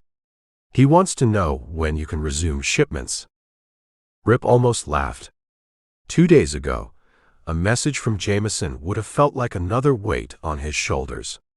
Now, it just felt like work that needed doing. A future. "I'll ride out to Campbell," he said. "Check the routes, let them know we're back in business." "Our routes," Sarah corrected him gently. Rip looked at her. The morning sun caught the red highlights in her hair. "What's that?" "You said my roots. It's our business now, isn't it? I've still got that $7,800, minus what we're giving to the families who lost property. The bank says it's evidence, but Marshal Canton says once the trial is over, it's ours to keep. A reward, he called it." "I don't want a reward," Rip said. "I know," she replied. "But it's there. We could buy another wagon. 2 more. Hire another driver. Expand the routes all the way to Tucson." She wasn't just making conversation. She was planning. She was building a future and assuming he was a part of it. He looked down at his hands, at the calluses and scars. They were the hands of a freight man, an ex-convict. For years, he'd believed they weren't fit to hold the hands of a woman like Sarah Ross. He had felt like a fraud, a man living on borrowed time, waiting for the past to catch up. But the past had caught up. It had come in the form of a package, a pale-eyed stranger, and a powerful banker. It had done its worst, and he was still here. He hadn't run. He hadn't hidden. He had stood his ground, and the town had stood with him. He felt a quiet settle over him, a sense of peace he hadn't known since he was a boy. The weight he had carried for 7 years was gone. He was no longer Rippiam Campbell, wanted for bank robbery. He was Rip Campbell of Burnstone. Freight man. Neighbor. The man Sarah Ross loved. He was finally worthy. He took her hand. It was rough from work, strong and capable. It fit perfectly in his.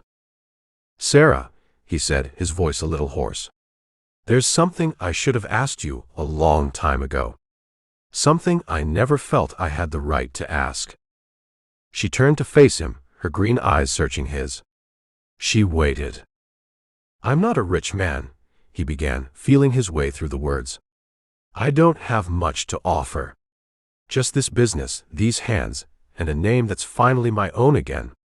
But if you'll have it, if you'll have me, I'd be honored to have you as my wife." He hadn't planned to say it like that. He hadn't planned to say it at all. But the words came, honest and simple. Sarah's eyes filled with tears, but she was smiling. "I thought you'd never ask," she whispered. She leaned in and kissed him, A long, slow kiss that was a promise and an answer all in one. It tasted of hope. Well, it's about damn time. They broke apart. Marshal Canton stood at the bottom of the steps, a tired smile on his face. Beside him stood Gleason, his leg in a fresh splint, leaning on a pair of crutches Tom Brennan had made for him. "I'm leaving on the afternoon train, Campbell," Gleason said, his voice stripped of its usual irony.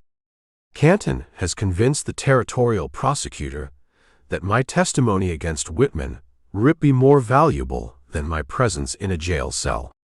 He adjusted his weight on the crutches. "I just wanted to say, you handled yourself well." "So did you," Rip replied.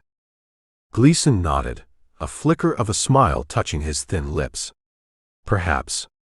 It seems we both chose the right side for once." He looked from Rip to Sarah. "My congratulations to you both." He turned and began to make his slow, awkward way toward the hotel to collect his things, a man with his own past to reckon with and his own future to build. Canton tipped his hat. "I'll leave you two to your planning."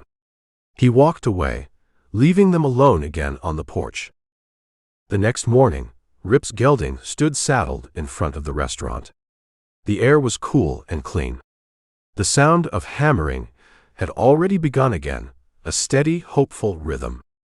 Rip checked his saddlebags, then swung himself up onto the horse. He looked down at Sarah, who stood on the porch, her arms crossed, watching him. "You'll be back for supper?" she asked. "I'll be back for supper," he promised. It was the same exchange they'd had 100 times, but today it felt different. It felt like a vow. He turned the gelding and started down the street, past the repaired storefronts and the determined faces of his neighbors. He rode past the depot, the source of all the trouble, and out onto the open range. He was a man riding out to check his routes, just as he had done 1,000 times before. But when he reached the rise that overlooked the town, he stopped. He turned in his saddle and looked back. He saw Burnstone, not as a place to hide, but as a place to live. He saw the smoke rising from the chimneys. He heard the faint sound of the blacksmith's hammer. And he saw Sarah Ross, a small figure on the restaurant porch, watching him go. She raised a hand in a wave. He raised his own hand in return, a man at peace with his past, at peace with his town, at peace with himself. Then he turned his horse toward the horizon and rode on into the rest of his life. The end.